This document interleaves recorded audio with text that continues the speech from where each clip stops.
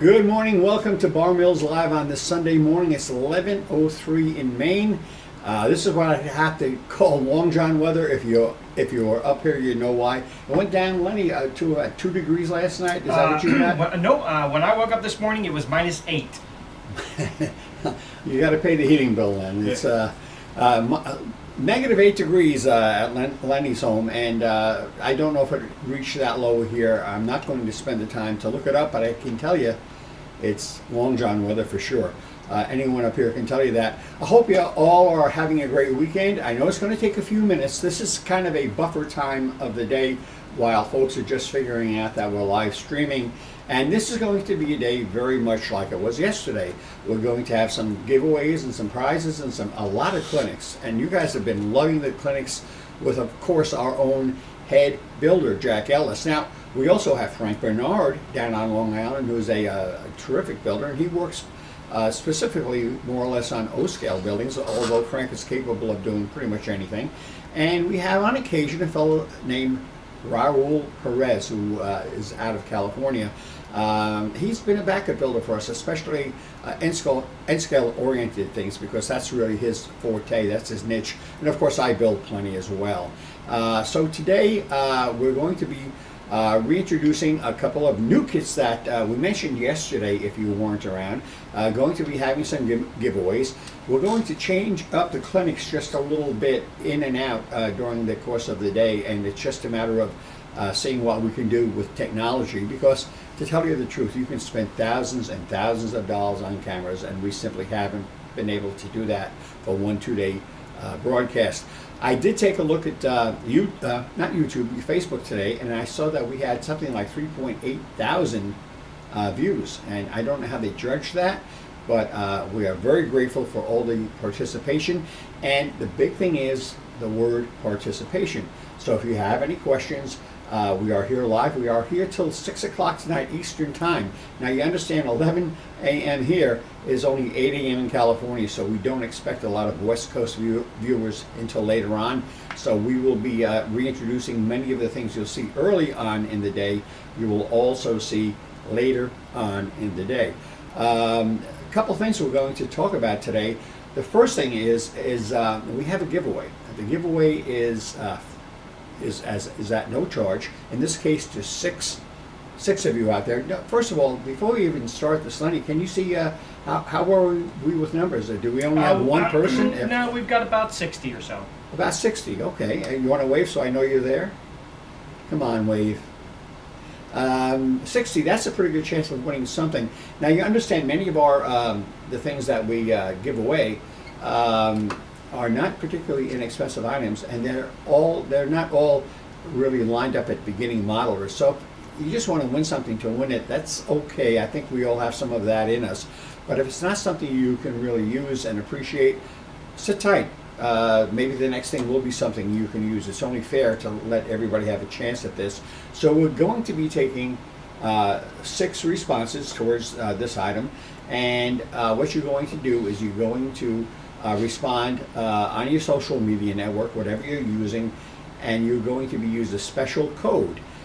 If you should win, and we will announce that in a matter of a few minutes, one way or the other, if you should happen to be one of the few chosen, and then in this case there'll only be 6 of you chosen, you're going to want to follow up your statement of winning, more or less, with an email to barmillsmodels@yahoo.com.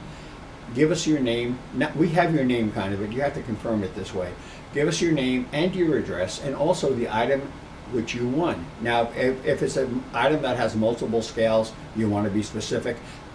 This time around, it's only a one scale item, which is a kind of a uniscale item. You can use it in any scale at all, which means that even if you're in S scale, you're going to be okay with this one. Lenny, have we had anybody say anything yet? I know it's a little early in the game. Everybody's saying hi. We're checking in from Oregon. Wow, it's pretty early. It's early out in 7 Oregon. a.m., right? 6 a.m., 7 a.m.? As I get a life. Rhode Island. Someone here in Maine, West Bath. I'm guessing West Bath. Unless they're in the UK. That's West Bath is where we have a. I was going to say a locomotive works, but it's not. It's a ship factory that builds many fine destroyers and aircraft carriers and all kinds of things right here in Maine. A major Alabama checking in, Kentucky. I think we're pretty much worldwide. I think it's about time to have a menu. I could like something from Alabama about now. I think. Yeah. I spent some time down in Bessemer giving clinics, and they force-fed me barbecue for 3 days straight. I've never had so much barbecue. Anyhow, we're going to start this whole thing, and Lenny, I'd like you to call up a graphic. This is a small graphic, and I have to tell you, we only have 6 of these. This is part of a kit that we used to make, and it's kind of something that's been around. Someone yesterday asked me if we still did billboard in a bag, which was a billboard that you actually lettered yourself, and we don't. But lo and behold, I looked around this morning before going on air, and we had not one but 6 sheets of brass letters. These are actual brass letters that are very much to scale, unlike the ones you would get, say, in Staples or a store that you would take big plastic letters and stick them in a board for announcements. These are, it's one font, but it's in 2 different sizes. So you have a capital font and a not so capital font, even though they physically don't look any different. You'll see some are larger than others, as well as an ampersand and some numbers, things like that. Lenny, are we on the screen with this? We are. Okay, you guys have the advantage of being able to see what I can't see here. Anyhow, these letters are made out of brass. They're good for any scale. If you want to make up your own billboard, you can simply cut these letters out one at a time, lightly sand them to remove any connecting points, between the metal sprues, and make up your own billboard. Typically what you would do is spray them with a light gray primer to give them some tooth, and then normally billboards to be seen really well when it comes to lettering, a good coat of flat white over the top will do that. So right now you're seeing the product. We have 6 of them, and if you'd like this for yourself, we will include shipping as well as the product at no charge. These are the last 6 in bar mill scale models. We're not likely to reproduce these again. You want to use the code word letters, LETTERS, and respond on social media, and we will pick out 6 of you randomly. It's going to be, and we will get back to you when all of that is done a little bit later in the broadcast. Okay, so that's how we're going to start our day. Right now it's 10 after 11. Lenny, we have to keep in mind that Pat Buffalino is out there. Mm-hmm. And Pat, if you're listening, you might want to call in, and we'll Skype you aboard. As far as other new things that are coming out, can you call up the fire station line? I sure can. Oh, all right. If you were around yesterday, you'll know this. We don't tend to dote on new products simply because it sounds like a sales pitch. But on the other hand, let's face it, we all want to know what's coming down the pike. We have a new building coming out, this time in Atro scale, as it often is. And it's the fire engine house number 3. It's the fire station. And do we have the photo up on the... I do. We actually have just the one photo on this one. We have two different photos of this. If I'm not We have mistaken. 2 different photos? I believe so. I thought not. Okay. The fire station is tall, it's well kept, and it does not come with the fire truck in front of it. The fire truck we will make available because we do sell Woodland Scenic products, and that's a Woodland Scenic fire truck. Keep in mind that any Woodland Scenics figures or vehicles that we do carry, which is a pretty good line of them, are 20% off. So when you get Woodland Scenics through Bar Mills, you'll save 20%. And if you happen to buy a kit and you want to buy some figures or vehicles, you can toss them in with the kit, and there's no additional shipping because it is a flat $7.50 shipping charge within the U.S. And it doesn't matter where you live. There's never going to be additional upcharges other than what you see on on our system, which is easily said to be 750 in the U.S. Canada has 2 different postal zones, so that changes a little bit. This kit will be coming out. We are now kind of in February, but this one here is scheduled for, when is this, Len? I believe. I thought March. I think sometime in March, probably towards the end, because we do have a project coming in for February as well. So if you have any questions about this, let us know. It's called the Smoky Hill Fire Department, and it will appear in Railroad Model Craftsman in our usual advertisements. It has not appeared on the website yet. We have not made any public announcements other than this live stream starting yesterday and going into today. Hopefully you guys all like this. It's a really cool kit. It's the only kit I think that we've ever done that we have not weathered. Who sees a beat up firehouse or a beat up fire truck? It's simply not the way it's done. So in this case, if you're not into heavy weathering, this is probably something you'll be quite comfortable with. Any questions or comments, Lane? Let me see here. Dennis chimes in. It reminds him of Wicked Wanda's. You know what? It has a similar footprint to Wicked Wanda's,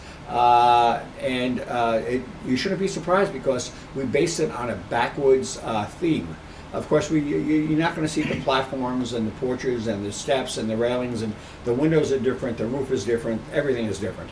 But yet it's the same because it is themed to fit in that same kind of a backwoods. Actually, you could fit very well here in Maine or Vermont, or I know we have somebody from Kentucky and Alabama, and I just cannot believe that something like this would not exist. Of course, you have the extension out front for the fire truck to fit into, and the fire truck will be offered here at 20% off. But if you purchase the kit from Bar Mills Direct, we are going to eventually offer a combo package where you really save a lot of money on it. Through retail stores, the kit will be available as is without the vehicle. There will be no special package. We simply can't do that through retail. So Steve would like his tomorrow, if you don't mind. Tomorrow. Sign me up. Tomorrow, Steve, you'll be one of the last to get one because everybody else is going to get it this morning. But we appreciate your patience with this. Is anyone else on there that has something to say? Something really funny like Steve did. Right now we're getting slammed with lots and lots of letters. Letters, we get letters. Remember Perry Como saying that? Joseph loves the bell above the door. Oh, by the way, yeah, let me say this. There is no bell in the tower on this particular model. We have prototyped it, but we have not cast it yet. There will be a bell that will be inserted in this model for display, but will come with the kit. It's important that we mention that. It's kind of one of those telltales of a firehouse. You know? Brad wonders why we don't produce the letters on laser cut wood.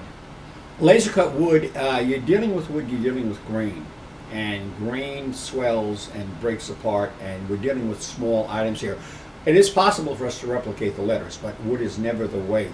I am exceptionally sensitive to the actions of wood.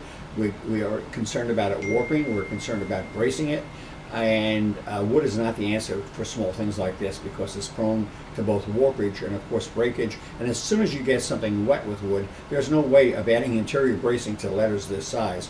So you're kind of at the mercy of the product itself. There is an answer to that, but I'm not going to get into that right now. What else do we have? Anything? A couple different things.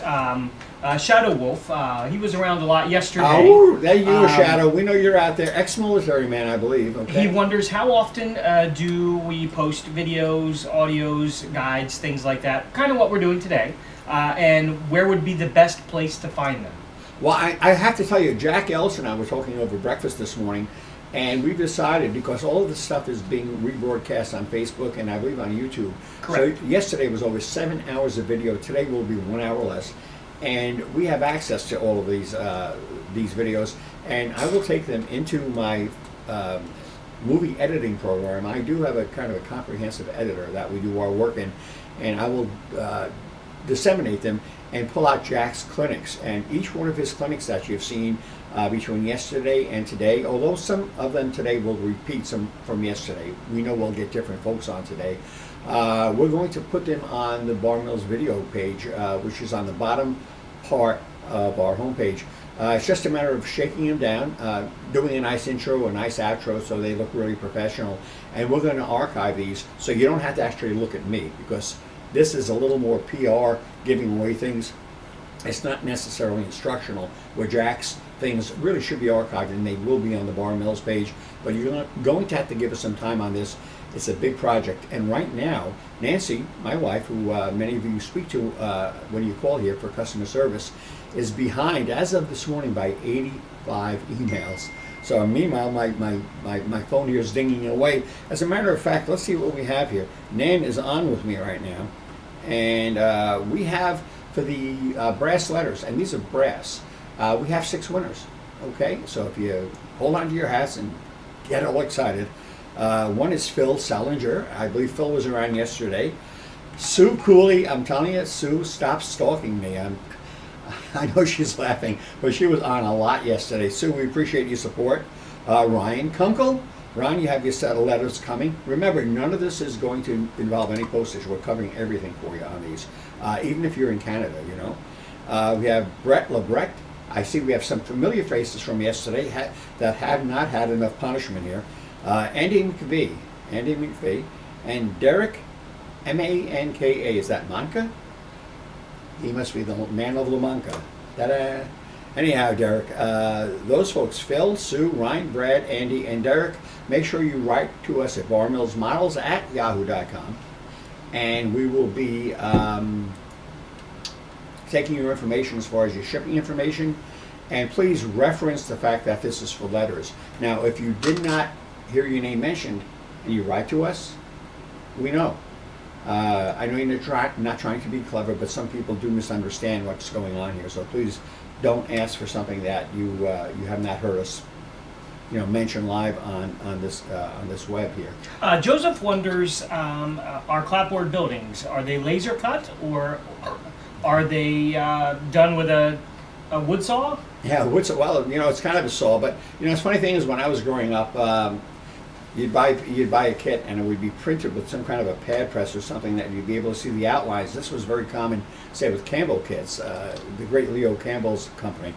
And you'd have to cut with an X-Acto knife typically. And it wasn't so hard cutting with the grain. This kind of goes back to the idea of the letters made out of wood. It wasn't so difficult cutting with the grain, although your knife would walk sometimes, because it would tend to follow the lines of the grain. And of course, cutting cross grain would be the big problem. And it took a lot of work. The hardest part of all back then was cutting out the window and door openings, because you really had to jerk around and pull them. And of course, knives go dull and they don't take a long time. Since about 1990 or so, laser cutting has started in its infancy. And there were only a few large companies. Northeastern Lumber back in the day had laser cuts. Had laser cutters, and they would manufacture kits for like fine scale miniatures and micro scale models, because the technology wasn't around. But as that's become more popular, it's become more available. We purchased our 6 lasers starting in the year 2000. It's been 21 years now, and we have high power lasers of the finest quality, all made in the United States of America. And as a result, when you get something from us, yes, it's laser cut. And that's kind of the long answer to a short question. He wonders if he could buy clapboard for kit bashing. Well, I think we have a product that covers that, don't we? Well, that's true. This is going to be a promotional thing and a non-promotional thing. First of all, if you want to buy raw wood, we purchase ours from Northeastern Scale Lumber in Methuen, Massachusetts. They have an exhaustive website, and we heartily suggest you purchase from them. Okay. Now, we also have something called the One Kit. The One Kit's kind of a weird kit that I could get into, but if you look for it on the Bar Mills website, you would be better served, because it's hard to explain. It's the kit that doesn't build a damn thing, but you can make anything with it pretty much anyhow. And you might want to look at the One Kit page, accessible through the Bar Mills website. So that's going to be the short and honestly the best answer for this question. Anything else, Len? Well, Rusty chimes in with another dad joke. I think he had one yesterday. Who's Rusty? Rusty Robot. Rusty Robot. I was thinking I'd like to be called Rusty Bumper. I think. Okay, drum roll. Why does everyone love Bar Mills Moose? Well, we have a professional artist that does our work for us. and I suggest and more or less direct the procedure. But all of our characters are hand drawn to order. And I'll tell you a little inside story. We have a wall here with all the original drawings in the station if you have a visit up here. And the drawings are done by a fellow, I will not say who, that is retired as a professional cartoonist. He was one of the guys that actually drew the cartoons for Spider-Man in the comic books. He had his own way, and he's a professional retired fellow, a veteran at that. And he has other comic strips that he's done besides Spider-Man. But in our case, he licensed his right to Merle, which is a character that he had in Model Railroading magazine, and he's done on commission things like the Moose, which he named. Do you know the name of the Moose? He gave the Moose a name. Did you know that? Many years ago, I knew that. I don't remember anymore. This is a trivia question. What is the name of the Moose? Okay, it's like saying Cosmo Kramer or something. If you don't know it, you don't know it. It's Mitch the Pitch Moose. That's what he calls it. And it says so actually on the, he signed it that way on the original drawing that we have in the station.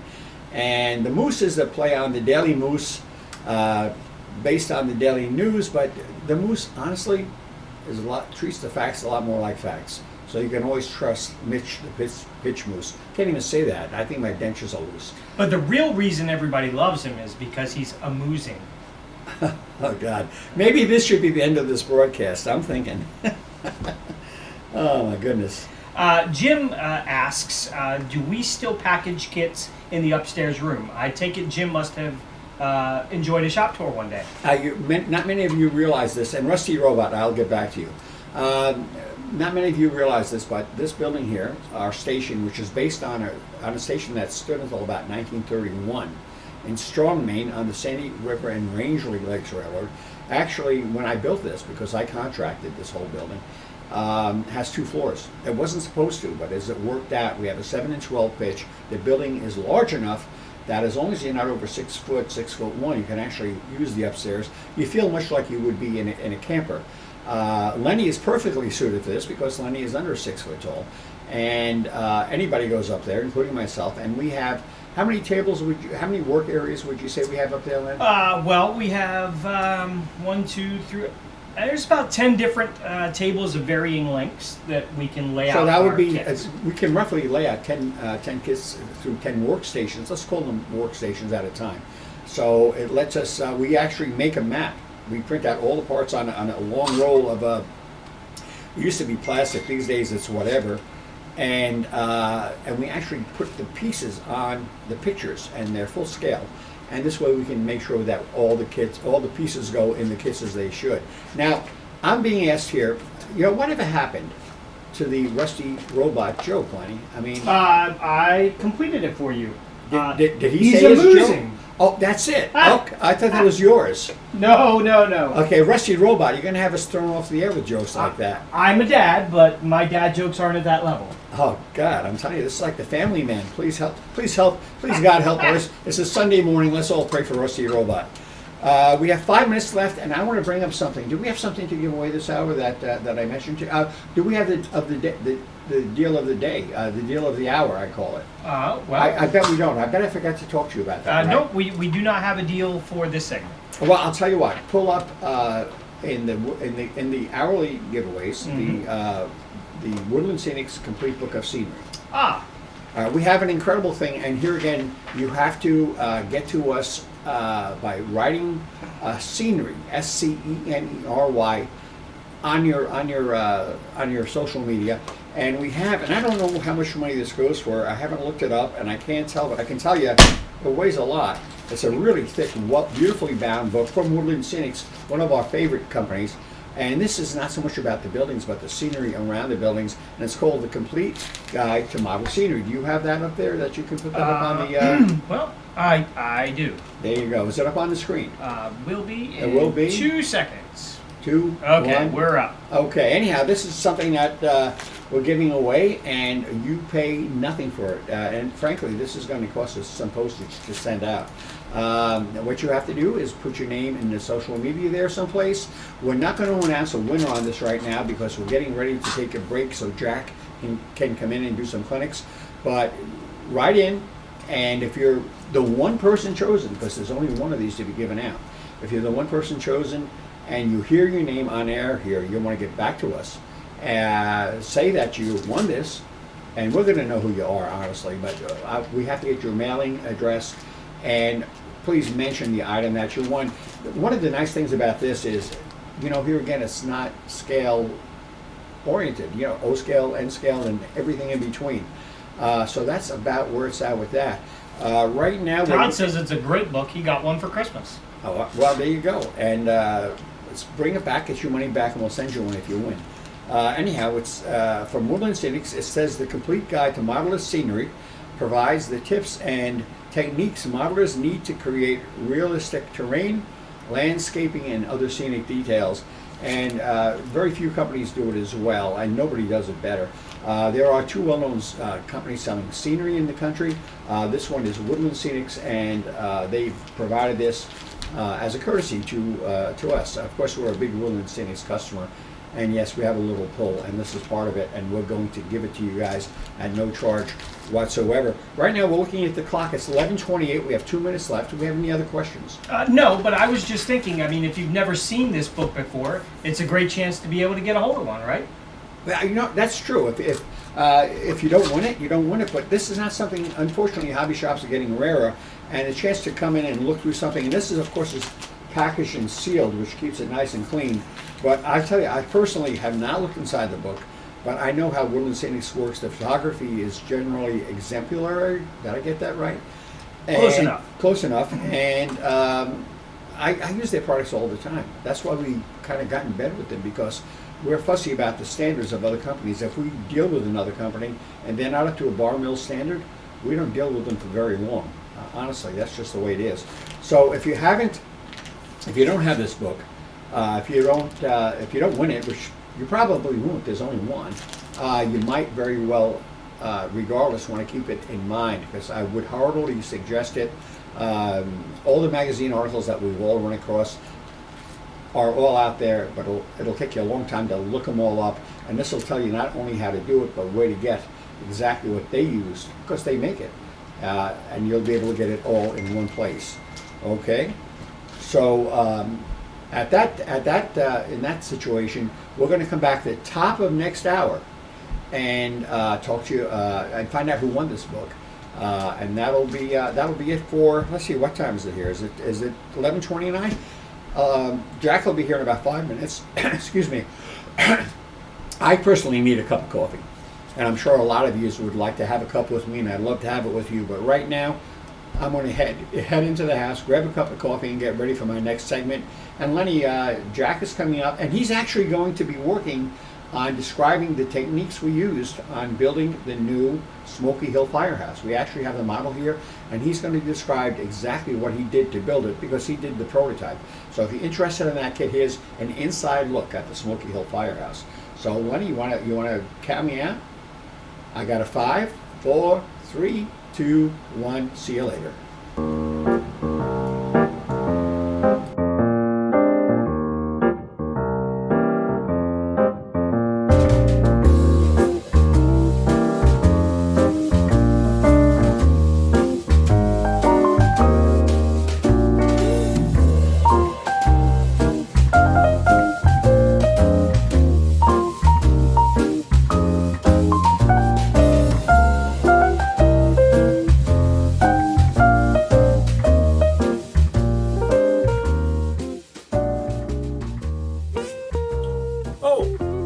I didn't notice you standing there.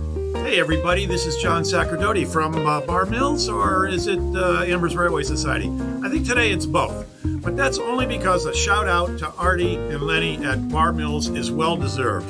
Thank you guys so much for doing these 2 days of clinics, etc. This makes it a great weekend. We're doing our virtual stuff, you're doing your virtual stuff. There's so much going on this weekend. We're both all recording, you'll be able to see everything.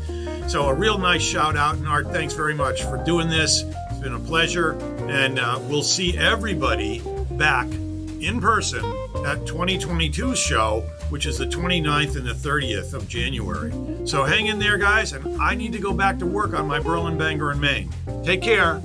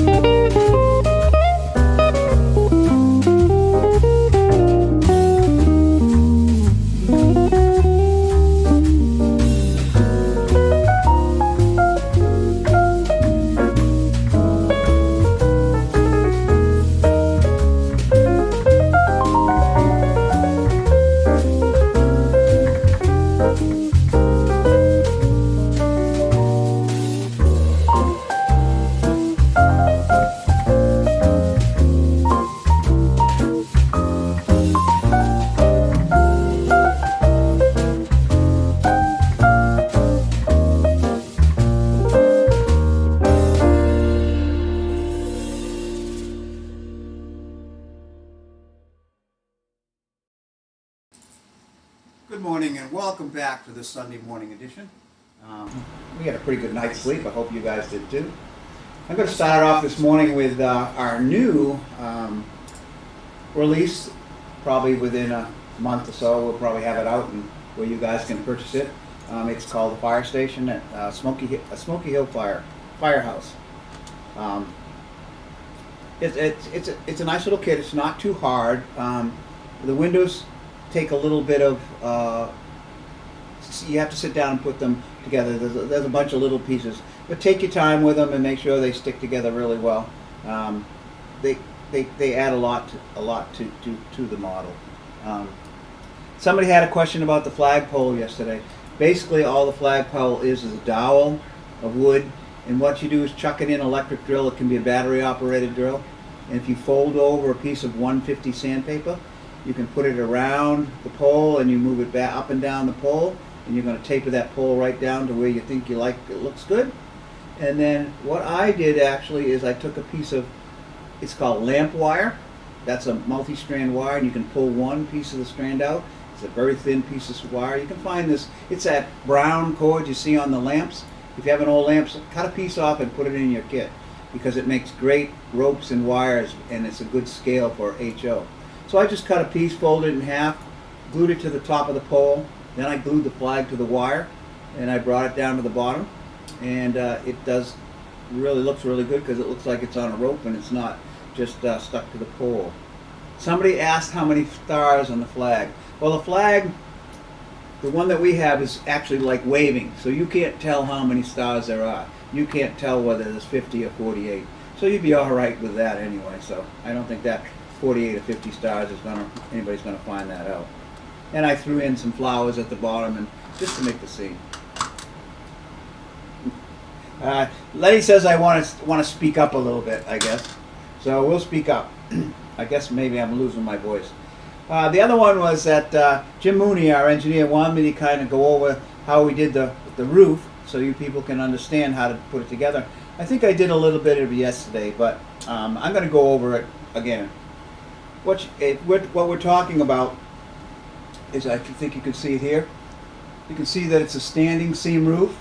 That's the green part there, and even on the cupola there, you can see that too.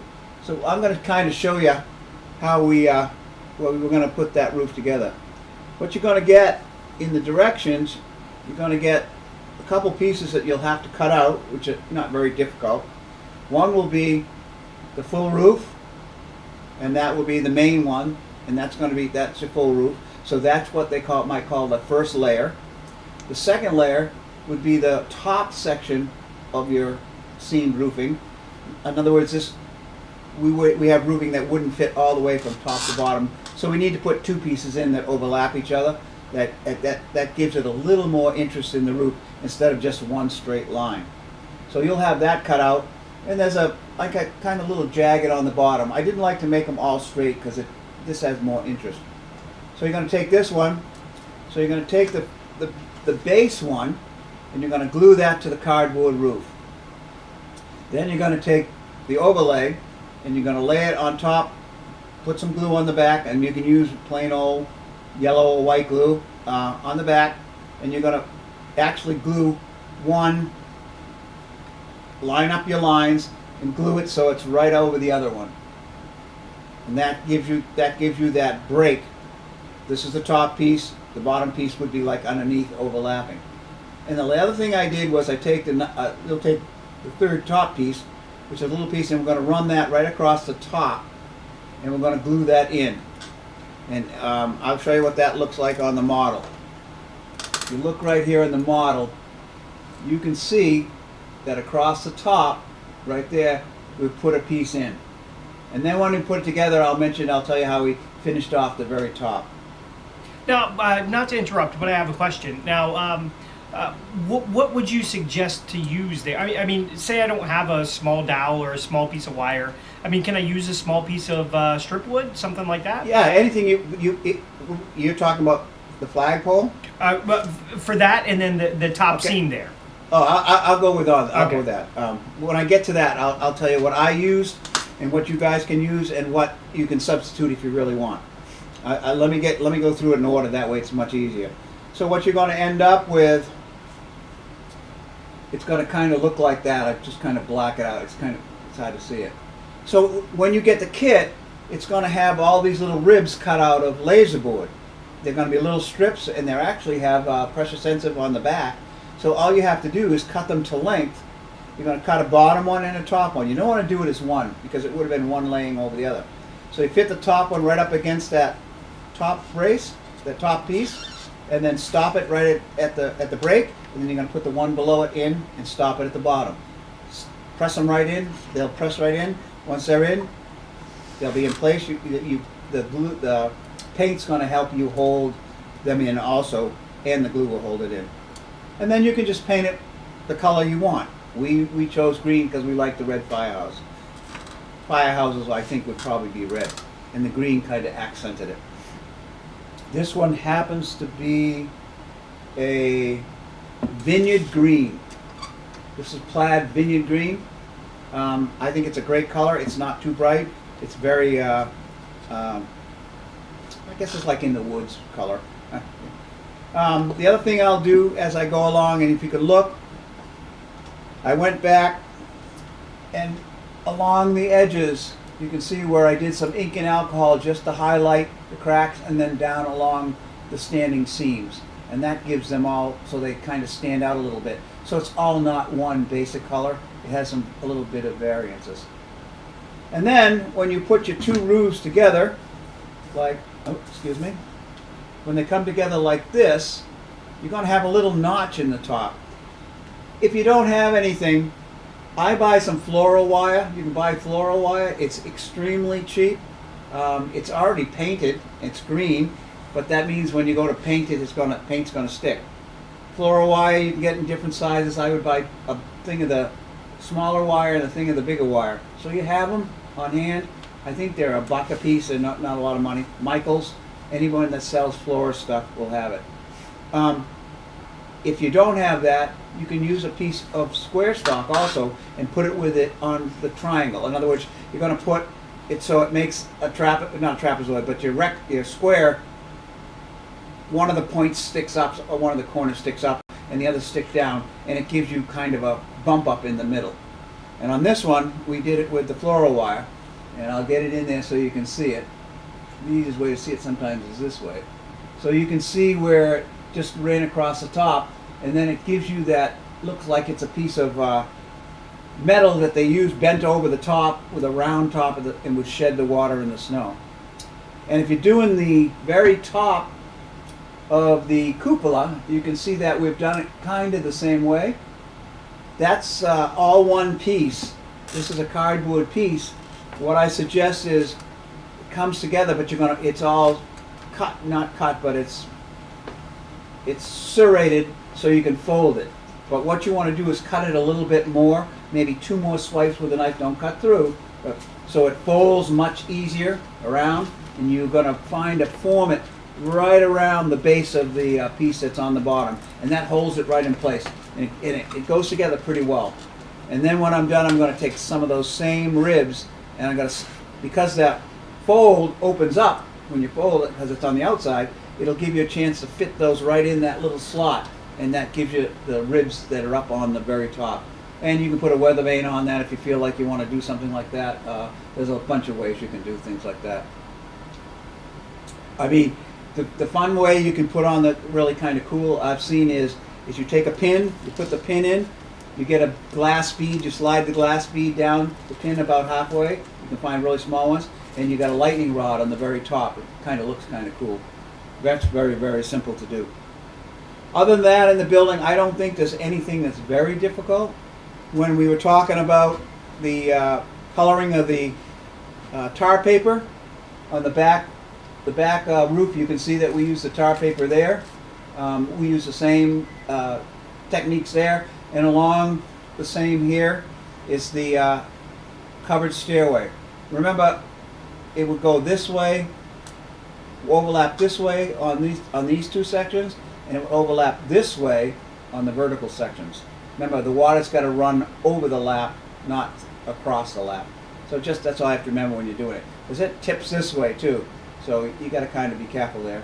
And we built the little roof over the entranceway the same way we built the big roof, but there's no division, it's all just one piece. They're very easy to do. I mean, it's just repetitious stuff. So it makes it quick and easy on the roof. I mean, and it gives you kind of a roof that looks kind of cool. And it would be a very steep roof, and they would have had roofs that would shed the snow very easily, and that would keep the weight off the roof of the firehouse. Do we have any questions? I actually snuck over into one of the other rooms to grab something. I'll toss this to you. A lot of guys are mentioning bamboo skewers. Now this is something you can get at any grocery store, Walmart, and you know, really they can be used for multiple things. Yeah, we use these for a lot of pilings and things like that. They do have a grain to them, so you get a little more grain. You might want to rough them up, but they do have a grain.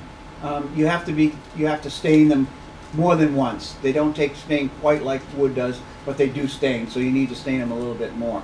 I have not ever sanded one down, so I couldn't tell you if it would taper, but I bet it would taper. You want to taper it a little bit so the pole gets smaller to its top. I think it looks a little better. But you can use them for telephone poles, you can use them for pilings, and anything you got a round dowel that you need for. So it's relatively inexpensive, and it might be worth grabbing a bundle of them. This is a big bundle. You can get smaller bundles. I mean, you may not need that many. You get ones that are half this size, and that's probably all you really need. You don't need a great big one, because they're buying them here to go into kits and stuff like that, so they're buying the big box. So do we have any questions? Not right now. Okay, I'm going to give you one other thing that we do. Putting chimneys in roofs. Everyone asks me how you support the chimney in the roof. So what I'm going to do in the roof on this chimney is I'm going to actually, you should have a hole, not a hole, but a three-sided cut on this. So you're going to cut the top side and the two bottom legs. So you're going to cut behind the chimney and the two legs, and then you're going to take that piece and fold it in. When you fold it in, you're creating a little flat spot with that piece that you folded in. That allows you to set the chimney onto that little flat spot, on that little flat tab that folds in. And that keeps the chimney from falling through a hole. You want to make your holes tight anyway, but you want to make it so it holds them. And the other thing is, I can put the glue in on that tab and then kind of tweak it and correct it so it's up vertical. You want to sight it both directions, remember. You want to sight, you can basically, when you sight something like this, let me get around here. You can use this vertical wall right here as a sight for the chimney, because that's what your eye's going to see. If this is crooked and this is straight, one of them's going to look crooked. But if they're the same, they're going to think it's both straight. And then you're going to do the same thing this way. You're going to sight off of this line to make it straight. And that way you're going to get it. And the last thing you do is you look at it straight down, and you'll see if it's crooked. So you got those three angles to look at to try and get your chimneys, your anything that sticks up out of the roof straight. Sometimes that's hard. Now, yesterday you went over this, but maybe you could, refresh us for anybody who didn't see that. Now, what are you using around your chimney for detail? If I'm going to do a chimney and I want to, anything that comes through the roof needs to be somehow weatherproofed, whether it's flashing or whether it's what they call roof tar. And if I'm going to use roof tar, all I'll use is some white Elmer's glue and black acrylic paint, and I'll mix them in my little anything. You can mix them on the thing on the jar, and it makes basically it looks like a dark black paint, but it actually has the glue in it. So when you put it with a very small brush, you can draw right around the chimney. And I'll show you on this one. I got too many things here. All right. On the chimney here, you can see we've got and put the tar around the bottom of the chimney. So if you have many things sticking up through the roof, then they would have tarred around it. One example of that is back here. You can see the legs here of the cooler. That would have been a leaking point because they would have had to nail that to the roof. So they would have tarred around that foot. So it would not. The other thing is that glue and that tar helps all these things stick better. In other words, I get a little more support on my chimney because it's glued around the bottom, not just at the very base. So it adds both visual, and it also adds strength to the chimneys. Now, you built this prototype here. Do you remember if the front doors there are positionable, or are they one solid piece? Anything is positionable, just so you know. This one is a fixed door, but with a knife. There is a line between the doors. If you slide that knife, put your door together and slide a knife with repetitive cuts down it, those doors now can be positioned in the open position. Even plastic doors. You can cut doors out and make them so they swing open. If that's what you want to do, you can do that. You can have your engine coming out, or you can have them working inside. You could actually do some interior work if you really wanted to. This one kind of screams that it should be lit up. Again, the Shepherd's Crook lights on the front are available. You can buy already made up. You can buy interior lighting for it, and it would be really kind of cool. And with the addition of the bell on the top, it's going to really kind of be kind of cool. You can do a brass bell, or you can do a cast iron bell on the top. Derek asks, is this building a kit that we're going to be releasing? This is a kit. The answer is yes. Yes. And it probably, I think he's talking the beginning maybe of March for it to be released. So if you want to watch the website, it'll come up and it'll be kind of spotlighted when it comes up. That one and this Stewart's rods is the two new HO releases we're doing right now that will come out probably about the same time. They'll be out at the beginning of March. So these two will be the two new releases that will be out, and you'll be able to get those. So just watch the website, because when he gets it all ready to go, he starts a splash, and the moose and everything else will see it, and even on Facebook. Todd asks if it will be available in N. Right now, it's hard to say. As Jack said, just keep an eye on the website. If that does happen, it'll be up there. This one could be a possibility. The only problem with this one is when you get down to N, that cupola is going to be very, very small, very, very fragile. So we have to look at the pieces sometimes when we reduce it down to N. That is the problem we do with some of the buildings, and some translate and some don't. So you have to look and see if you think it's going to translate. We're almost there. We got about 2 minutes. We got 2 minutes. 2 minutes. Okay. So if you have any other questions for this building, certainly send them in. The road that we did on the firehouse here is water putty, rock hard water putty. So if you can find some of that stuff, it's really great. It's you just mix it up with water, and I use a palette knife and put it right on. You can smooth it off, or you can make it rough. And believe it or not, that's painted black.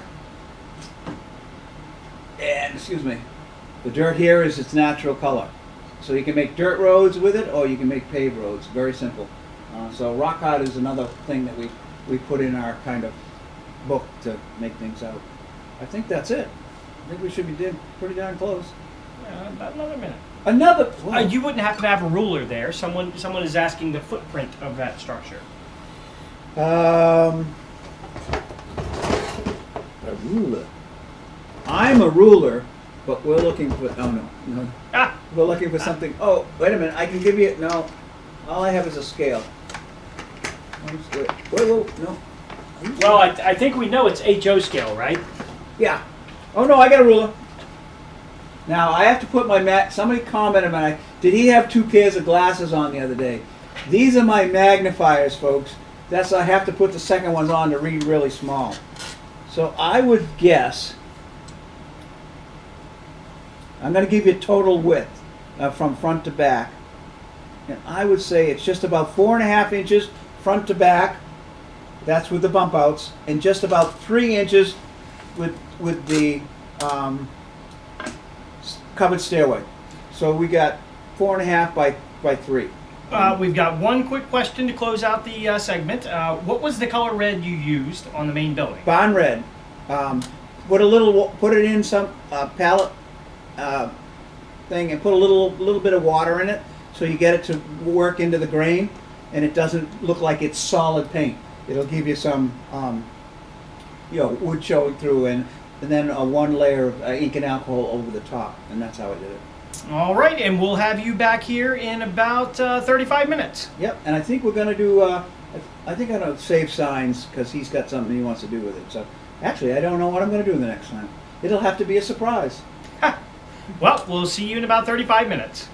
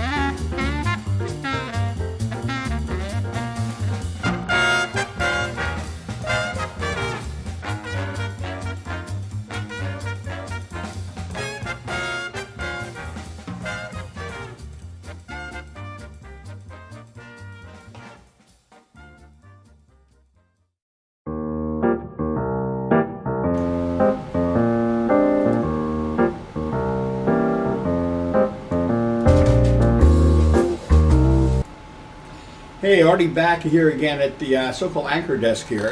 Got my coffee this time, so here's to all of you for joining us at this point. Lenny, what's the count? Do we have anything at this point? About 100 people still, 110. On which, on both or on one or Between the the other? two. That's a little lighter than yesterday, but it's Sunday. We know a lot of you like to sleep late. I know we do, and we did a little bit because we started at 11 a.m. this morning.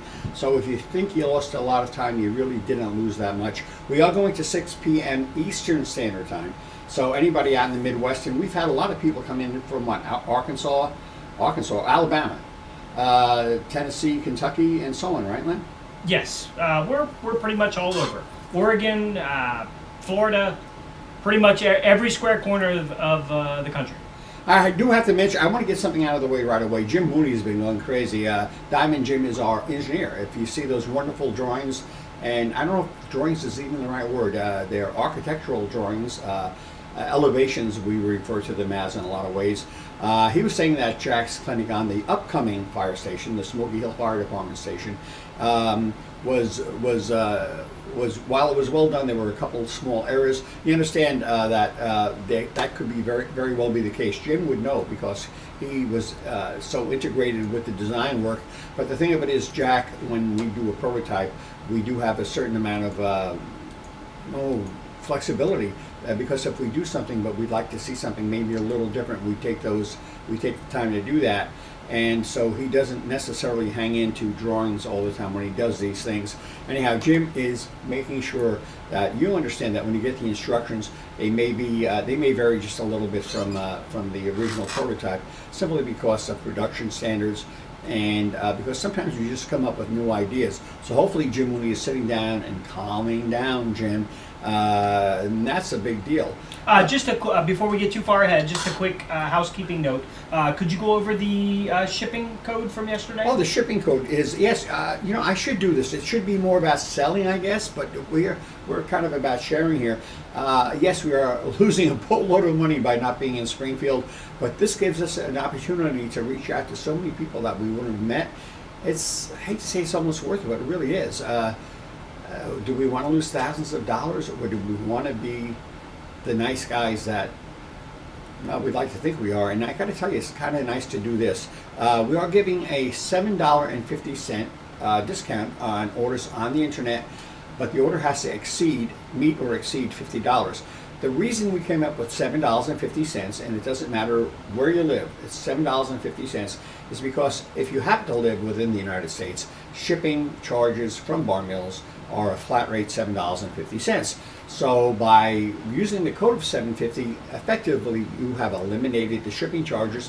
If you're in Canada where they are more money, you're still getting the same courtesy discount that the folks in the US are getting, and that'll help depreciate or shrink or whatever you want to call it, your shipping charges. So it's P like Peter, D like David, C like cattle, 750. 750 is 750. I mean, it's a pretty basic thing there, Len. Okay, now we're going to be giving away, this time around, Len, we're going for Insta-fence. Insta-fence is one of our most popular products. I love it. I created it for my own N-Scale, Niagara, and Pearl Creek, which you may have seen in some of the 5-minute segments that we take breaks in here. And it's very, very thin plywood, and it's very expensive plywood these days. The price has gone way, way up, and it makes building fences so easy. And the nice thing about fences, they take no room, they're visual dividers, they help divide a scene. You can add color to them, you can add weathering and aging to them, and you can add signs to them to help introduce and define the era that you are modeling in. Old fences still exist in 2021, so it's not a matter of, well, it's old, I can't use it. You certainly can. If you're modeling current day modeling, there's still old things, especially around industrial areas and the railroad yards and so on. So we have not 1 or 2, but 6 packs of Insta-fence that we will be distributing at no charge, no shipping charge either, by the way, even in Canada, to the first, not the first. Let me go back on that. To the 6 of you, to 6 lucky winners, we're going to ask you to write in the code word INSTA, I-N-S-T-A for Insta-fence. And we know there's going to be many of you doing this. And my wife Nancy is monitoring all of this, and she will randomly pick out 6 names. If you hear your name announced a little bit later on, you're going to want to contact us at barmillsmodels@yahoo.com with your mailing address, your name, and by the way, specify in this case the scale that you model in, because Insta-fence comes in N, HOS, and O scales. We know who's written in. Please don't claim a prize if you haven't heard your name announced. That's a kind of a big no-no here. Okay, so that's a big deal. Also, I had something on my phone before. There are 6 fence. I just want to clarify that. Let's see if I can just get backwards here, because I did have a little note. We had a woodland scenery book. You remember that? It's a terrific book. You guys were here not too long ago, I assume most of you. And that was a giveaway, and there was only one to be given out, and that's going to be to Mike Saunders. So Mike, I know you're going, time for a cold one, Mike, okay? You will be getting that, so please email us with some information. The only charge to you on this book, and I don't know how much the book goes for, but it's certainly a few bucks. The only charge to you will be a $7.50 charge to help us pay the shipping. I have a feeling this one will run us a little bit more than that. It weighs quite a bit, okay? So we're square there. As far as what's coming up right now, we've been working on several new kits. You've seen one of them there with the firehouse kit. Actually, can we actually had a few questions about the firehouse. Okay. Could we? A few people jumped in late in the middle of Jack's clinic, and could we go over the firehouse just briefly for a few seconds? All right. Well, the firehouse kit is a 3-story kit. It has a small footprint. It's going to be available in HO, maybe someday in O scale, or maybe even N. It's a building that took a strange turn in the fact that when we discussed developing this, and of course it was myself and Jim Mooney and Jack, we all have input on this, and we came up with the idea that let's not weather it, let's keep it really fresh looking, because typically, at least where we live, even in rural Maine, the firemen take care of their fire engine, their firehouse, and so on. The scheduled release for the firehouse will be sometime in late March. If you look for it on the internet, you will not find it, because this is kind of privy information at this point. It will appear in the next issue, and I don't know the cover date. Maybe the March issue of Railroad Model Craftsman. That's our magazine of choice, and you'll see a nice, beautiful color picture. And of course, this is being recorded, and you can watch Jack's clinic and so on again, either through YouTube or Facebook, depending on the platform that you choose to view it through. We don't have a price ready. The fire engine does not come with it. And someone yesterday asked if the flagpole came with it, and yes, it does. Someone wanted to know how many stars on the flag, and I'll tell you, nobody knows. The flag is printed and duplicated in the kit in a waving position. So no, I'm afraid I can't tell you that. I can tell you it's not 13 stars. That's pretty obvious. So the only thing missing from the photo of that kit, I don't know if it's, do you happen to have it on the screen? We do. You'll notice there's no bell. Jim Mooney, our engineer, has prototyped a bell that we will be mass producing for this kit, and of course he'll paint it a nice bronze color, and that will be hanging there. Jim's dad was a firefighter, and while this is not a tribute to Don Mooney, his dad, it certainly could be, and it's always nice to remember the firefighters and policemen and the nurses and the doctors and the rest of our public officials that are often spat upon. We support these people, and we don't make any bones about it. So there you go. You have it right there.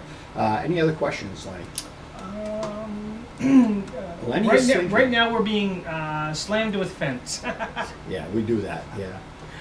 Todd checks in and says he's at work with a coworker and they're enjoying the show from Connecticut. Well, Connecticut, what the heck? There's very little to look forward to in Connecticut. Other than your incredibly high gas prices, believe me, I was driven through Connecticut many times. Appreciate you being aboard, Todd, and hopefully you and your buddy over there, well, maybe not a cold one this time of day, but certainly a hot one. You deserve it. Anything else? Brad asks about the Cigar Corner videos.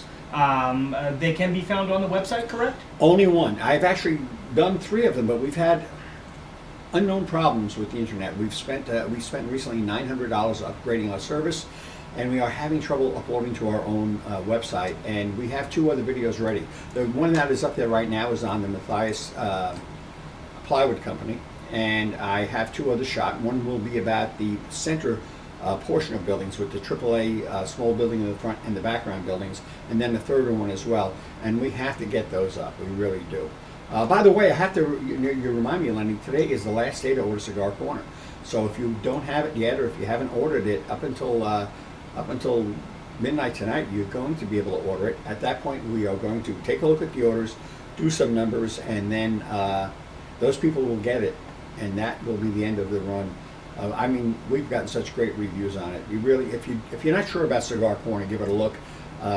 Maybe it's something you can use. It's we don't like to try to sell anything on this broadcast because it's really about the hobby, but so many of you really need to be updated on so many of these little things. Yeah, at midnight, that page turns into a pumpkin again. So it does. You want to get there quick. Right. Pat checks in and would love to say hi.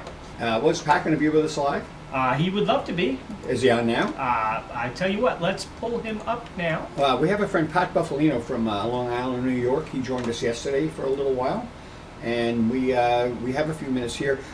We give Pat about 6 to 7 minutes to say hello and talk about the state of the state when it comes to model railroading down in New York on Long Island, and we share. Pat is live now. Pat, say hi, Pat. Hey,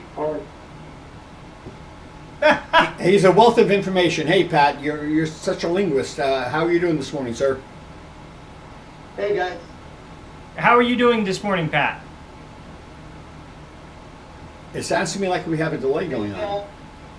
Yeah, we're getting ready for.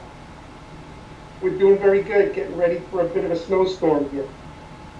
Yeah, well, matter of fact, we may end up closing on Tuesday for anybody's information because Long Island, and I know Jim down in Pennsylvania, Jim Mooney says I think he's getting a storm on Monday. I think Pat's looking for Monday as well, maybe. And we're looking at Tuesday, and I don't know how many inches. It's been bitter cold up here, though. We're looking at close to 12 inches here right now. That's what they're saying. Well, I'll tell you what, and you're trapped on there, but that's the way it works. Pat, I know you were with us yesterday. We were talking about Springfield. Any second thoughts, any afterthoughts about the show in Springfield itself, sir? Well, I think what I'm seeing, what you guys are doing, and what Amherst is doing as well with these virtual presentations, I think it's a great way to keep the spirit alive, right? I mean, Springfield is a big deal for a lot of people every year, and I think doing this fills the gap, you know. It's a lot of good information, you know, a lot of good clinics going on. I think I haven't checked out any of the Amherst stuff because I've been really watching the Bar Mills, but I know there's quite a few different events going on throughout the day. Well, you may be aware of it, Pat, but you know, Springfield books about 20,000 visitors. Can you imagine? We hear about how the hobby's always dying, and in some ways it is. The hobby's changed. I think the guys out there are becoming truer and truer in the realm of being craftsmen. There's less commercially made stuff simply because the demand isn't as high. But so many people have morphed into a higher quality of model. I think I'd be booking tickets as soon as they become available. And, you know, just to back that up, even hotel reservations, they go pretty quick out there when the event comes up. So if you haven't been there, I'd give it some thought to show up there next year. Well, you know, we have Jim Mooney watching, and unfortunately Jim is always with us in Springfield, but he can't be with us up in Maine this year because he has other obligations. And Pat, why do you say you give a shout out to Jim Mooney? I know we'd love to see you. Hey Jim, how you doing, buddy? Been a while. Yeah, it's been a while. It's going to be another year. Next year's show, Springfield, should be the best ever. If you haven't been to Springfield, please consider it. Is there anything for us in it? No, but you'll have a chance to visit one of the very best displays we think you'll ever see in model railroading. Done with the usual bar mill style, and have a chance to share some time with us with live clinics with Jack. We carry a crew of 7 with us in Springfield. We actually have an online crew, including Pat, 5 of us here with Len Lednam doing our video and our producing. Lenny's also our production manager, so he's the guy I always joke puts the wrong things in the right box. As far as other folks here, we have Jack Ellis, our clinician, my beautiful wife Nancy, who has been monitoring all this and is taking all the contest entries. Earlier this morning, she was saying she was 85 emails behind. So I think she's working harder than we are. And of course, my name's Artie Fahey. And of course, we got Jim Mooney, who's listening in, but unfortunately, he's not with us today. He lives down in southern Pennsylvania in the Dutch area down there, without being too specific. And he has obligations down there. And I got to tell you, he calls this Springfield weather the coldest weather pretty much anywhere, the coldest place on earth, and it feels like it this morning. Any other questions, Lane? Frank from our friend Frank checks in to say hi. How you doing? Are we talking Frank Bernard? We are. Frank Bernard, I forgot to mention him. He's another builder of ours too. And hello, Frank from Long Island. Another Long Islander, Pat. One of your buddies, buddy. Yeah, he's probably getting ready for tomorrow as well, I'm pretty sure. Getting the snowblower charged up. Hey, I just want to give a little more information on the Springfield, which something people want to think about. One of the things that I found there over the past couple of years is if anybody's thinking of doing, it's not just about the modeling, but it's like a one-stop shop if you're interested in looking at different technologies that are out there to do all kinds of automation, animation on your layout. That's the place to go. All of the people that are now providing this type of technology, 3D printers, etch, material, electronics, sensing, all that, they're there. And that's the place to go where you can experience some of this interesting new introduction to the hobby. Pat, I'm going to get back to you in a second, so just stay with us. Just so you know, with the Insta-fence that we just mentioned, we have 6 picks. So remember, if you're picked out here, you have to email us at barmillsmodels@yahoo.com with your name, your address, and what scale. You have to write Insta or fence so we know what you want. And also the scale. In this case, it's the scale too, because there's multiple scales. And Nan, who's been inside doing all of this, has just texted me. This is how we work things here. We have Altec 6. Now, Altec to me is a speaker. And I've always had Altec Lansing speakers, so maybe you can get me a deal on a speaker, Altec 6. Mark Eli, Ken Shepard, Lee Irvin, Matthew Boxer Socks, is that right? And Bill Stimson. So we have Altec, Mark, Ken, Lee, Matt, and Bill have all Insta-fence coming to them. Let us know, contact us by email, let us know what scale, let us know what you want and what scale it is, and we will check back through these records that we've kept all along to make sure that this is sent to you at no charge whatsoever. Now, before we do anything else, Pat, we do have to wrap it up. Is there any closing remarks or comments you have, buddy? No, I think at this point, what you guys are doing, I think, is a great contribution to the hobby. Just wanted to reiterate that, and like I said, if you haven't been to Springfield, it's something to consider for next year when this gets back in the swing of things. Yeah, So talk to you later, Art. Well, yeah, Pat, maybe you'll join us a little bit later. Let's see what we can work out. Okay, pal? You got it, buddy. Bye-bye. Take care. All right. We also have Jim. Jim Mooney is on the phone with me, texting me. But Jim, if you have a way of Skyping up here, I'd love to have you share our event here. And you're an important guy, and you're somebody who, honestly, when it comes to design work and the technical aspects of Bar Mills kits, I'm sure people have questions about those. Before I go on to the next topic here, as we grow closer to Jack's next clinic. By the way, the next clinic is going to be a little bit more interactive.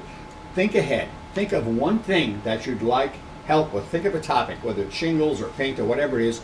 Keep it in mind, because we're going to be asking you those things. A one-word topic.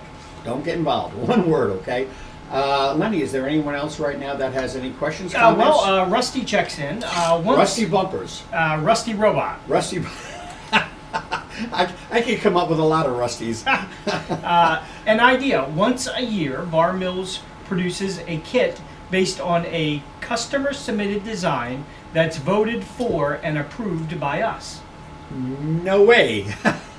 What you may think is a good idea may not work. You understand, we make hundreds and hundreds of kits, and to tell you the truth, it's no way, but on the other hand, it's already being done.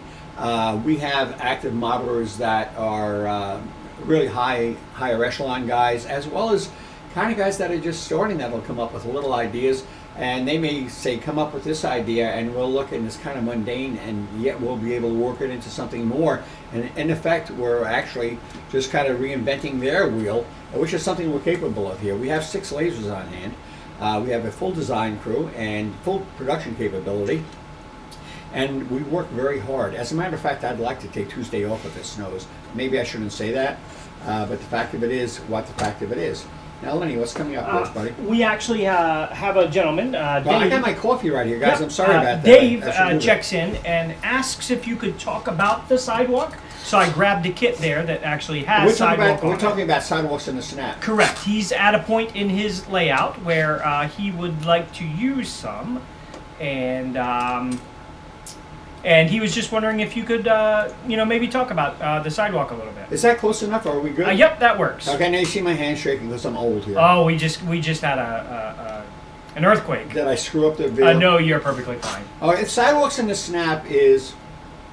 Am I right now? Perfect. Sidewalks in the snap. We have 2 different kinds of sidewalks. One is cast resin, and it's brick, and it's wonderful. It really is amazing. The only issue with that is you cannot go up and down hills with it because it is rigid, and if you try to go up and down hills, you can't. It just can't happen. It's also difficult to cut, but it's amazing. It's well worth working with. The original sidewalk that we sold is in NHO, SNO. I think we have it in S scale too, all 4 scales. Yeah. And it's actually a very pricey kind of, for what it is, piece of almost a mat board. It's called task board, and it has a nice pebbly surface, and this is why we use this. It also comes in a couple different thicknesses, because obviously a sidewalk in N scale, when you look at it, will have a lower profile than say one in O scale. Okay. The nice thing about it is the material itself is a kind of a buff color, almost like a very, very light coffee color, and all we do is take a can of gray primer, and it has to be flat gray primer, and you want cheap stuff so it goes on very thin. You don't want to put it on the same stuff you use on your railings outside your house, which is good for that, but it's not good for this. All we do is lightly spray and mist, and not in a continuous stream. We want a little light, a little dark, and we give this sidewalk a coat of paint. And then what I do is there is a curb etched into it, as well as cracks are already in there. But I take the curb, and I'll generally use a concrete color paint and hand brush, and it's easier to do than you might think. Hand brush the curbs so they have a slightly contrasting color to the sidewalks. The nice thing about the sidewalks, they're easy to cut. They come with straight pieces as well as curved corners that you can place at your discretion. And also, if you have a layout that maybe you have a break in the scenery where it starts going down or up, you can actually work with this material quite a bit, and it's just easy to do. If you're a beginner, it's okay. This is actually something that's quite safe, regardless of what level of modeling you are at. The model we showed you was an O-scale Hinkles, which is a liquor store, and you see we included one piece of it with that kit, and that's what you were looking at just now. Now, I believe, depending on scale, you get roughly 18 to 20 inches or so of straight sidewalk, and then another couple inches worth corners and things like that. The 90-degree corners, right? Now you can get a little creative, because if you have a 90-degree corner and you want a 45, use a straight edge, sharp knife, and you can make it cut in half like a pizza. Okay, it's like 4/4 of a pizza kind of a thing. Cut it in half, make it an eighth, and you can introduce a curve that's gentle. You cannot do that with our higher end resin castings, which are the weathered brick sidewalks. I have one thing to do, Lenny, to close out this segment, and then Jack will be with us. And as a matter of fact, Jack and I will be together. We want you to give us some interaction and tell us what you'd like us to talk about.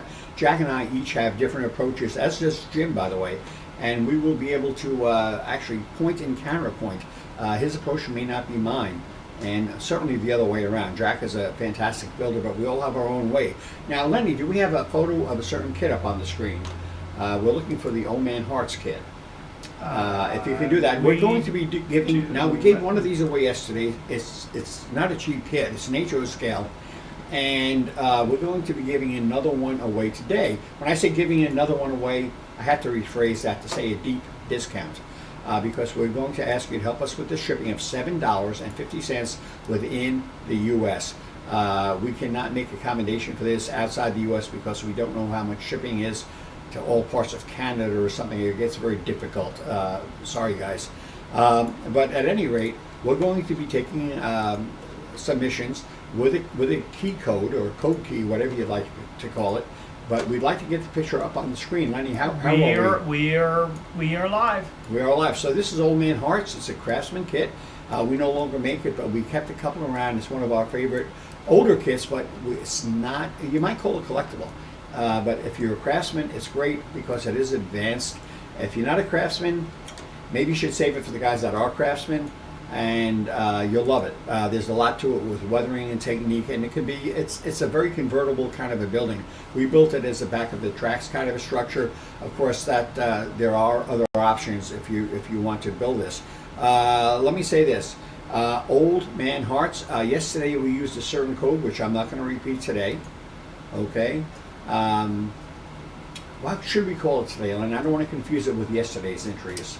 I don't remember what yesterday's Yesterday, code was. and I don't want to use it. Yeah, how about go with Old Man?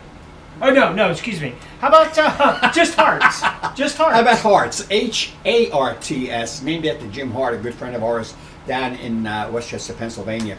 Hart, H-A-R-T. There's only one winner on this, so submit your names. Remember, when we pick out a name at the beginning of the next hour, we will ask that you email us with your mailing information, and we will have to get in contact with you about the $7.50 to help us cover the postage on these things. And for right now, let me see what time it is. 12:27. We have 3 minutes left. Are there any other questions, or how are we looking? Right now everybody's throwing their heart at us. Let's see here. Raul asks a simple, quick question.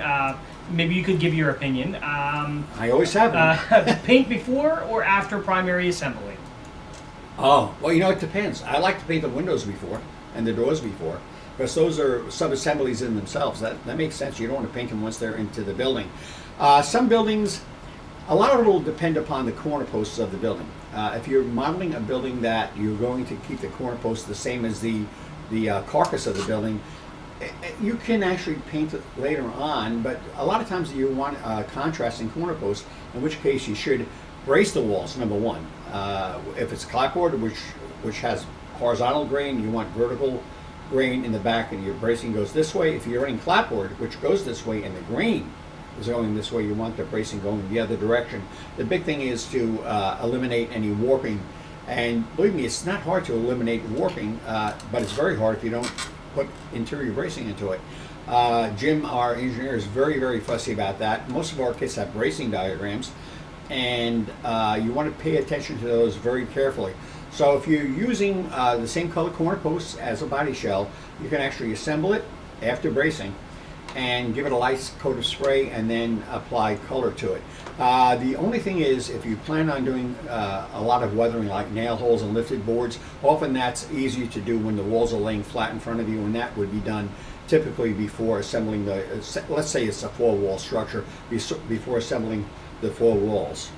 That's going to be pretty much it for my segment today. I will be back in a minute though, because Jack will be in, and Len is going to try to work it out that we can both discuss our opposing views often of certain techniques for achieving certain effects, whether it's weathering, painting, gluing, or whatever. Lenny, is that about it for right now? That's it, and we will see you guys in about 5 minutes. You want to count me out, Len, whenever you can. 5, 4, 3, 2, 1. See you soon.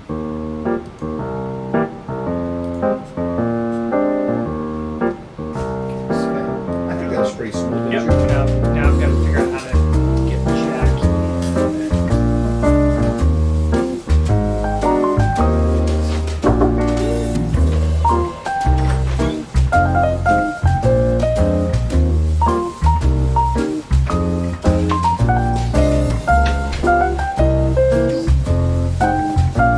Steve Bristow. Oh man, I can see you. Thank you, Don Pardo. Okay, so now we're going to do I've asked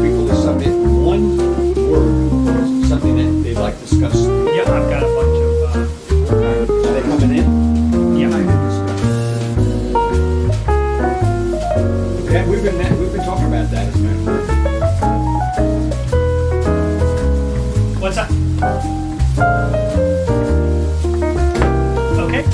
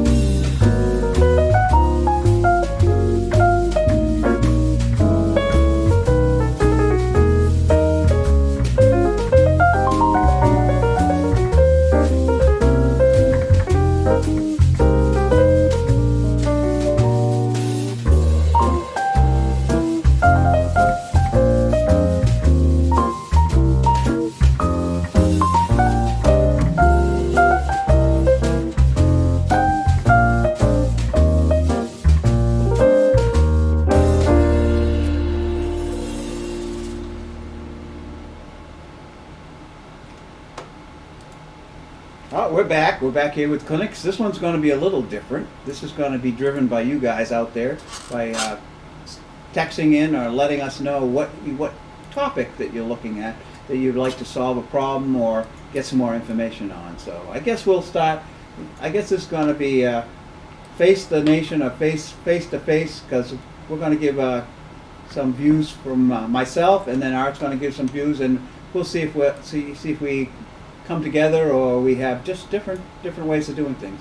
This is going to be more or less the 60-second version of 60 Minutes, because Lenny is going to be timing these responses and posing topics as you guys have sent them into us. Often the topics do overlap each other, so hopefully we'll be able to cover a lot. Remember, this whole segment is only 20 minutes long on our schedule. So with that, even though Len is off camera, he is going to be moderating and posing questions and topics to us right now. Len, here you go. Okay, so our first topic is something we get questions often about. Warping of resin walls. Yeah, we get when you do a very thin resin piece, whatever it is, like one of our sidewalks sometimes is what we look at. If you try to straighten them out, sometimes they'll just break. The easiest way I found out to do it is take a pair of tongs and you want to put them in some boiling water for, I don't know, 10, 15 seconds. Warm them up, and then you want to lay them on a flat surface, and if they still don't flatten out, put something heavy on top of them. It's not going to change the shape of the details, and just let them sit there for a little bit. Any other techniques? Well, that's about what I'm looking for doing resins. So we're not throwing them in the microwave, or I'm not going to throw mine in. No, thank you. And your wife's going to be real thrilled when it melts down in the microwave, and you find out that she has to go buy a new microwave. Tell me, you can ask me later how that goes. Well, I'm going to put mine in the right microwave right next to my eggs, you ignorant slut. I'll have to use that from Saturday Night Live. Anyhow, Jack, you ignorant slut. Yeah, thank you. Thank you very much. Well, the slut part sounds fun. When it comes to how I do this, first of all, I do a lot of thinking about it, because sometimes thinking about it is more important than what you do, because you have to set a game plan up. Resin has traditionally been kind of a thing that would bend. I used to purchase products from Chooch, a great company, but they would cast entire buildings out of one piece of resin. And there was a time they had a diner, and it was long, almost like a hot dog. And I remember purchasing it, and it was wrapped in vacuum wrap kind of a thing. And I opened it up, and the thing went like this. Now, we're dealing, in this case, with something that was a good inch or better thick, and that got to be a real problem. We do not cast anything all that thick. One of the reasons is it is so difficult to straighten out. Most bar mills castings are going to be a 1/16 of an inch. Generally not thinner, because they do get fragile, they do get a little brittle. When it comes to a wall, I prefer to use clamps, and I don't mean the spring clamps we normally use. I use, is that it? Am I done with my... You are done. I'm done with my 60 seconds. Oh, crap. Jack, this better be good, man. Okay, here our next question, which is another question that we get a lot about. Daniel from Facebook checks in and says, I can never know when to finish my weathering. How much is too much? That is a very hard question. What I would suggest to him, and I would go out with your camera, take a look, take some photographs of weathered buildings around his area, and take a look and see the ones that he likes or what he's looking for in that particular building. If you have file photos, you know how much weathering there is, what looks too much and what doesn't look too much. Before you start the weathering, you're going to have a path to follow and just a display basically of what you want to achieve, and not go too far. Too far sometimes is hard to reverse. So that's what I say. File photos are the easiest way to kind of check yourself. Art? Jack, you ignorant slut. Here we go. This time, when it comes to weathering, there are a couple things to consider. One is how close the model is going to be to your viewing area. If you're building something that's going to be more than a foot or so away, weathering is not nearly as incredibly important as all of that, because the details that you're going to play up are near the foreground where they look like details. You'd lose that at a greater distance. So don't think just because you want a railroad that looks weathered that every single thing has to be weathered. Also, if you weather everything, nothing looks old. Everything looks the same age. Put something new next to something older, and you'll appreciate the weathering on the older model that much more. So don't get hung up on that. Weathering is often applied to great effect with shingles, which is something we all see on our models. It's the first thing we see, so don't overlook the shingles. And don't forget that any foreground colors are always going to be brighter than those in the background. Oh, just made it under the bell. I did. Now, I mean, whenever I feel a little too weathered, I just grab a box of Just for Men, and I'm all better then. Let's see here. Just for Men. I got to take care of the Exactly. gray beard. Let's see here. Our next question comes in from Kurt. Windows and acetate. I know this is something that tends to be personal preference, and everybody's kind of got their own way. What do you think, Jack? Windows can be done a couple of ways. A lot of all the kit manufacturers, most of the time, put acetate in because it's an inexpensive way to do it. There's a couple of ways you can glue them in. You can glue them in with if you're using plastic windows, you can use a plastic solvent. You're going to soften the window enough to actually stick to the acetate and hold them in. There's a couple other ways to do it. Myself, a lot of times will replace the window glazing with 5,000 styrene. So when I use my liquid styrene, the two mix together and glue in, and it just takes a tiny little bit drop on the corner. So acetate's good. You just got to figure out how to get it in there and keep it from falling out. Art, what do you think? Well, I have my 60 seconds here. Jack, you ignorant slut. Broken record. I'm tough. I'm going to be tough on you, Jack. This is the New York side of me.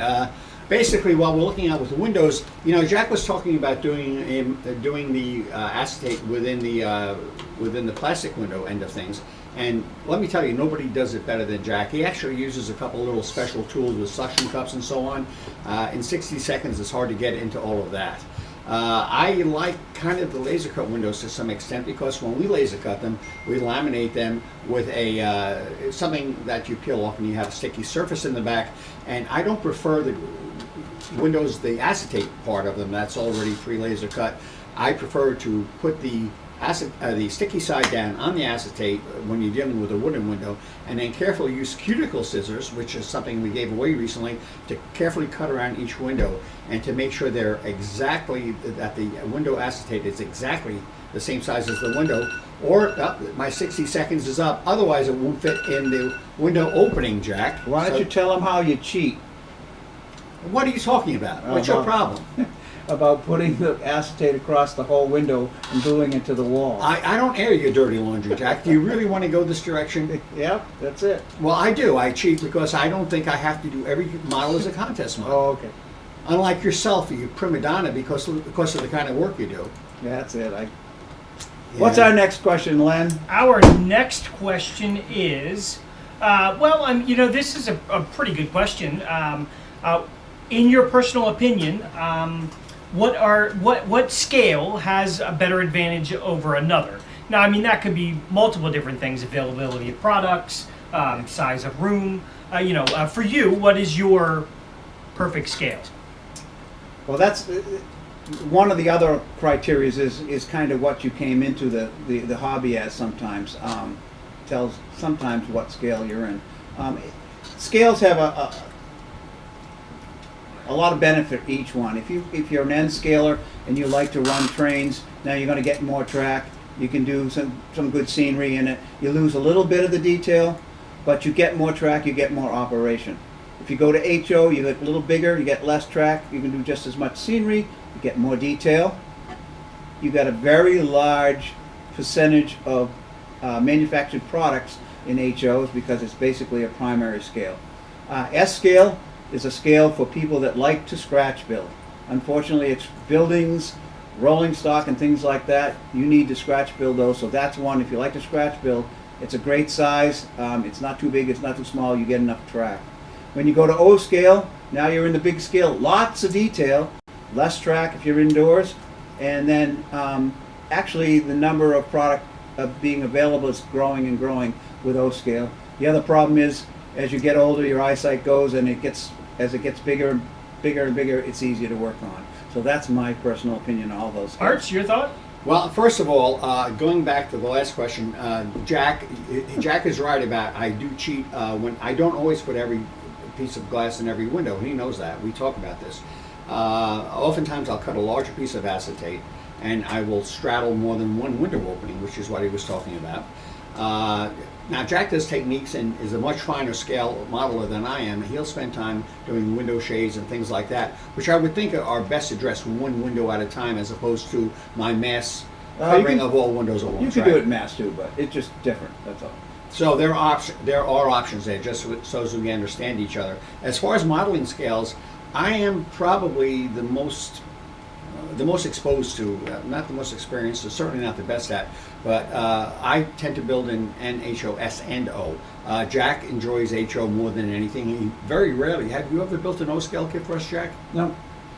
Frank Bernard, on the other hand, does HO, but he enjoys O more. Raul Perez out in California enjoys N-scale more. Everything lands on my lap. I built even G-scale at one point.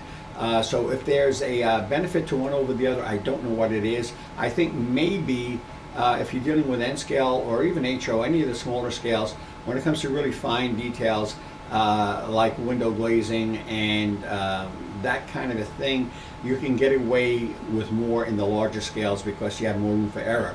And I built them all, so I do have a little bit more exposure. Now, personally, Jack and I have built together this SN2 layout behind Jack. Yeah, I did a bunch of buildings in S scale, and it was probably the first time that I had to work with a scale by my side. In HO, I'm almost to a point now where I don't need the scale, but in the S, I had to keep going and checking myself with the scale. But you know, we're talking about what was the question regarding scales? The advantages of one scale over the other. Well, like you chose N scale for a reason, but it was a specific reason. Right. I did because I was drafted into doing an N-track corner at one point, and it turned into a whole layout. But I think advanced modelers will know, and Jack, I would think he'd agree because we employ this here. If you're modeling in HO, you're probably going to do something in N. If you're doing something in O, you probably do something in HO because we use and employ something commonly used as forced perspective. So you have to think in multi-scales because things do change visually if you want to create a believable scene, especially to the camera. Jack? Yeah, like on the SN2 layout, that we have some HO buildings in there in the background to use our forced perspective. So the techniques across the board are pretty much the same. You're going to lose, as I said, in the small scales you lose some of the detail, but in the larger scales you're going to gain detail, but you have to be a little better because the bigger you get, the more chances of making it not look real. Okay, on to our next debate. This is kind of like a Budweiser, Bud Light, if you remember those commercials. Bud Light. Weathering, washes or chalks, powders, and why? All of the above. They all have their high points and all have their low points. But again, and you can layer every one of those that you just talked about. I love washes because I'm not one of those ones that primes my wood, so I like to get some of that wood grain out or put my own wood grain in. So if I put a wood grain in and then paint it, I'm going to lose any grain that I have in the wood. So a wash works really good there. But if I don't care about the grain, I can use a solid color paint. So washes and paint, it can be exactly the same color. It's just a different technique that I want to use. So above all, what you talk, even powders can go over. I use powders all over the place and for many things. So all those techniques can be used. Art, your thoughts? I like to weather with subtractive color, and basically that means I prime everything gray, or lately it's been like maybe a camouflage. Krylon makes a very, very fine camouflage and in different colors. You don't need a whole lot of colors. And by putting the first coat of, let's call it primer on, you do a couple things, one of which is that you help stabilize the wood. Also, the colors over it, if you properly apply top coats over it in thin coats, you take a piece of sandpaper and actually remove the top coat after it's dry and reveal the coat under it. A lot of people ask us, wow, Mooney's Plumbing is a great blue. How'd you get that blue? Well, I got the blue by putting it on and taking it off again, so you're seeing a combination of colors. And it's subtractive, and the thing I like about it more than anything, and I'm not big on washes. I think they have a place, but I use them very sparingly. I think the biggest thing about all of this is it's so controllable. I have to admit I'm a big fan of pan pastel powders. I use them on buildings, especially around exhaust areas where there would be soot or something like that. Here again, they're more controllable than paint would be. And while I am an airbrush fan, to tell you the truth, pan pastels have really filled in on some of the less opaque colors, let's say, that we use in modeling. So that's my take on that. Now, when it comes to rail, weathering, painting, any tips? Jack? If you're going to do a rail, I like, believe it or not, I've been using the, where do you bring it? Let me see here. As my base color. No, this is the green. They make an earth brown in the camouflage colors, which is a good basic place to start. Number one is if you're using Flex Track, you've got plastic ties. Plastic ties don't take anything. If you're going to color them a little bit, they won't take anything that will hold and stick to the plastic very well. So by painting the whole rail and the ties where I protect my scenery, I can then clean the tops of my rails, and then I can go back and now I can lighten up some of the ties. I can rust up my rails if it's really wanted along the sides of the rails. I can rust them up and then wash them down with some ink and alcohol so some of that rust bleeds into the ground like it normally would. I can then take and use some of my weathering powders down the center of the track where you'd have oil leaks and oil drips. So you can do quite a bit with track, and you want to do it once it's glued down. You want to protect your points on your switches so you don't paint them. So if you're going to use them for contacts, you'll have that. And clean your tops. Once you're done, you can scrape them and then use your Bright Boy and clean the very top, and they'll run just as well as they would if they weren't painted. Well, there used to be a color in polyscale we all know called rail brown. Now, our buddy George Celios actually told me at one point, apparently the people of Poly S asked him to come up with a name, and he actually told me he takes credit for the name Rail Brown, and that was an interesting sidestep. But the thing of it is, after the rails are glued down to road bed, I tend to use cork road bed. Okay, I don't have very many big yard areas, and I don't like really tall stuff, but I do have to build up a scenic base around it at some point, so it gives me that primary elevation. I use a spray can, and I'll hit some kind of a brown. After that is done, I will make sure the ties absolutely get covered because it's more important to me than the rails. Then ballasting goes on, and it's something I really dislike doing ballasting. I think most of us do. And I will make sure I use a very fine ballast. A lot of guys, because of different prototypes, will use a salt and pepper kind of ballast. Personally, I find that somewhat distracting. I like something a little more monotone. But what happens is you'll eventually lose the definition of the ties. And even though they're there, and most of them are injection molded with details into them, they will disappear into the scene. So Jack actually mentioned painting between the rails, and I do it myself. This is something I would not use pan pastels, even though they're ultimately very, very controllable. I took an airbrush, I've taken airbrushes with some flat white paint, and this is not something you can do out of a spray can, it's just too fine of a detail. And I will run white paint in a very fine mist down the middle of the rails. And is it realistic? I don't know, but it captures light, it draws your attention to the detail that's involved in track laying.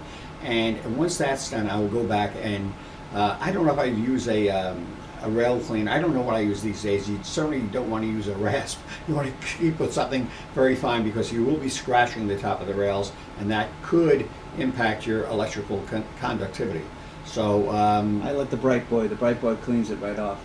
Bright Boy's a You standard. got to scrape your paint off. I use my fingernail, believe it or not. Most of the paint will come off, and the Bright Boy just cleans it up at the end. Well, you know, Bright Boy is the primary step. I use track cleaning cars. Aztec is out of business, Aztec Manufacturing, but they make track cleaning cars. Tony's Train Exchange, TTX, has a brass car, which is kind of nice. I have it. It's weighted, so it's really nice. It's very, very much weighted, Yeah. right? And these are maintenance-wise. Now, we will run a train with nothing but 5 or 6 track cleaning cars. On the N scale at the Niagara and Pearl Creek, we have 90 turnouts on that. And let me tell you, I'm just glad that we have some of these products available. Lenny, I know we're running on time. Yep, that's about it for this segment, and we will see you back in about 5 minutes. All right, thank you, Jack. Thanks, Art.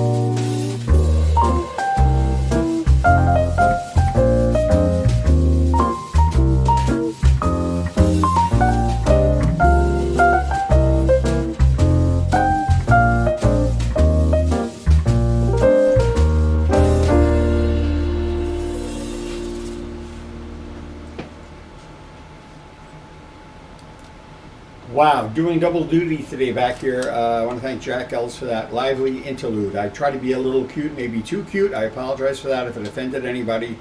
Anyhow, we are back, and we have a couple things to mention. We had one kit, kind of the big kit, that we did not announce the winner to in the last segment. It was the Old Man Hearts kit. And the winner was Steve Ristau. I believe it is Ristau, I believe it is. And Steve, you want to make sure you email us at barmillsmodels@yahoo.com. Get to us. And with your contact information, the only charge you'll incur on this is the shipping, which is a flat $7.50 any place in the U.S. So we will have to be in contact. Payment has to be made like over the phone or something because we're not set up electronically to do that through our website. So Steve, congratulations on the Old Man Hearts kit. As far as what else is coming up this hour, Jack will be back on the 35s again, and I think maybe we'll do a continuation of that discussion. I kind of enjoyed it. If you did, please get back to us on it and contribute with more suggestions as far as what you'd like to hear. What else is going on? We're going to do a multiple of six things to give out right at the top of the hour, and so you can get ready, okay? And we have a, let me move this here, this doesn't belong here. We have a special, I consider it kind of a special thing. It's basic, but it's a great tool for all scales, and it's a stainless steel laser etched metal ruler that will, do we have a picture of it up there, Len? We do. This has a lot of uses in model railroading. The thing of it is, unlike a stationary store ruler that might have a piece of caulking on the back, the caulking, when you lay it down, lifts up the ruler enough that if you're using the ruler as a straight edge to cut something with an X-Acto, the knife can easily fold under and screw up your cut. It's not a good thing to have. The other thing is, this is marked in inches, which is great, and it's marked on both sides. It's not metric, it's imperial, but it's also marked, and it's kind of hard for me to see here, but it's marked in 32nds, 16ths, 8ths, and quarters. So if you're working in N scale, you would refer to the 16ths, because roughly a 16th of an inch on this is a scale foot in N scale. We all know an eighth of an inch is a foot in HO, 3/16ths in S scale, and of course a quarter inch would be applicable to O scale. These are available at Rockler Woodworking, which is a place I shop at, for $5.99. And we are going to be giving away 6 of them, including shipping. And if you can put the word, I'll tell you who makes this, a company called iGaging, but rather than put all of that in, we're going to put in Incra, I-N-C-R-A. It's an unusual word, but it's another tool manufacturing company that's easier to remember. This is made by iGaging. Don't get them confused. Incra, I-N-C-R-A. Not the first 6, but if you submit through social media the word Incra, Nancy, who's sitting at a remote station, will go through the submissions and fill us in a little bit later on who won these rulers. Okay, so that we're going to start just like that. If you have any questions, we're ready for them. This is the second day of Bar Mills Live and Amherst Live, or Springfield Live actually. And I know they're doing a live broadcast, so we like the guys. As a matter of fact, we more than like them. They've supported the hobby, and we're trying to do the same right here. By the way, if you do want to purchase anything on the website, and this is a blanket statement, whether you're Canadian or American, it doesn't matter where it's shipping, any orders over $50, or $50 or more, I might say, if you use the code P like Peter, D like David, C like cattle, 750, which is 750, use the code PBC 750 up until the end of the day here. You will get a $7.50 discount on your order.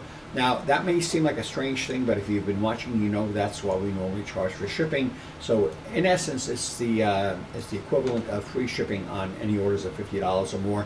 And that doesn't matter where you're from in the world. If you can use that, if you normally pay $15, you'll pay $7.50. If you normally pay $7.50, which is what we use in this country, you will actually not have any shipping charges. So that's a thing. Lenny, do we have anybody on right now? I do have a little bit of housekeeping. A question from Scott, I believe it is. He was asking, just wondering when the dock house at Cundy Harbor will be back in stock. If you know, just let him know 5 minutes. We actually got that kit back in stock this week, and it will be back on the website live in just a couple minutes. All right, so that's Len is our producer here, but he's also the product manager, the production manager here. I want to go over something with all of you in case you don't know it. We've been getting requests and saying, geez, I don't see whatever kit it is, this one or that one or the other one. You don't make this anymore? Well, we have a thing that we keep an inventory. It's not that accurate, but we try to maintain it. That if we run out of a kit, we put a 0 number in our inventory on our website. It's a back end thing. And when it hits 0, it actually removes the product from the website. So if you're looking for the dock house, which is what Scott was looking for, you'll look and say, it's not even here. Are they out of it? Did they discontinue it? Is the most often asked question. Why do we take it off the website? Well, we are behind on production, and we don't want to. If it's on the website and you pay for it, it could be 2-3 weeks before it's available again, and it may be not unusual to pay for something and have to wait for it, but we prefer not to do that with you guys. So when it goes on the website, chances are it's available, although we are not infallible when it comes to that. It's just a way of not taking your money without having something to send you right away. We don't want to give you bad service because of this, so that's a big deal. Lenny, anything else, or is that about it? While we're talking about the website, why don't we talk about some of the new things that have gone up on the website? If I'm not mistaken, recently we put up the new chimney packs. Someone had asked about those yesterday. But they're wrong, because if you look, we've been having trouble uploading things. We don't know why. We like to think it's Time Warner or Spectrum, as they call themselves, but we are having trouble uploading to our website, which is a kind of a thorough, busy website. We have 8 new resin chimneys in HO scale, and more coming, but not in HO scale, in O scale. And if you look at Lenny, I don't know if you know this, but it's the same image on every single one on the website, and they are not. Take a look at that. Yeah, you have to take a look at it. It's not the same chimney, so we have to tweak that. And of course, we update videos when we can. That's fairly simple because the back end of that is generally on YouTube, and it's just a link, so it's easy to link up. We also have not updated yet. We have not updated yet our selection of O-scale figures, because we are totally stocked with O-scale figures, but have not had a chance to update the website to reflect that. So if you're looking for Woodland Scenic's O-scale figures, they join our HO selection and our N-scale selection at the normal 20% off Bar Mills discounted price. So that's something that's not up there yet. So there are a few changes to be made. We've been really, really busy with Cigar Corner. Today is the very last day you can order the kit.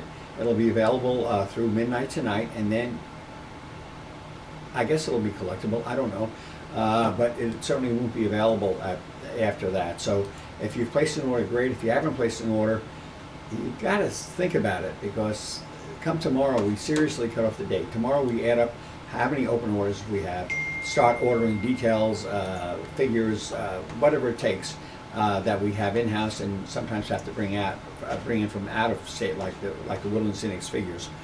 So keep that in mind. You don't want to wait too long. I just got a ding here. I'm sorry for having to move around a little bit. Nancy, my wife, who's a customer service rep, among other things here, she runs the books and everything else, thank God, has texted me here with the winners of the rulers. Now, you remember, if your name is announced, but only if your name is announced, write to us at barmillsmodels@yahoo.com, and we will make sure that you get your ruler at no charge. You want to include your address and the word ruler, because we give away other things as well. We want to make sure you get the right item, okay? So who do we have? We have Ron Walters, okay, not Walters, Walters, Bruce Fielder, who's on, John Malkowski. John, I think this is the second thing you've won in the last couple of days. I'll say Dimsey McBride, which is, we all know that's, well, some of us know it's not Dimsey, it's Michael McBride, Dimsey's husband. Billy Bly, he sounds like a vaudeville guy, kind of guy. Billy Bly and his Balancing Acrobats. And Gray, which I think is probably misspelled, is it Gray, G-R-E-Y, Proctor? I'm guessing Greg Proctor. Anyhow, Ron, Bruce, John, Mike McBride, Billy, and Gray. You all have rulers coming to you at no charge, but you do have to follow up with an email to us with your mailing information to keep that straight. So that is done. Now, right now, it's 10 after 1. This segment goes till 1:30, and we're going to do something a little different. And if you have questions, we'd really, really welcome them. I've got a question right here from, let's see here. Nate on Facebook asks, do you sell at your location in Bar Mills or strictly online? We do sell when we have visitors. Of course, this year has been a kind of a weird year because we haven't had any visitors. Normally, we have a lot of visitors. We do ask that you call in advance before coming because sometimes we're not open. I mean, we're always open, but we're not always fully staffed. In my case, we do train shows, or I like to go on vacation, get away up to the mountains or over to, I don't know, you name it, Thailand if I can. We like to travel. We want to make sure that we're ready for you when you come in because generally a visit includes a shop tour, and shop tours last about an hour. If we're in the middle of production on something, we literally have to stop. If you want to see how castings are prepared and manufactured, heating up the casting room takes some time. So give us a heads up. We do sell on site and things are available here. And if you want to get something great, but if you just want to stop by to say hello and take a tour, you know what? That's great too. That's really what it's all about. Michael checks in. Just a slight correction. Dimsey holds the X-Acto in their household. All right, that's Mike McBride. Dimsey, his wife, they're a couple of watts. Mike will have to tell you that himself. But they're actually Mainers here, and they have been here. So when you're talking about being here, these folks have been here. And he's one of the guys that won the ruler, so he was able to get through and straighten me out because if Dimsey has the knife, watch out, Mike. Sue asks where she can find the chimney packs and resin sidewalks on our website. The chimney packs are on the website, and Yes. so are the sidewalks. Like I say, the chimney packs are not properly illustrated. We're going to have to look at that. Here again, we've been having some internet problems as far as uploading goes, and frankly, this production here has taken us days to put together, so it hasn't helped us when it comes to updating the website. Lenny, exactly what's your input on this? I'm actually taking a look at it now while I'm updating a couple things, and I will get a better answer on that. But I believe if you just go to details, and our details are separated into different scales, HO, O scale. But if you go to HO details, you should be able to find those right there. So go down about halfway on the page, and you'll see a couple different tabs. If you click the details button, HO, you should be able to find them right under there. Well, we may have to change the pic. The photos are very important with these things. Now, I photographed them just in the gray resin form that they are. So you're not going to see anything that's details or anything else, but it'll give you an idea of the architecture of each of the chimneys. Is there anything else, Len? Or? We've got quite a few questions this time around. Bruce has a great question, which would probably lead to a wonderful story. Have we ever considered going to Train Fest in Milwaukee? We've been a couple times. We've been there more than once, and it's a long trip. And frankly, the way things are, Train Fest, unlike Springfield, is more family oriented. Not to say Springfield isn't, but you'll see Springfield is a much harder crowd as far as dyed-in-the-wool modelers that eat, drink, and sleep model railroading. Train Fest is more of a family event with Lego things, and they set us up in booths that are more or less trade show booths. In Springfield, we occupy, I don't know, the equivalent of something like 7 booths. We have a very big display, which we could never translate into Train Fest, because as memory serves me, it would cost us just to set up in Train Fest for 2 days, $7,000. I think you have your answer right there. What else do we have, Len? Anything? Rob has a good question. Just curious, when designing a new building, how long does it take from start to finish? Well, we go through a lot of alterations and alliterations and renovations and all kind of shuns. And the fact of it is, on a Christmas kit like we do, it actually starts very early in the year, but it's more conceptual at this point. Later on, we go, we get hard-nosed about it. Typically on a building like the new firehouse or another new building we have called Stewart's Rods, which I don't think we mentioned today. I don't believe we have. Maybe we're wrong. You have to figure between conception and production about 3 months. There are drawings to do. There's plenty of engineering, thank you to Jim Mooney. There are prototypes to be built. There are debates to be had about window styles, coloring, details, accessories, and so on, and it takes a while. So figure 3 months. We don't tend to rush out buildings. We can get a bigger jump on something when we transfer it, say from HO scale to another scale. A ton of engineering has to be done regardless, but conceptually they're generally pretty well established before we'll change and do say a version of a nature building in the secondary scale, whether it's N or O scale. On that topic, a perfect example would be the new O-scale garage that we're releasing. What was that? On that same topic, a perfect example of exactly what you're saying would be the O-scale garage, the downtown garage that We release. have a new garage coming out in O-scale, but we haven't mentioned that really because you're talking about the downtown garage. Correct. We also have something else coming out in O-scale that I really didn't mention, but the downtown garage in O-scale is a takeoff on what we've done in the Cigar Corner Kit. By the way, Cigar Corner Kit, how much does that go for? Well, it comes with and without figures. I mean, the figures are a Correct. great deal, but there not are mandatory. two different ways to purchase that kit. You remember there are 6 kits in this kit. This is not a one-off. Correct. So the way that you can purchase that kit All right. is depending on where you're at, the shipping ranges. Right. But the kit itself runs $349.95 plus your shipping, depending on where you're at. Right. And then if you want to add the Cigar Corner bonus offer, which is those extra figures, Right. which each kit comes with 1 pack of figures, and then the Cigar Corner bonus offer is actually another 4 packages of highly discounted Woodland Scenics figures to go along with that. Extreme discount. That extra package runs another $39.95. Right. Now, remember, today's the last day to order that, and no, we will not honor orders taken tomorrow. So you have to look at the website, but that'll give you an idea. We're going to do something a little different. I know we have more questions, and we'll get back to them a little bit later. Right now, it's 1:17. We have 13 minutes left in this segment.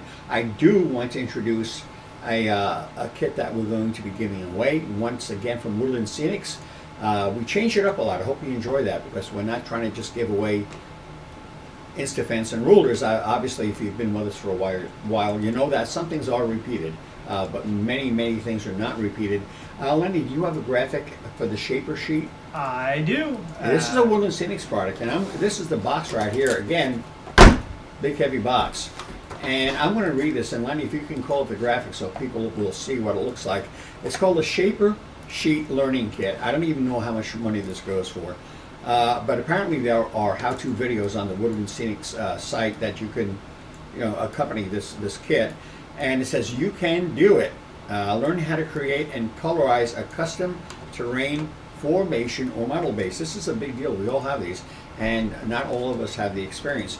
Whether you're just building a diorama or in many of our cases a full railroad like I have. And in here is what's it say?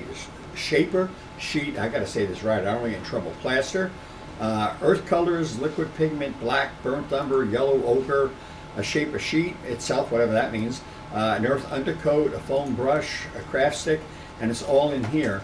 And this weighs quite a bit. And the only obligation you would have, other than to see it through, if you do win this thing, is that there is a $7.50 charge for shipping to help us out. And frankly, this could very well cost us more than that. And of course, it's only within the U.S. because to Canada it would run us a lot more money. And I just can't quote that off the top of my head. So we kind of stay with our U.S. folks on that. You have the photo up there, Len, right? I do, and that is a retail value of $18. It's $18 and it costs you $7.50 with shipping. Okay, you imagine what you just pay for shipping on this. It's a Shaper Sheet Learning Kit LK957. We have one of these available. Let's use the keyword now. Remember, there's only one. The keyword Shaper, SHAPER, if you'd like to win this and get a little experience with some terrain. We love doing structures, but sitting on a shelf is one thing, but sitting in a scene is certainly a different experience. And we want to thank the folks at Woodland Scenics about this. And right now, I'm going to ask a very dedicated model railroader who started, I can tell you for a fact, when he was 4 years old, because we didn't let him know I had a model railroad until he was 4.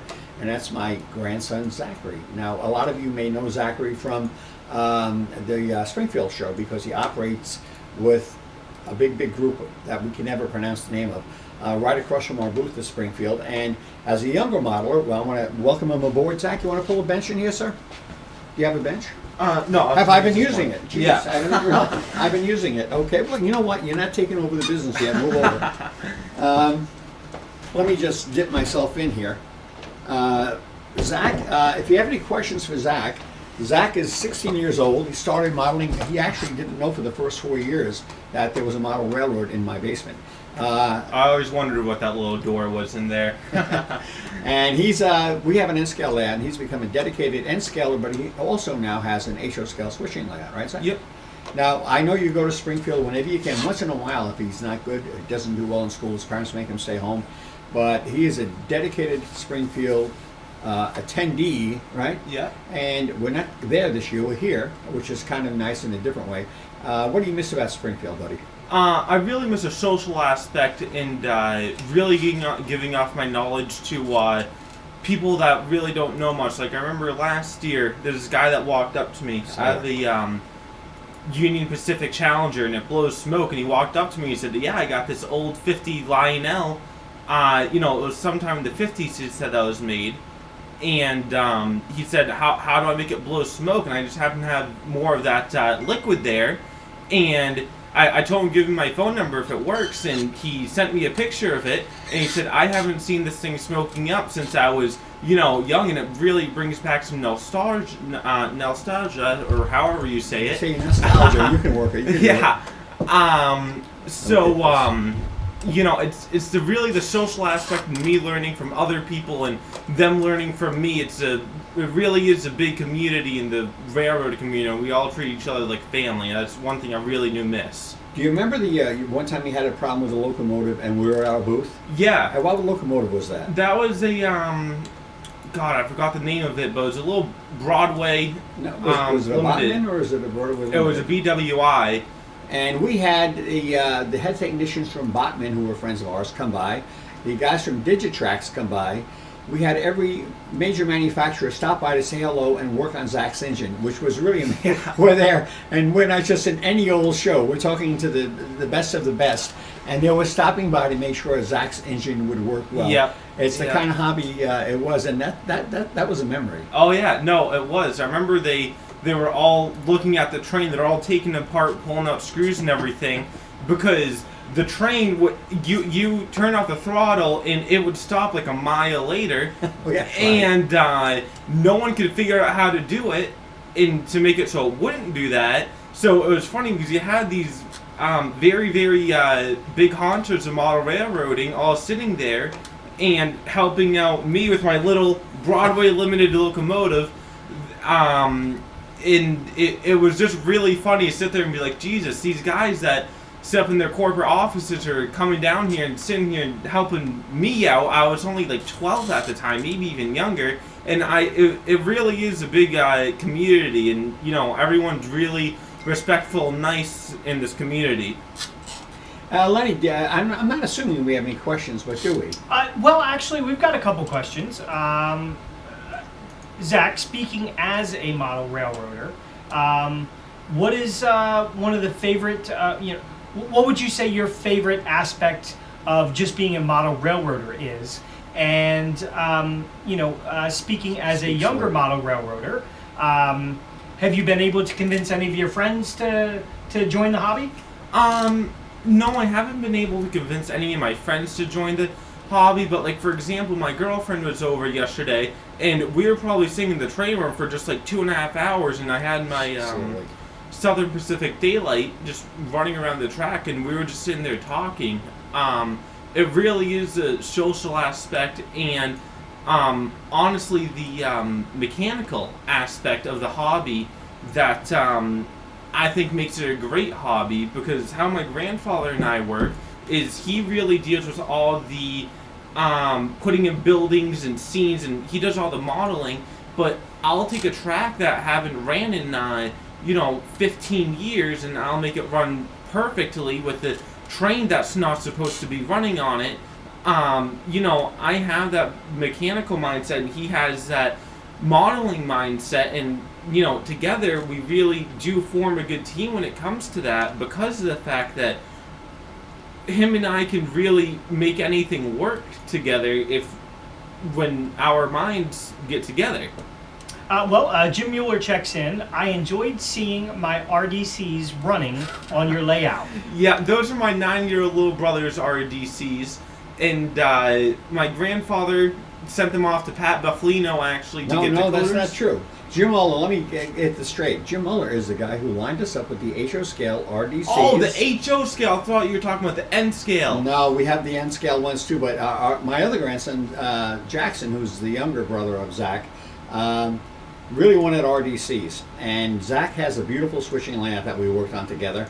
And I don't want to see him. He was so excited about getting trains. It was really good. He gave me a big hug. He said it was the best Christmas present he got. He's the future of model railroading. Well, so are He you. really is. How old are you, Zach? I'm 16. He's 16. He just a jumbo economy size 16. Jim Mueller, I put out a word out on the internet. I was looking for some RDCs, and Jim Mueller, who I owe some money to still, chimed in, and he had some that he apparently didn't use that often, and we worked a deal out. And the RDCs, we posted something. Yeah. I posted a video of your switching layout with the RDCs running through it, and that's what Yep. Jim is talking about. Right. Yeah. No, they really do look great, and he likes parking them in my switching layout and calling them the city scene. He loves those RDCs. He runs them a lot. Yeah. Anything else, Len? Shadow Wolf checks in and says, "Well done, Zach. You're an inspiration for a new generation." I would say an inspiration for all generations. We're not in a hobby that is necessarily exploding. So to see younger guys step in and enjoy the hobby like the rest of us, it never hurts, right? No, it doesn't. I don't really know anyone at school that does this, but I brought in a few of my really close friends to come see the rared and everything, and I'm sure a lot of them forgot about it by now, but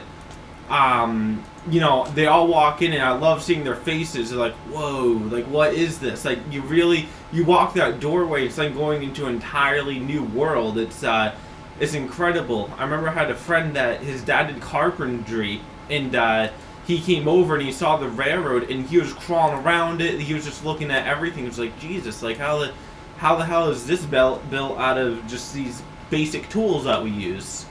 Well, it's a shame that we don't have more clubs, because of course you can't drive yet. We're having a little delay, a little problem getting... Thank you, COVID. Yeah, driver's licenses here.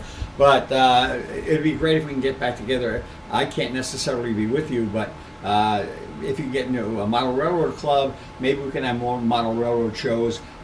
This virtual show has let us reach out to, I don't know how many people at this particular moment, but yesterday we had 3,800 hits on Facebook with these videos.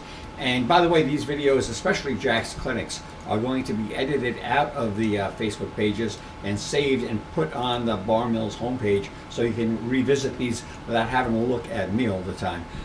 Is there anything else, Len? We've only got a few minutes left. I would say our last question would probably be, if you were trying to convince anybody of any age to join our hobby, what is the one thing you would tell them, or the one piece of advice you would give to them? Honestly, because I have to do this with my little brother all the time that loves his electronics. It's really to put your electronics down. Let the creativity side of you just run wild and let it do its thing. People walk in and the second, and it's funny, you don't see people on their phones on there. You see them doing their creative aspect, being like, what if you take the train and run it here and do this and that, or like, what would happen if this happened? And that's really what I would have to say, because a lot of people really do have this creative mindset, but they don't know how to let it go because there's always their screens in their way. And that's really what I would have to say if you really want to get people into it. Yeah, I would say, honestly, as a grandparent, I was lucky to have kids that had that aptitude, grandchildren at least, not my children, my grandchildren. And I think it's important, you cannot necessarily rely upon the club to enthuse your offspring. I think, you have control over some control, a little bit, tiny bit of control over your relatives, and if you will, if you have a willingness to share, it can often seed and sprout and do what it has to do to make this work. Right now we are at 1:30, which is our Yep. break time. On So that give me a note- countdown, okay? We'll see you guys in about 5 minutes. All right, countdown: 5, 4, 3, 2, 1. Say goodbye.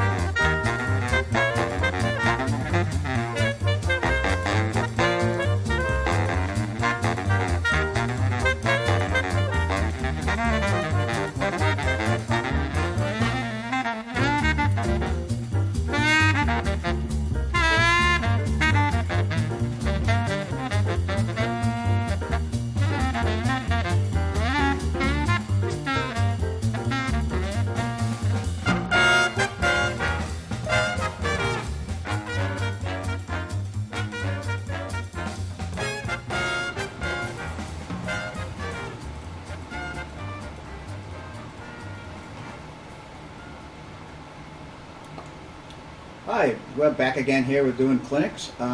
This is another one that's a little different than the other ones. I would like a little more, or some participation from you guys, but I'll explain that in a minute. What this one is, I call, you don't have to buy everything at the hobby store. And that means we can use big box stores, we can use hardware stores, we can use Michael's and things like that. And even like things like Walmart and stuff like that. There are things out there that you can use in this hobby that is not exactly dedicated to this hobby. You know, very, very simple things are like isopropyl alcohol that I use for my ink and alcohol. So I can buy it at any pharmacy, any big box store. Very simple. They comes in 70% or 71% and 90%. It's better if you can buy the 90%, depending upon what you're going to use it on. Use it on plastic. It doesn't matter which one you use. So this is you mix it with your ink and alcohol at a ratio of typically a pint to 2 tablespoons of permanent black India ink. And that you can pick up at something like Staples or Michael's or a stationery store. They come in, I think, like 3 colors. So you want to get the black, not the gray and not the red. Try getting make sure you look for the black and the permanent. Another thing I use a lot of, believe it or not, is Scotch tape. It makes great bands on pipes and things like that. You're going to cut it into a thin line, wrap it around the pipe, and then you're going to paint right over it. And then when you go to weather it, it looks like there's a band there and a way to make a joint in the pipe. The other thing is that when I do my signs and things like that, I use it and hold things down here and there, so it's always a good thing to have. The other one is blue painter's tape. Don't buy the expensive stuff because you don't need it. I'm using this basically to hold my parts down. When I use my rattle cans, I'll just take a piece and I'll fold it over on itself and stick it to a piece of cardboard, and I'll tack down all my windows, say, or all my parts to it to hold it while I spray my paint on them and let them dry. So the blue tape works really well with that, and it's also, you know, just a regular Scotch tape that you can use to hold things together while they dry also. Another thing you can find if you go into like a dress store or things like that is these are pins. When you're doing layups and things like that on a template, if you get a soft material, you can use the pins to hold the things in place while the glue dries. Basically, when you use a template, I usually throw in a piece of wax paper, and then I'll put my template down, then I'll put a piece of wax paper, and then I'll build on top of the wax paper because the glue won't stick to it, and the piece will come up easily without breaking it. The other thing I bought these for, a couple of reasons, is if you kind of look on the screen, the small screen, you'll see that it has a white round top. It makes nice little light globes. Believe it or not, if you slide that right inside one of the light shades, it gives you a white globe, and it adds one more little detail that, you know, and I got a whole box of them here. I got a whole box of those little white globes, so I can use them to hold things down, or I can use them inside on modeling. As I said before, and the other one is if you go into a Michael's or something, a craft store like that, you're going to find out there's a whole section on scrapbooking. And scrapbooking comes with multiple colors of sheets of paper. This one happens to be a dark green. I don't know if you can see it's in a bag, but I'll see if I can. So I cut it into strips, and then I'll use this for shades inside my windows, and I'll have multiple colors of that. Anything from grays to browns to bright yellow. I have bright yellow. It kind of tones down. If you don't have any of these and you get into a slump and you need something to use for window shades, those manila hanging folders, dividers that go in there, you can cut those up and use those. They work really good. They're a little stiff cardboard and they work really well. The other thing I buy is these little Ziploc bags, and these are what I'm trying to keep my bench organized. When I have one kit that has 10 or 12 windows and another kit has 6 or 7 windows, I'll paint my windows up first I'll put my primer or what my base coat is on, and then I'll put them in the bag so I don't lose them, and I'm short a window. So that's a really easy thing to do. They're relatively inexpensive. I think 100 of them cost $2. You'll have them for a while. The other thing is go into the makeup department, and you're going to find out you can find these nice little sponges. I don't know if you've ever painted brick. You can paint brick what I call a reverse direction, where you paint the mortar first.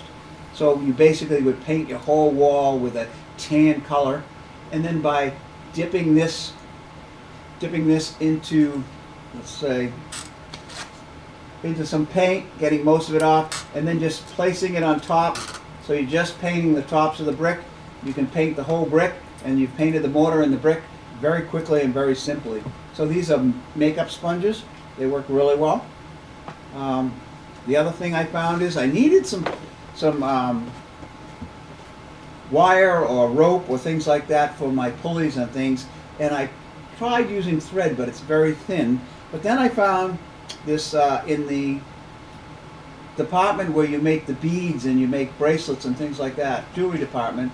It's a thread, and it's a little thicker thread, but it comes in black, silver, and white. So I've got these 3 rolls of basically wire material. It looks like wire material or rope material that I can use, and I can coil up, and with a little ACC I can hold the coil together. I can run them and keep them tight, and they're a little thicker than thread, and they work really good. The other thing that I found in Michael's, this is called suede, and what this is, it is a paint, and if you look at it, it's a light tannish yellow, but it also has pumice in it. So when you put 2 coats of this on, you get the rough texture of stucco. So I can put this on in 2 coats, and I'm done, and I have my stucco finish all put on. And these are relatively, I think, $5 for the tub. I'll probably never use it before it goes bad. I mean, like 5 or 6 years. I have one, it's still there. It's replacing an old material I think they call sandstone. It's a little less aggressive as sandstone, and you can buy other ones with modeling gel with pumice in it, but it's expensive. It's in the $15 to $25 range for about the same deal when you can buy this. You really don't care about the color if you can't find the gray, because you can always overpaint it. In other words, if it's green and you don't want green, you just buy a gray color or a yellowish color that you paint right over, and you'll save it. The other one for textured sandstone is, I don't have one with me, but I think it's Rust-Oleum makes a textured paint that's got a very fine texture. You can buy that. That's probably about $4. $4 a can, and spray it on, and then it completes your texture, and they work pretty well. I'm not so sure I like spraying it, because I like to control it with a brush a little bit more. And as I said before, camouflage paints, whether it's this one or another brand, the colors are just so good. They're so flat. The color is so flat and non-reflective that's the big draw here, I think, on the camouflage paints. And their colors are really cool. I mean, they have gray. I mean, they have sand, khaki, light green, which is called army green, and then dark green and black and earth brown. So they have basically all the colors we kind of really use and need. One of my ACCs, the ACC that I use is Gorilla Glue, and a couple reasons. If you use ACC on your models, the regular ACC has a tendency over time to become brittle, and any bump or bang, they break. And I found out that when they break and you want to glue them back together, dried up ACC doesn't glue very well to itself. So it's very hard to put back together. I'll use a tacky glue, and that usually works to glue them back together once it's broken. With the Gorilla Glue, it has what they call a rubber emulsion in it, which gives it that little more ability to take a shock, and it doesn't dry out quite so much. So this can be bought at the box stores. I have a Ocean State Job Lot, which I buy it at because I can get it for almost $2 cheaper than I can in the big box stores. Here's another one I found at Staples. If you want to do water, this is gel gloss. It's basically a paste, and you can put it on with a brush, and it holds its shape. So if you want a texture on the top of the water, if you want the ripples at the bottom of a waterfall, this stuff works really good. Again, we were talking about getting the pieces that are in the painting section. Gets a little more expensive. I think this can was $15. So once you go into that painting section, the prices go up drastically. We talked before about transfer tape, and transfer tape is basically a double-sided tape, and when you put it on, it leaves the back carrier surface on, and when you peel that off, the only thing that left is the adhesive. This roll probably started about this big. I've probably had it about 6 years, so I've used it, but it goes quite along unless you use it. But you can use it for putting on roofs. I use it on the backing of my metal corrugated roofing. If you have a vertical wall and you want to put boards up, you can cover the wall with the tape and then just stick the boards on. The stuff really sticks and holds really well. You can get it on Amazon. You want to make sure you get the 3M brand. If you don't, it's just basically a double-sided tape, and they eventually dry out and it falls off. This I got at a big box store. It's 5-minute epoxy. It works great for doing plaster buildings, or if you have something that's when I have something very heavy on a diorama, I don't want it to get knocked off or hit the side, and what happens is it goes crashing through the building because it came loose. So I'll use an epoxy to hold it down. This one I like because it has a cap that twists on and twists off, and it keeps it from getting all gooey. My suggestion is when you use it, after you push it out to go mix it, if you pick the plunger and pull it back a little, it sucks all the stuff back away from the nozzle, and then when you put the cover on, the stuff isn't oozing all over the place. It'll last much longer, and your nozzles off much easier. Here's one that I get. I use my sponges I showed on how I used to do my rusting of corrugated metal.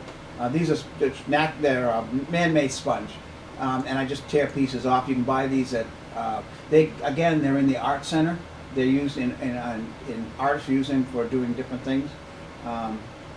They come 3 to a pack. They're like $1, so they're not anything that's expensive. But it's one thing you want to have on your bench. The other thing is I was looking for the longest time for some way to dispense my tight bond glue. This is a little hard to put on your model and run it across and get just a little bit of glue. This one, if you can look at it, has a basically metal syringe, and by squeezing the bottle, I can actually do rows of shingles with this and just get just enough amount of glue coming out of the bottle. And these you can look on the internet for bottles with metal syringes, and they're very inexpensive. When I go to shows, I will sell them only because I buy them by the gross. They're not too much money. You can get them for $1 or $2, and you'll have plenty. The other thing, go to the hardware store and get your sandpaper. I go anything from 120, usually is my coarsest, right down to 500 sandpaper. And I'll cut them into quarters, and I put them in my drawer, and then I can pull them out as I use them. I think this one is, here's a 180. I got a 150, a 200, a 500, so I can work my way down. So if anybody out there has anything else that they like to use, and we've got a couple minutes, any things that you use and you want to let us know what you use, that'd be a good time to do it now. Do we have anybody, Len? Ronald checks in and says, greeting card envelopes for window shades. They tend to be colored. That's a great idea. The only thing I'm going to suggest is if you go, I don't know how much a greeting card envelope costs, but if you go to like Michael's and things like that and go to their scrapbooking, I think you can get a regular 8x11 sheet of paper for like 64 cents. So if you can get the envelopes for that, that's good. But personally, I actually like to save, usually at Christmas time when you get a present in a bag, you have that tissue paper in there. and that always tends to come in many different colors, and it's wonderful to use if you want to show a little bit of action in your scene, wind blowing in the window, Yeah. or the window open and the shades kind of falling out, Yeah. like curtains. Yeah, well, you can do that, and they do sell that in a big container and a small one. I suggest you buy the small one because you probably won't use it all. And it does come in colors, and it's about $1. Calvin actually likes to use Kleenex soaked in coffee. Calvin really likes likes painting with coffee. Well, I think huh? he probably learned that when he spilled his cup of coffee on his bench and found out it worked really well. I would say, and he says, oh yeah, that's a tried and true. That's been around for a long time. The trick with the single layer tissue or toilet paper and then painted on roofs would be an old canvas roof that they would have painted up. That's a very old, and it still works good to this day. Wayne actually uses cork bottles, wine bottles, for painting castings. He as a holder. Exactly. Yeah, that works really well. I use popsicle sticks because they're cheap and they're easy to get, and I can turn them any way I want, and they snap right off when I'm done. And when I get them really crazy, I just throw them away. You can drill holes in them. You can stick stuff in and hold it, and it works much easier, and it's cheap. Now, when you're using tape in your modeling, traditional tape for the many different things, do you ever worry about it peeling up or losing adhesive? The Scotch tape usually goes on to a very smooth surface, and then I'm going to paint over it. So if I paint over it, you basically seal it up, and your adhesive is not going to dry out and peel off. So I don't think I've ever had one that's come apart that way for what I use it for. I mean, I'm not using tape for like tar paper or things like that. Sure. So I'd be a little nervous with it at tar paper. Well, Calvin says this is a first for me anyway. The wax from Babel cheese is nice for holding figures and castings while painting. Yeah, basically, yeah, that's great. I mean, when you look at when you want to, there's a company out that sells a material that you use for figures you want to put on your layout if you want to remove them. It's a little bit of wax, and basically what you do, you stick them on the feet, and you stick the person down where you want it. And if you don't like him there later on, you can just pull him up. He doesn't hurt the scenery. You move him somewhere else using the same wax. After you paint him, he's using them to hold them in place. Correct. So you can move them any way you want to paint them, which just makes them easier. Dennis checks in. Don't forget just regular construction paper, Yeah. which has many uses, really. Believe it or not, my construction paper is. Let me see if I have one here. I think I do. If you look here in the back, let's see if I can get it. Len, can you see that pile of bricks? We've got it right there. Those are pieces of construction paper, just cut up into rectangles and chopped on my chopper. I have a whole bag of them because I did it, and I'll just throw them in a pile, glue them down with white glue and water, and then I'll put some black ink and alcohol to kind of highlight it, and then dry brush white, and I have a pile of bricks. And that's just a detail you can put in, and it didn't cost me anything. An easily found item in everybody's house that just gets, here in Maine, gets recycled. The tops of soda bottles can actually be used for many, many different things. Oh, there's all kinds of stuff out there that you can. There's a guy that does nothing but clinics on using stuff around the house to make common things in straws make wonderful chimneys. Toothpicks.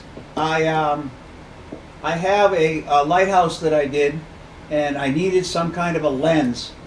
The lens are very fractal lenses for lighthouses, and I think I used the top from a glue bottle that was fluted and everything else, and it worked pretty good. So keep your eye out for some of that stuff. You'd be surprised what you can use. And I think that gives us our time. Thanks for coming. And we'll see you later. We will see everybody back in about 5 minutes.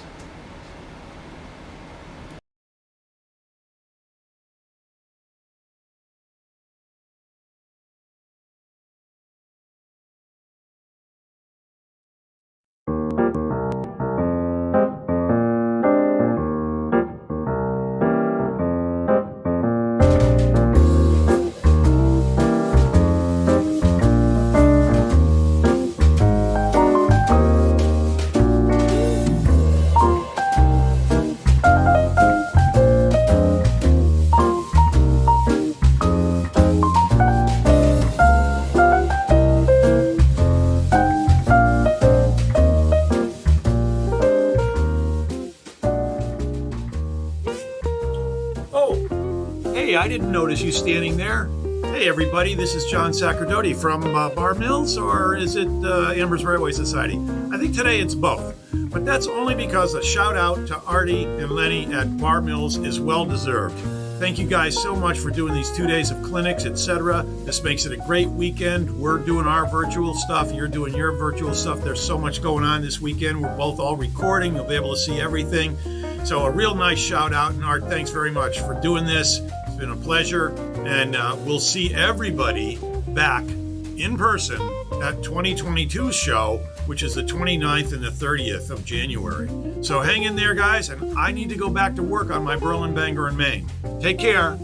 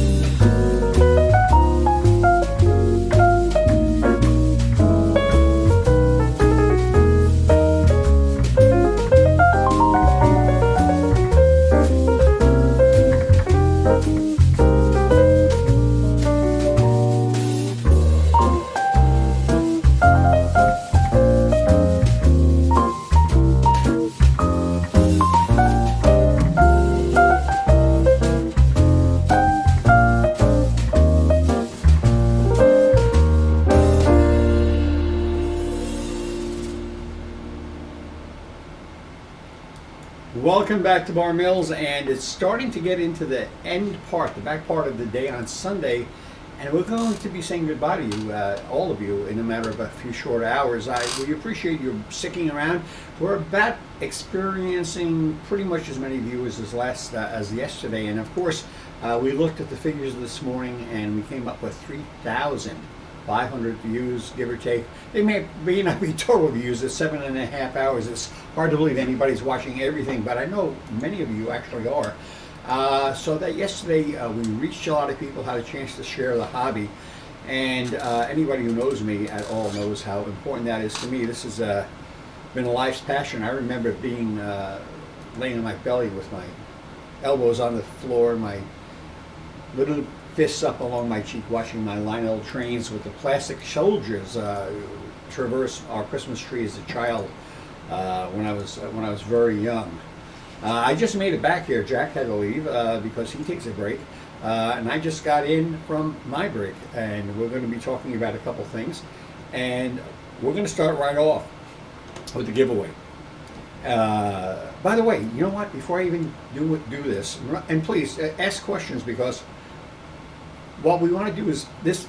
A big part of this whole thing today was to share your comments with everybody else who's watching, and 3,800 hits yesterday on Facebook. You have a chance to really ask some questions and have a chance to share your experience with the hobby and your questions and your issues, your problems. If you have we're not going to knock anybody. We're not going to knock any other modelers or modeling companies. That's not going to happen. If you have that kind of an issue, this is not the place for that, okay? We all have our own bit of drama in our lives. But if you have a question, if you have something to share, let us know. We are reading your comments, and we are taking care of as many of them as we can as they come in. And I have to tell you, Mark Ryan, Mark, I hope you're listening, buddy, because you won the Woodland Scenics Shaper Kit for it's a terrain kit. All right, very important. And we have you listed here. So email us at barmillsmodels@yahoo.com with your name, your address, and exactly what you want. And we will have to be able to get in touch with you as far as the shipping goes. We do ask you to contribute to $7.50 for that, because there's only so much we can handle. We have hundreds of things leaving here. I think you all know that at this point. If we have any questions, well, I just got a question here. Dave Solomon asks, the N-scale Settlers has the air conditioning and duct on the wall and has window fans. Are those the same ones that are listed under the HO details, or are they different? It's funny. The N-scale, number one, Settlers, if you haven't seen it, is it's called Seckler Storage after Bob Seckler or Rob Seckler. Rob worked with the Fine Scale show that up till a couple of years did exist. I don't think at this point anybody knows what's going on with that, but he's a fine modeler, and he's a really good guy. He's one of these Radar O'Reilly kind of guys who just helps pull everything together. So we named it after Rob Seckler. The kit is available in HO scale and in N scale, and what we did was we had to design specific vents and all in N scale that had to be hand built when we had the HO version available. So we prototyped vents in N scale, and actually went from the N scale vents to an HO version of them to simplify things for the. Am I wrong on that? No, you're right. Right. Okay. And so, are they the same vents? What was the question exactly? Well, if they are the same thing, the N-scale version is the same thing as the HO, and basically the answer is yes. Very, very close. Almost identical configuration. We do try to maintain details throughout scales. We don't. As an N-scaler myself, I remember buying a kit from bleep bleep company. I won't say who, and the owner said, "Oh, Art, we're gonna have this model out in N scale," and I was really titillated because it's hard to get good N scale stuff. And then model and N scale have different windows, different details. It just doesn't even look like the same kit. And it's always been important to me, realizing that people look at things that we do. They don't want a version of what we do for O scale or for N scale. They'd like to kind of get the real thing like the HO guys get, and that's kind of something I stick with on that. It's important, and we come as close as we can. And I have to tell you, some photos that I've seen of our stuff, I can't tell which is N and which is HO, so that's a good thing. Is there anything else? Well, speaking on on kind of that topic, why don't we talk a little bit about where all of our resin comes from, and why we exploded. Years ago, everything was metal, and now every kit comes with either a sprinkle or predominantly resin. That's been very much a growth for us. It has been, and we find that the resin, there's a couple of things that are obvious. It's lighter, which makes it easier for us to ship and pack because the kit's way less. It also is great for you guys because you go to hang a chimney or a cyclone vent or some ductwork on a building, you don't have to deal with the weight. I used to live by a Walder's goo, if you know what I mean. And these new things, they're lighter. You can actually get away with tacky glue in a lot of cases. And of course, they're easy to drill, so if you want to take a big cyclone vent and pop a hole in the bottom and put a pin, it's certainly easy to drill through a piece of resin than a piece of metal. The price of metal has gone up somewhat, but that has not, as a matter of fact, since the change of administration, we've gone up 20% on our cost of metal. It seems like a curious coincidence, but we have metal coming in actually tomorrow, Lenny, on Monday, and it's gone way up. And the fact of it is, we do so much resin that we're just grateful that we've taken the move to resin as early as we have. As far as where it comes from, we have, you may not realize, we have Bar Mills scale model works here. We have a building, another building on the property, one building that we shoot a lot of our videos in, which is actually my workshop. And as a matter of fact, I was just out there during the break getting some fresh air. This is kind of a demanding job, believe it or not, sitting here doing this. Practicing sawing some dovetails, trying to learn yet another craft. And yet we have another building that we keep our storage supplies in. We have an office down in, I'll call it an office, down in Hanover, Pennsylvania, where Jim Mooney lives, where our development is done. And we have another manufacturing facility that is out on the West Coast, that once we develop our prototypes for castings, we do our actual production out on the West Coast with a full facility. We go through probably $300 or $400 worth of resin a week. And we have to make an endless supply of details because our kits are about the detail, about telling the story.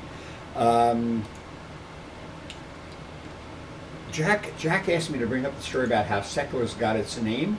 And you know, Jack, I have to tell you, I don't remember, so maybe when you do your clinic, I don't remember this. Do you remember? I would guess when he's talking about maybe when we went to Albany? I don't know.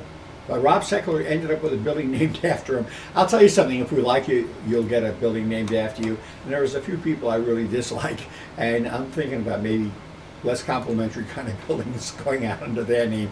Of course, you have friends and family and things, which is really what it's about. And things have to be plausible, so we try to do something that makes sense. Is there anything else on this? Yes, a couple of questions. On the previous topic of that casting, do you think there's any chance we'll put that out in N-scale?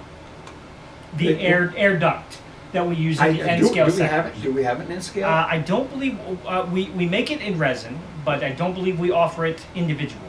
Okay, because you know, a lot of things, I have to tell you, Jack is very, very big on using N-scale castings, and you can ask him about this when he's up. He uses a lot of N-scale, especially boxes and barrels and so on, scale out wonderfully as very small boxes in HO. You don't have to use your scale, you can cross scales. The smaller vents that we use in the N-scale Secklers as opposed to the HO scale Secklers could easily be used on an HO building. I know a lot of you don't tend to think along those lines, but not every building had huge industrial vents, but they had vents just scaled down in size. We don't make them. It's a good suggestion. And I guess it's worth considering. Of course, right now we're kind of busy with this, so you might want to remind us at a later date because closing out the cigar corner at the end of this day and catching up on all of that, let alone the kits we're out of, it's going to be a pretty full-time job at this point. So speaking as an N-scaler, what would you say? I know it's probably a little biased, but what would you say your favorite N-scale structure that we've offered is? You know, I do like the Secklers. It's large, it's not terribly difficult, and it has a lot of presence. I think structures that are undersized work great in larger scales. I think undersized structures in N-scale can barely take up space and barely have a focus. So a lot of what I like has to tell a story. Every scene has to have a story. Okay, and of course, if they're a little bit bigger, the signs are bigger. The details are more plentiful. I don't honestly use Bar Mills kits on my layout. I'm starting to a little bit from some of our old dioramas. We're so busy developing things for Bar Mills that I've always kind of kept a freelance attitude on my own layout. We figure you guys have them, so I just keep making them for here. Although recently we built a large N-scale diorama with 17 buildings on it, and the original buildings from our original single building dioramas are finding their way onto the Niagara and Pearl Creek. As far as, I can tell you the most popular building, and Len, you tell me and see if we're on the same page. What's the most popular structure we've ever done? Most popular? Yeah, in terms of longevity. Honestly, from a production standpoint, I would probably say Selena's Tavern. Absolutely. Which is a wonderful structure. But we've been making that now for 16 years or so. No, I bet you more than that. That was our first drill. I remember when we made that. That was our first, one of our first kits. Our first kit was actually, other than the billboards, which were in reality the first kits, our first structural kit. The first thing we did was come out with a limited run kit. How's that for guts? The Idaho Hotel. The Idaho Hotel. It was a limited run, and we brought it back anyhow. Boy, have we changed production methods since then. Oh, baby. But my favorite kits, I got to tell you, from a visual standpoint, N-scale would be Secklers. I'd like to think all of our kits have certain properties that I really like.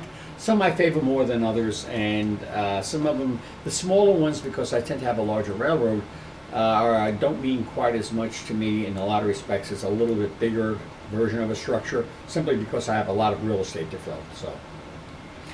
Just a quick housekeeping note. Someone had asked about the resin chimneys. They are on the website now, properly labeled, properly pictured. So if you want to go check those out, they are live and ready to take a look at. And don't forget, we still are doing that the shipping promo. Yeah, the promo code is PDC. Is it PDC? PDC Yep. 750. And that means $7.50 off of an order that tallies to $50 or more. And why $7.50? Because $7.50 is our normal shipping charge within the U.S. So in effect, you're getting free shipping. And of course, our Canadian friends are also getting that same $7.50 discount. Of course, their postal rates are different, being international. We are going to, let's see where we're at right now. We actually have some time in front of us. We do. Have we mentioned who won the last kit we did, and I can't remember what it was now, the Shaper kit, right? We did. Have we spoken about the Sidewalks? I don't believe we have yet. That's next up, isn't it? That is. Okay. Some of the stuff has been repeated because with 15 hours of production, certain things we're giving away that not everybody was around all the time for. We make something called Sidewalks in a snap, and we're making a special production sheet of those for you guys, and we're going to be giving away 6 kits. The nice thing about the Sidewalks in the snap, they're easy, they're very versatile, and they come in all 4 scales. And this will be a code word of sidewalk. So if you want to type in sidewalk, attach it to something on social media, and be prepared to be listening if your name is mentioned a little bit later on. Do we have the sidewalks on the screen? We do. They're very versatile. They're easy to do, and I don't know what else to say. They're coming all scales. So we're going to be giving away 6 of them, and we're paying shipping. It doesn't matter. Even if you're in Canada, we're going to cover that. So that will be happening a little bit later in this hour. And also, unless we have other questions. Well, let's see here. I have a question from Dennis. It's actually a pretty good question. Good. Do you have a building that you would love to do, but it would just be too hard to manufacture? Other than the Taj Mahal? Although you can get a Lego version of the Taj Mahal. So Maybe you could speak to some of the decisions that go into, well, that's a great design, but it would just be too difficult to manufacture. Well, Jack and I had breakfast this morning, as usual, and someone asked us yesterday about an ice house, and there's too much waste if you laser cut something like that because of the platform involved. So, Len, this is news to you. But we settled upon a design for an ice house that's more compact, that'll be using the Cranberry Yard series. So that's something new. And that may be available in more than one scale, because I think it'll work for O scale as well as HO and maybe even N scale, to be honest with you. So this is a kit we'd like to do, but it's not a daunting challenge. The most daunting challenge, and Lenny, I don't know, you can take a shot at this. The most daunting challenge I've ever had in developing a kit and working with Jim Mooney, of course, on this, and Jack, was which Which kit in which scale? I'll make it tough. How about you're on the line this time? The hardest kit I've had to develop, been in charge of, obviously, of developing. What scale and what kit was it? The biggest, the one that I lost sleep over and took forever to come out with. Oh, I would probably say the O-scale Torrey Hill. Bingo. The O-scale Torrey Hill Lumber Company, the hardest kit we've ever done. I built a prototype in O-scale. Jack, I believe, had done the one in HO scale. And I lost more sleep, and we had more delays, and we actually were really, really, really not very good at getting this thing out. And if I have a guilty moment in the last 21 years of Bar Mills, that would be it. We don't have a whole lot of guilt moments. We try to do the best we can to keep a positive spin, but I was exhausted when we came out with that kit. And we charge, I forget how much for it, but in my heart, I really want to charge 10 times more.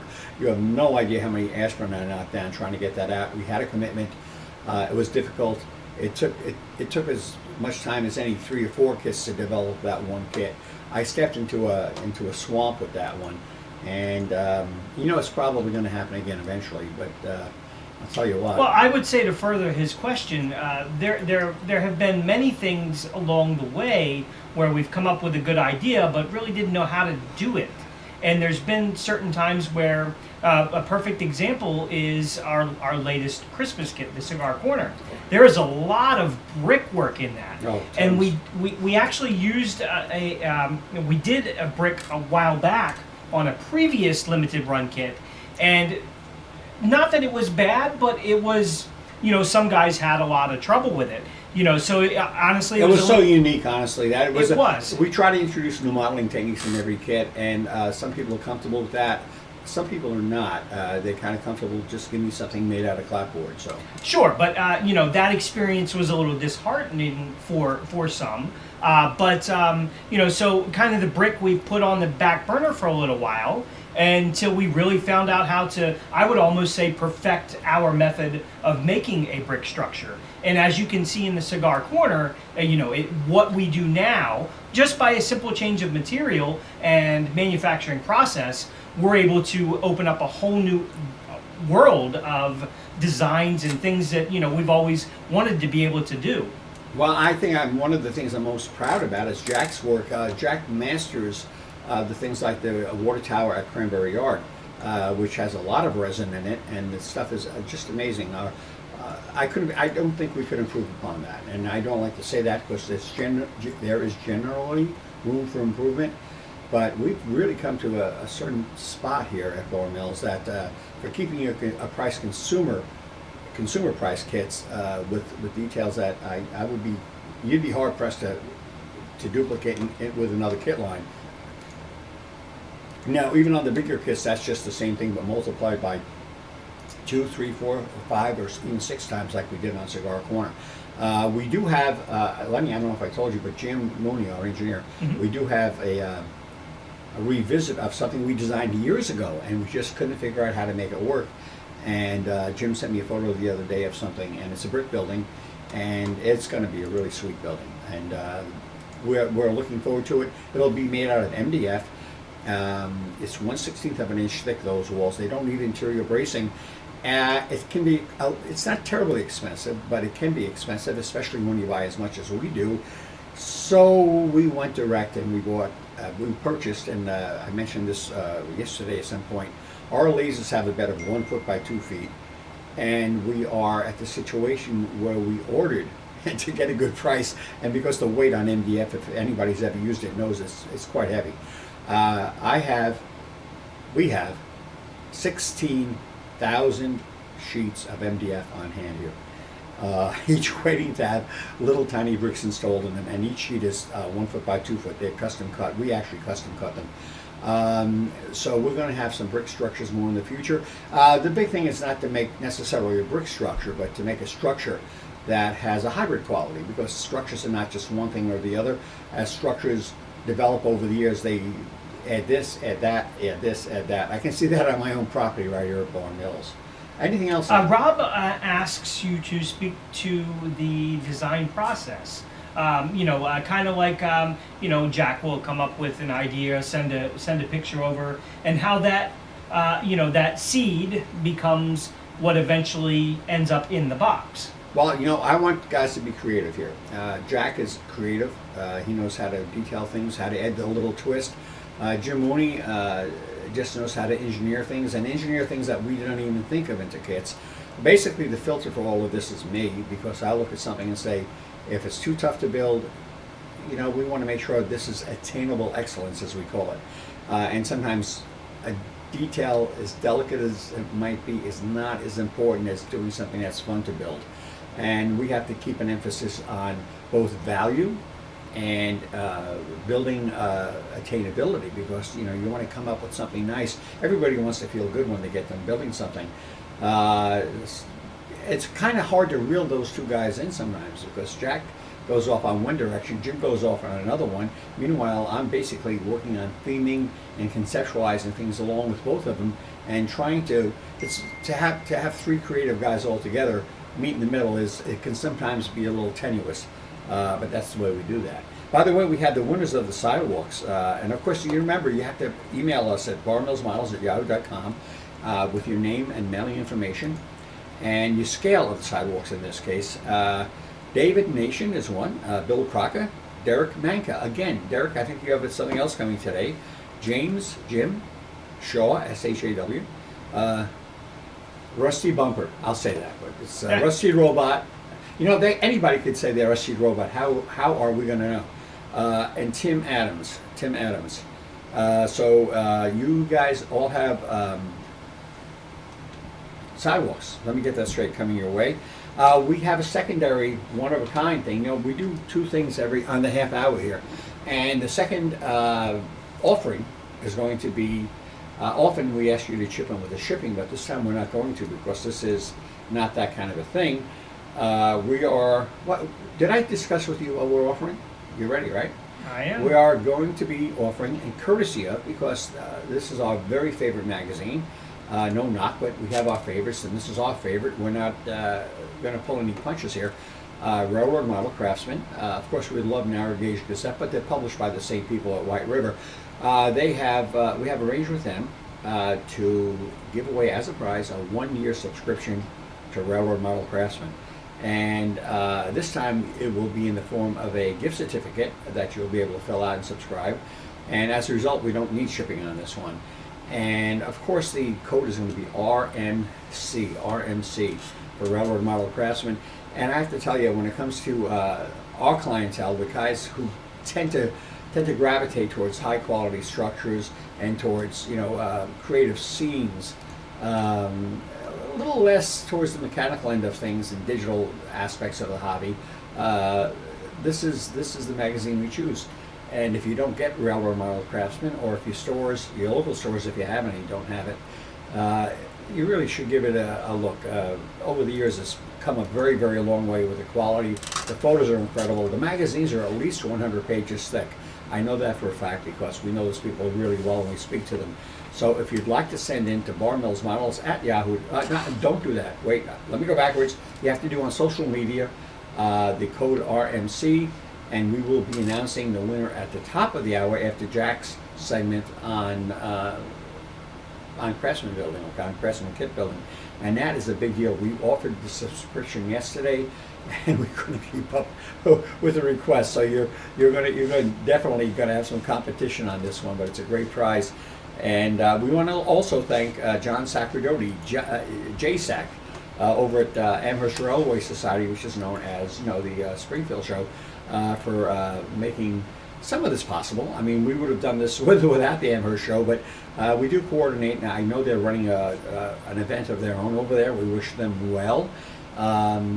We've been doing this. We're going to end up with, I think, 15 hours of broadcast time. So if we start to look a little haggard or hazard or whatever it is, trust me, it gets a little tiring not speaking to you guys, but staring into this little box of a camera that I'm staring into right now. If you have any questions, this is what really keeps it interesting. Tim has a great question. We've as we've grown, we've actually been very fortunate to have an explosion of technology advances that have really brought us into, for a lack of a better term, a new century. What his question leads towards is 3D printing and how 3D printing has affected our new product design. Well, it's added a lot of fluidity to our. We used to have someone carve our masters one by one. Matter of fact, the same fellow as George Celios often used.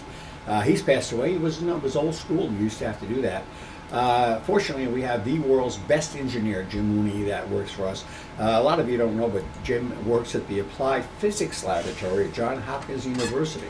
So when it comes to being a mechanical engineer and a model railroading wizard, I'll say it many times. I am fairly insignificant when it comes to so many things in this company. And when it comes to the best engineering, there's no way you could ever top Jim Mooney, and no one ever could convince me of that. When it comes to creative modeling, that it's not just a bunch of cheap effects and a bunch of signs on buildings.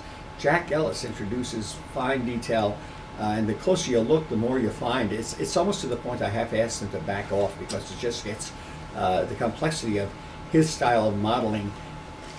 We try to keep it attainable, and some of you can do it, but the thing of it is to get you interested, and it's scary when you have to write an 80-page booklet where you could write a 40-page booklet and pretty much from a foot away get the same thing.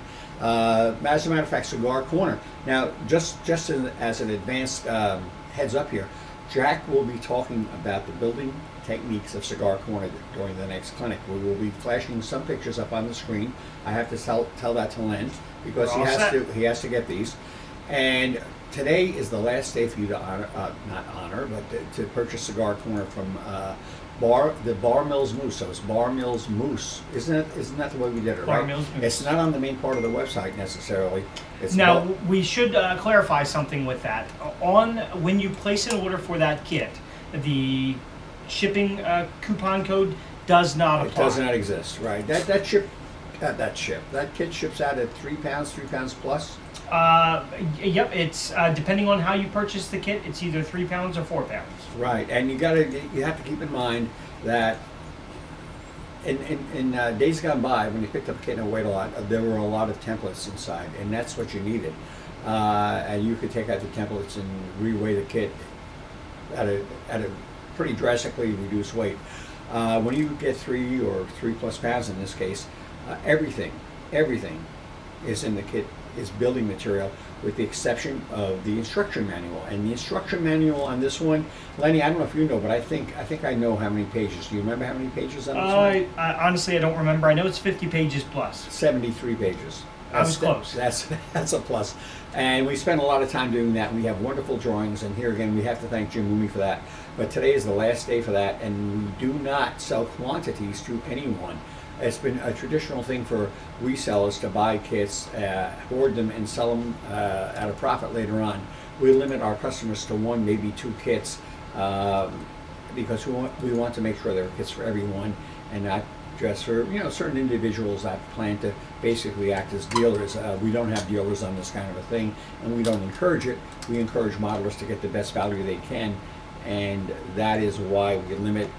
We may not sell as many kits as we could, to be honest with you, but it's okay. Everybody who wants one is getting one, and they're paying the true, real Bar Mills price on it. So that's a big deal for us. Anything else? Do we plan on doing a video on painting and detailing our resin parts? If I'm not mistaken, we actually have a video on that at the bottom of our website, where you can find many videos. Well, the thing of it is, did I miss this? Didn't Jack do something on detailing resin today? Yes. Well, I'll tell you what we're going to do. That's a great question. I appreciate your not answering. I got to answer it. We're going to go through the 15 hours of video. Is it 15 hours of video that we're going to be generating between yesterday and today, extracting Jack's clinics and making them available on the website. And as he has done, and matter of fact, if you look around, you can actually see the sign. If you missed it, YouTube is saving these things, and as is Facebook. Those segments we're going to, when we can, and hopefully the computers are up to it, because that's a lot of editing, edit out his clinics and introduce them, and possibly replace some of our older clinics with updated ones that we've shot here for this event. So you can look forward to that. And I know we did something about details, how to approach them, how to paint them, how to weather them, how to highlight them, and that was just done today here. So You may have missed that, but it will be available online at some point. And on that question, we'll close this segment out. Is it that time? It is that time. I must be having a better time than I thought. I'm starting to get a little tired. But I do have my coffee. And with that, it's out for me, and welcome Jack in.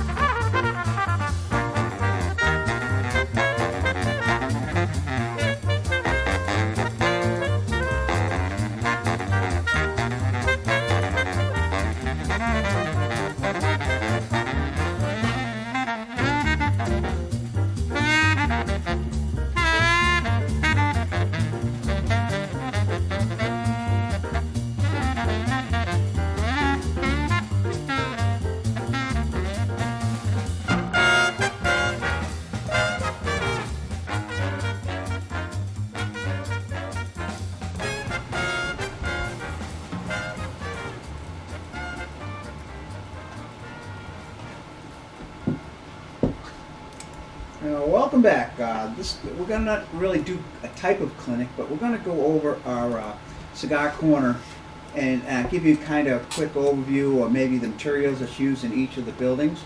You have to remember now, today is the last day to purchase this. At midnight tonight, we'll take the last order, and after that, I'm sorry, but it's just such a big kit that we need to have some kind of time to, and give the people a chance to have ones that are kind of, special.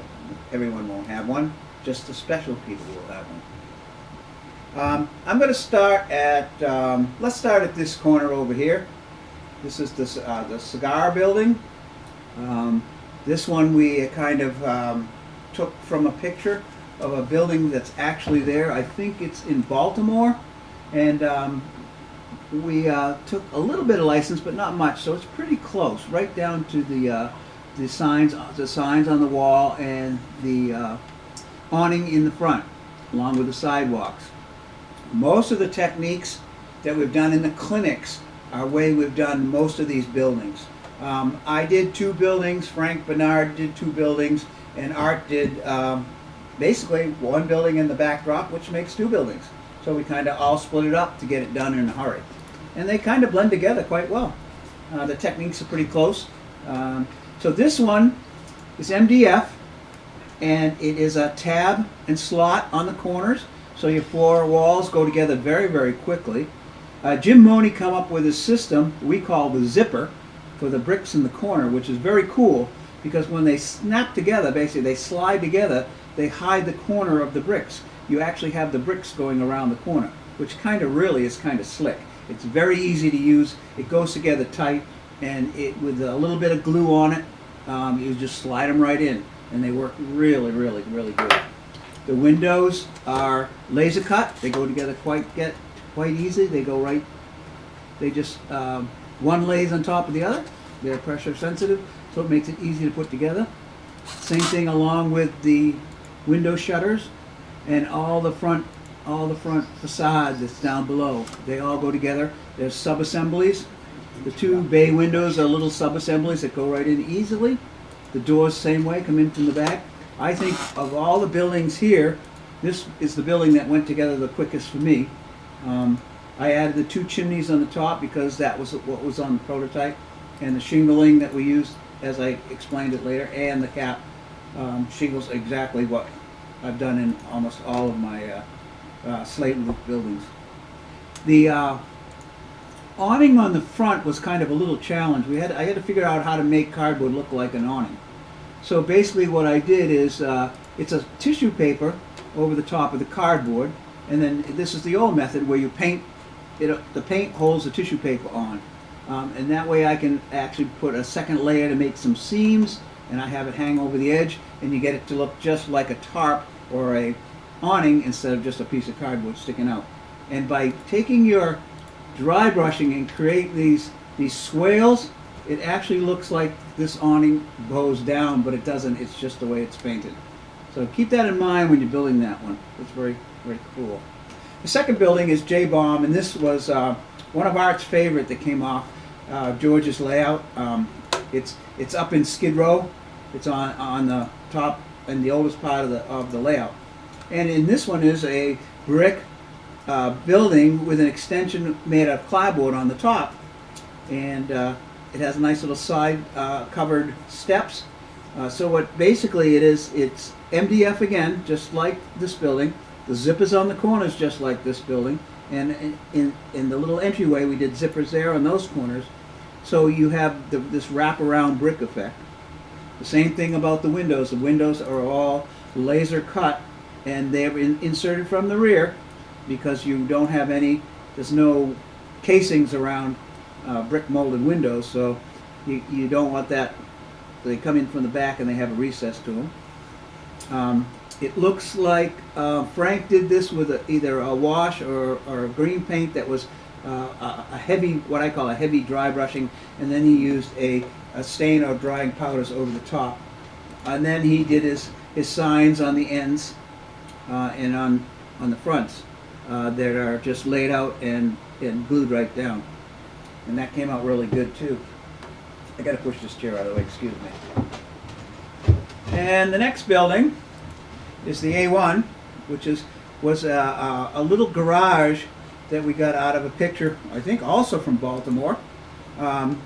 They sold everything. They sold ice, they sold coal, they did welding and fixing, and they did all kinds of things. They made a little bit of everything.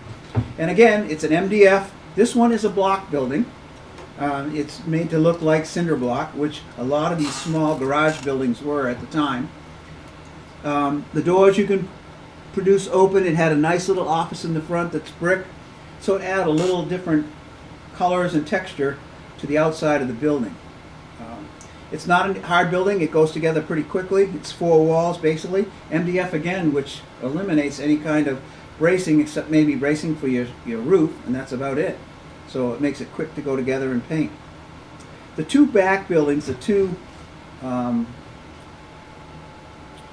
partial buildings, basically is what they are MDF also. And then you have the little bitty piece in the front, which is the used car lot. That one looks like it's a regular clapboards, and it's just put together like a normal building and then stuck on the front of the MDS facades.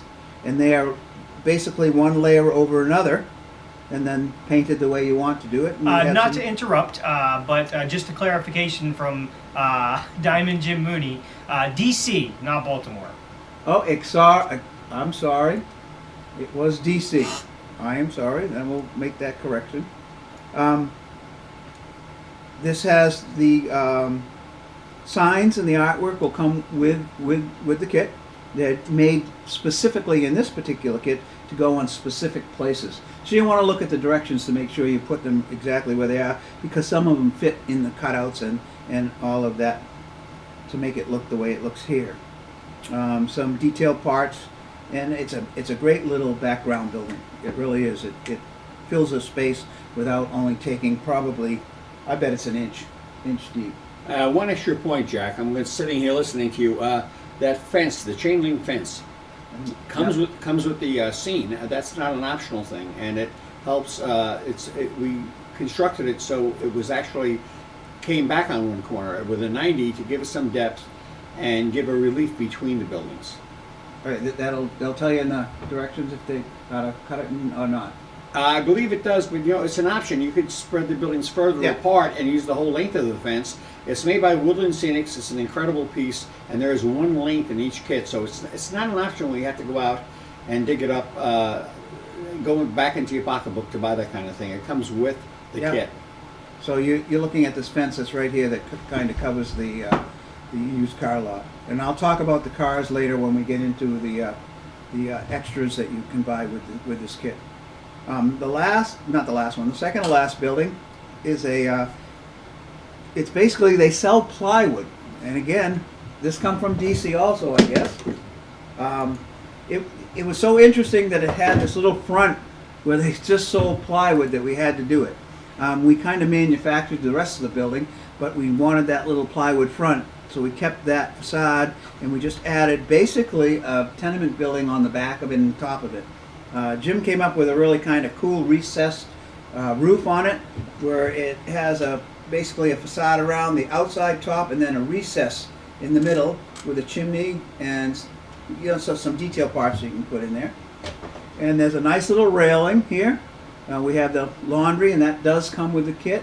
That will be, I think, probably, are you going to cut it out of laser board? Yes, it is cut out of laser board. Yeah, it'll be cut out of laser board, so it's all one piece. Basically, all you have to do is color it and then put it on the building, which makes it real easy, and that makes a huge difference, because if you look at these buildings are in the drab colors, I would say, but with that whites and those colors make it pop and draws your eye right to it. It's very, very interesting. Along with the two awnings that go over the top 2 windows. I don't want to break anything here leaning over. The top 2 windows, they just fold right up, paint them up, and you put them on the building. This is a clapboard building. This one will have to be braced. It also has, I have to remember, plastic windows. It's been too long.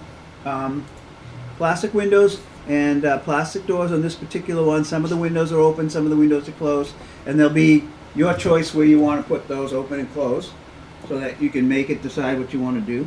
It's a great little building, good size. I think it fits in this. They all fit in the scene very, very well. All right, and then our last building is downtown garage, which anybody has seen George's layout. If you walk in the building and turn left, it's one of the first things you see. Just sticks out right in the front. It is a great building. I think this is taskboard. I did not build it, so I think it is taskboard, which again, we need to brace taskboard. But it gives you a texture on the outside of the taskboard, like a little like stucco. So it makes it very easy to do. All you need to do, paint it, and it begins to look like stucco. Add your windows, and all the signs will come with it. The detail parts will come with it. I don't know if I'm out of picture here, I'm sorry. But it has gas pumps, tires, and things like that, which would normally come with a gas station. Some roof details, even the antenna on top. That's the big billboard sign. It's a great building, and this is one that they decided they want to do an O scale also, and that will be coming probably in the months to come. So those are the buildings that come with this kit. Now, we also have this brick sidewalk that runs the whole length of the street, and that is cut and shaped the way you want your setup to be. If you need to, you can take a razor saw and cut it. It also has some outside corners, but it cuts very easily, paints very easily. I showed you how to paint it. If you don't know how, if you can go back and look at these things, it'll show you how to paint it very quickly. It does come with the telephone poles. It has a couple of telephone poles. It comes with a standard set of people. If you buy it with nothing else, it comes with a standard set, I think 16 people from Woodland Scenics. So that's a kit if you just buy the kit. If you want to add the extras, which would be the coal truck, the hot dog stand, the shoe shine stand, and then the two, what? Junk cars. Yeah, I was going to do the two junk cars that come in here behind the fence. That is an extra $39.95. $35.95, and I think 30. You got to say 39, so there's no mistake. $39.95. Right. And I think if you were to buy them wholly, it would be over $100. It is. It's $100. It's over $100 if you had to go out and buy them. If So you that's a if you were great to go deal. to your local dealer, he would Yeah. pay $60 for that, and You he want would me to charge take you that? $39.95. This? Yes, we have a question. Robert asks, can you provide an overall footprint size of our diorama? He would like to build it similar to ours, and he wants to look for some gator foam. All right, 32 long and 1 foot deep. And it's built on 1/2-inch gator foam. And Art likes the black. And that sometimes is easier when you're doing inner city scenes, because when you're doing a street and you want to paint it a black or gray, then it makes it easy and nothing shows through. And we gave us some relief because we actually used two pieces on top Yeah. of each other. We built it up, so if you look at it, you'll see that it says Cigar corner right here in the front. This is the bottom layer, and the second layer is above it, and we put the retaining wall in to give it a little relief, to make it build it up and make it look really cool. We've added a couple of trees in there because you want some greenery just to offset everything, and then some, little weeds and things here and there, and that's very normal. But Now, it comes with the mailboxes on the street. That's some more detailed parts. There's a bench. There are some traffic cones. Yeah, things traffic like that. cones. So there's some detailed parts that are scattered without it. If you see it on here, other than those things we talked about in the extra, then that'll come with the kit. Now, Shadow Wolf asks, what would you consider this diorama? 40s, 50s? I mean, This can be today.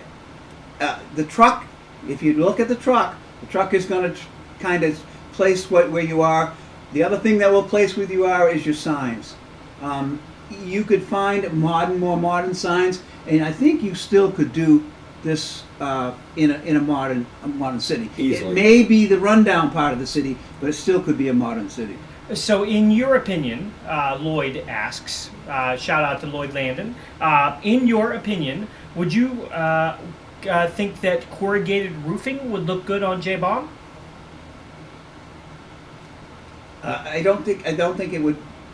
It would be different. Yes, it would. Yes, you could put it on. It is a slow enough pitch that it could be put on it. I mean, I'm sorry. It has enough pitch so it would be on it. But that was based on the prototype. Right, but we're looking at when we built this one. If you were to do that, you would have to replace that corrugated with metal that you would put on yourself. It does come with the tar paper roof or a roll roofing, and that is to the prototype that George had made. Now, I know you spoke about this earlier, but maybe you could kind of talk about it a little bit more. The awning on the Cigar building. I know that's kind of a new technique for us. Okay, basically what that is, it comes with some braces, some triangular braces that go underneath, and they actually slot into the wall. So that gives you the support you need to hold up the piece of cardboard that goes around the corner. And it comes down at an angle, as you see. The problem is I wanted to make it look like an awning instead of just a straight roof. So by using a tissue paper, I put it on top and then painted and stuck it down with the paint, letting it hang over the edge a little. So I made it along the edge. And then to make it look even more, I put strips, thin strips of it, to make seams, because they wouldn't be at all one piece. And on the corner, you fix your corner so you don't have raw edges on your canvas. And then paint it. I painted it to green, and then with a light dry brushing and using a motion that was like in a curve, I put it on, and when you look at it, it looks like it actually sags, but it doesn't. Just to let everybody know, Max is looking to move a kidney because he would like to be able to purchase this kit. Okay. You cannot send it via PayPal. We can't help you. Yeah, that's going to be a heck of a thing to ship. Shadow Wolf has a question. Interesting it was brought up. Do we sell Gatorboard on our site? No, we do not. I watched an interesting series about doing scenes on a work table, then placing it on a layout. That's it. That's a often used for many guys. Well, most people, not most people, for a long time, everybody's used half-inch homosote on their layouts, which happens to be the same thickness as your Gatorboard. So I can take my layout, put my building on a piece of Gatorboard. I can then cut my homosote out with the silhouette of the piece I built the building on, and I can drop it in at the same level as the Gatorboard and extend my scenery right onto the layout. Very, very simply. This stuff is extremely stable also.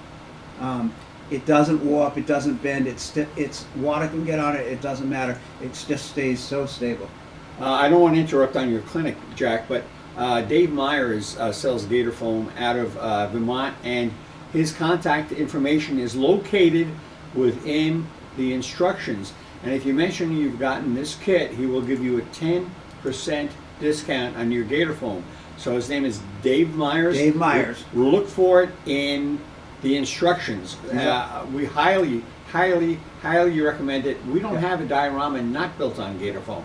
He lives up in Vermont. So yep, his website guy is actually gatorfoam.net. Gatorfoam.net. Yep. And he's a great guy, nice guy. He'll chat with you for a minute if he has the time. So give him a call. He's very helpful. He's very helpful for us. He does a lot of shows and things showing what Gator Foam can do. This will be the last viewing of this kit to the public. It will remain on our website for a while because it does, especially with the videos attached. And this is a hard one to say goodbye to.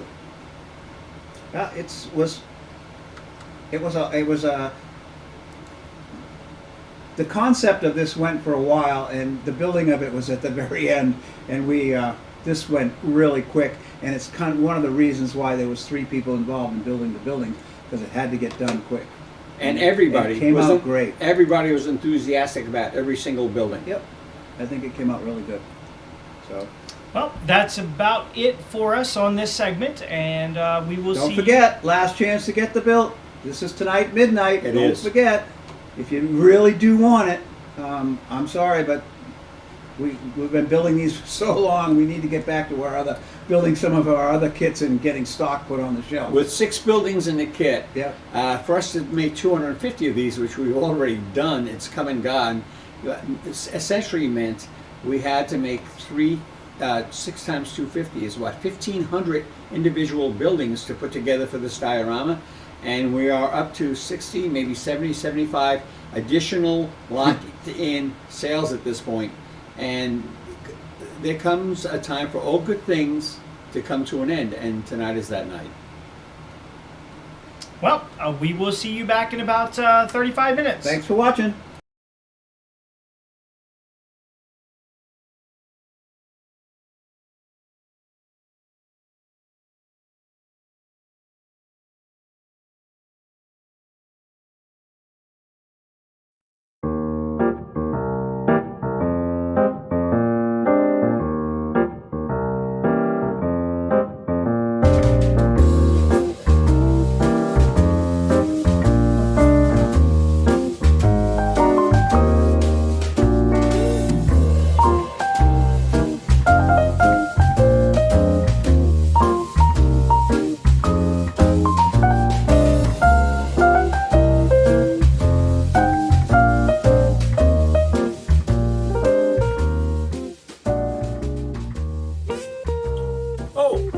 Hey, I didn't notice you standing there. Hey, everybody, this is John Sacerdoti from Bar Mills, or is it Amber's Railway Society? I think today it's both, but that's only because a shout out to Artie and Lenny at Bar Mills is well deserved. Thank you guys so much for doing these 2 days of clinics, etc. This makes it a great weekend. We're doing our virtual stuff. You're doing your virtual stuff. There's so much going on this weekend. We're both all recording. You'll be able to see everything. So a real nice shout out. And Art, thanks very much for doing this. It's been a pleasure. And we'll see everybody back in person at 2022's show, which is the 29th and the 30th of January. So hang in there, guys, and I need to go back to work on my Berlin Banger in Maine. Take care.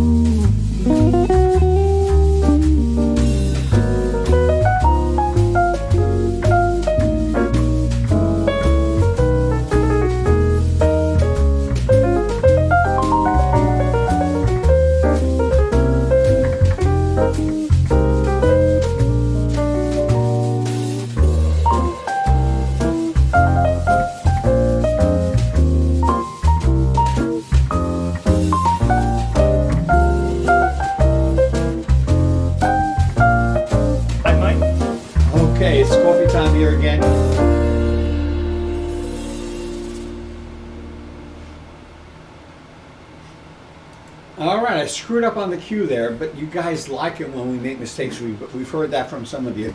We're getting down to the wire here. It's 3 o'clock. I'll be doing this at 3. Jack has a clinic at 3:30. I'm back at 4. Jack is back at 4:30 for his final appearance for this weekend at Springfield and Bar Mills Live.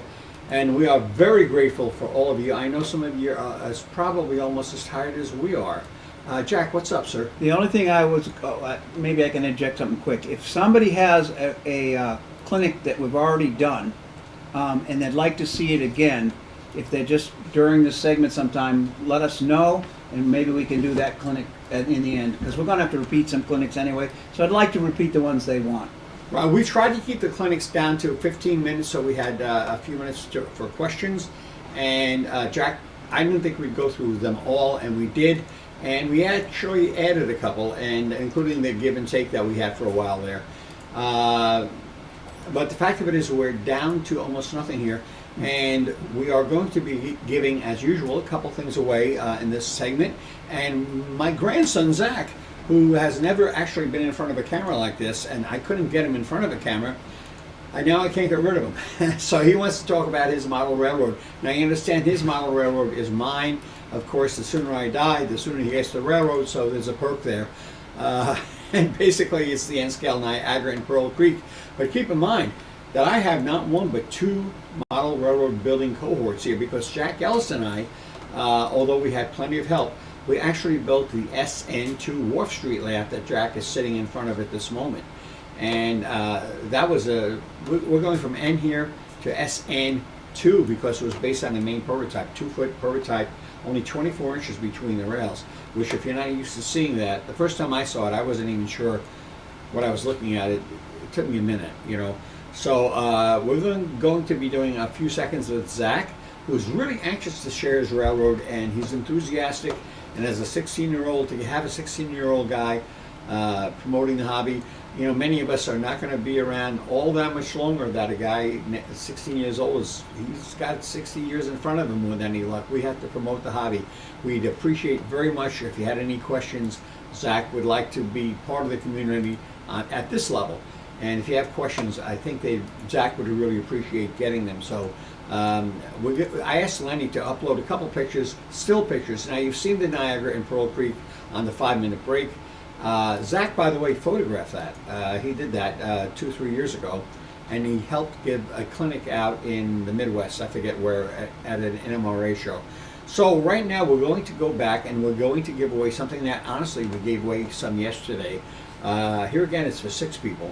Now, if you're a scratch builder or someone who likes to take something and kit bash it, you know, we all use clapboard. Don't use that much board and batten because for us in the East, it's really not a thing so much.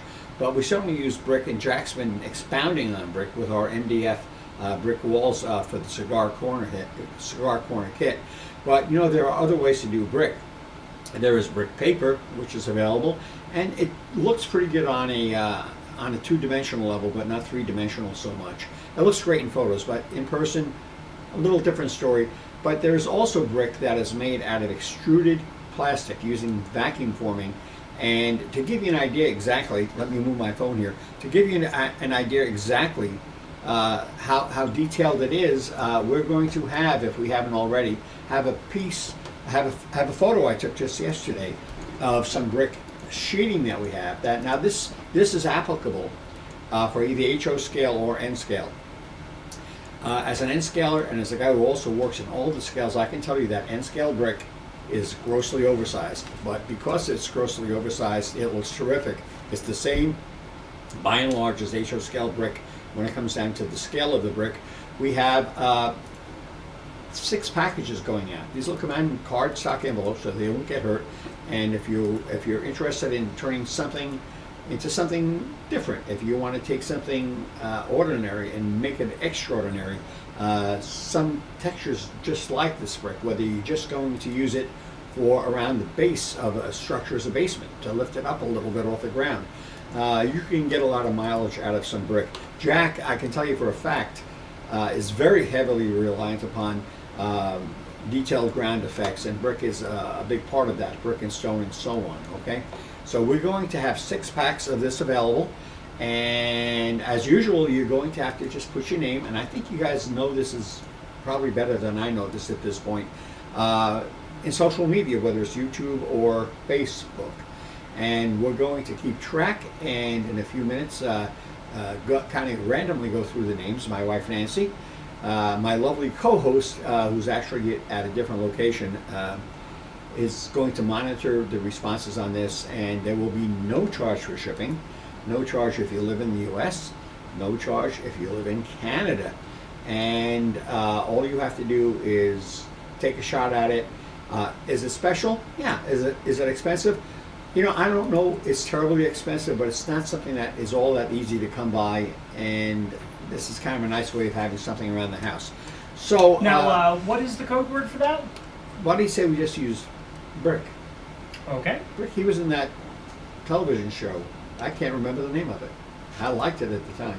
Brick it is. Brick it is. Okay, so please have your submissions in now. We're going to have 2 giveaways this half hour, which here again, I had to keep looking at the time. It's 3 o'clock.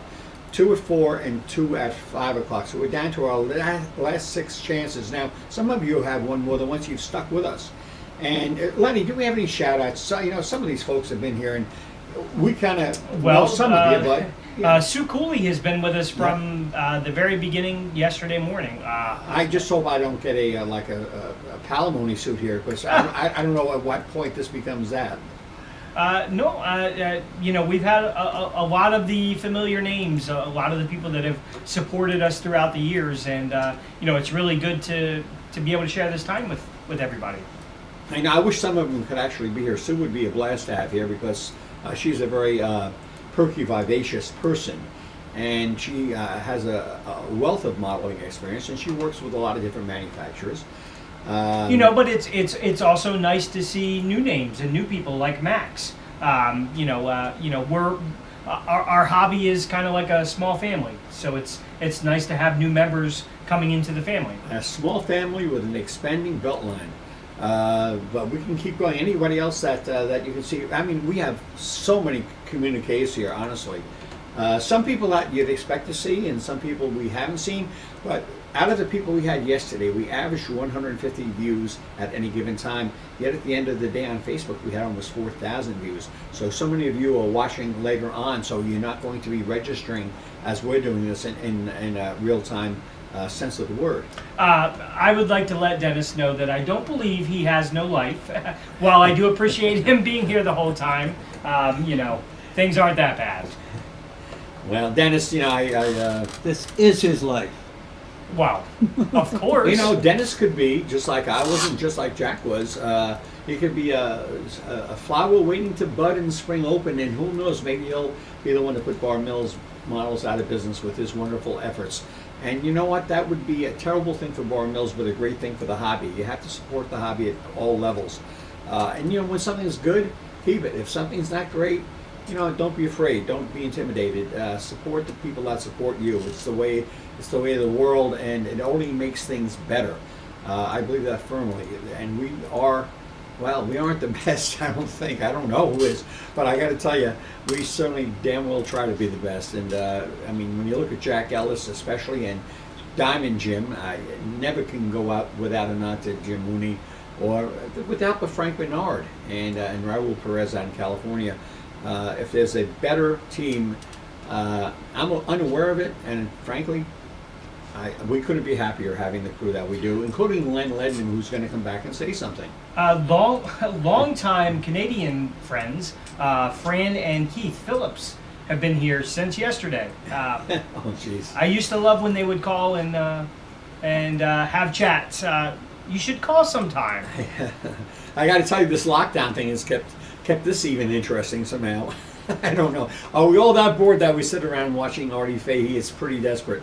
We're going to be giving away something a little bit later. Right now, it's only 10 minutes after the hour, and Zach is so interested and he's so hyper. Now, I'm not going to give him too much time, but he really does run a mean railroad. I've been out of my personal model railroad in and out for years, and Zach is definitely, whenever his parents let him come over, He's definitely into it, and he's prepared to answer any questions. And Lenny, you have some photos up there, right? Yep. Before we start, I'm actually going to drop the link to the Niagara and Pearl Creek Facebook page in the comments, so that later on, if you want to swing by and take a better look at the photos, and I'm sure Zach would appreciate a like. I would imagine we all like that, right? So those are being dropped in the comments now. So you can get a really good look, but I'm going to start bringing in pictures to our main shot here. The first picture will be Brothers in Arms. Let's see if I can get this up Brothers here in Arms properly. So we don't see this here, folks. Only Lenny sees this, and of course you do. Let's see here. Oh, let's see if I can get that up here. Zach, why don't you pull yourself in here, pal, and grab a seat? You've got 30 seconds. 30 seconds. All right, we got a good segment here. Okay, let's see. I used to hold him in my arms, and he used to sit on my back when we went places, and that's one way to get this railroad to be his own. Just sit on my back once, and believe me, he'll own the railroad from I that don't think I moment can sit on on. your back anymore. You can, but only once. Right. Yeah. Okay, so our first picture here is, let's see here.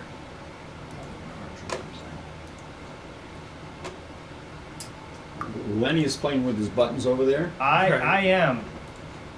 Unfortunately, sometimes it's not easy to bring something in. Well, see here. we're going to kind of talk through this process. Yes. When I built the layout, it actually started with a corner module for N-Track. I joined a club, the Long Island Model Railroad Engineers, with my friends down in Long Island, and they had a show coming up, and the show, part of the show was having hot track, HO track, and also their N-Track division was very, very very enthusiastic. They did a great job, except for one guy who 2 days before the show had not built a corner, so they were all set to set up with 3 corners. And if anybody knows anything about it, and I think you all do, how were they going to make a 3-corner situation? Now, I had just joined the club, but I had been building structures because I enjoy that. All this time I've been building structures. And I volunteered, and I did a 16-hour, not a 16-hour, but I think it was 3 16-hour days building an N-Track spec 3-foot corner. Fortunately, I had a lot of structures handy, and I managed to theme them together in one scene. And I had a lot of scope to mold, which is something if you're not familiar with, it's made by American Art Clay, and I was able to put together a 3-foot corner. Now, I've never been one to build a whole railroad and go back and try to finish it all. I know that's well beyond my capabilities. So for a while there, I had a 3-foot corner with trains going whoop, whoop, whoop, like the pendulum of a clock. That's about as far as they went. Eventually, I added another section and another section, and we ended up, Zach, with the 11 by 26 that you know of now, but it was built in a modular way. In 1998, we moved from Huntington, New York, Huntington, Long Island, to Maine, and we rented a Ryder truck. And of course, you weren't born then, so don't tell me that you remember this. Nope. And I used my lawn furniture, the cushions. I used to have a lot of thick cushions along the bottom of the truck, and dedicated one trip. We had to make 2 trips, but one trip was dedicated to moving the Niagara and Pearl Creek, which we put together. It stood in my backyard, outside in the yard, as we sorted things out. We have pictures of it in the backyard. It's weird because you're seeing him, you're looking like, Jesus, this professional layout. You're like, wow, it's beautiful. Then you look back a little bit, you're like, is that on grass? Like, it's funny.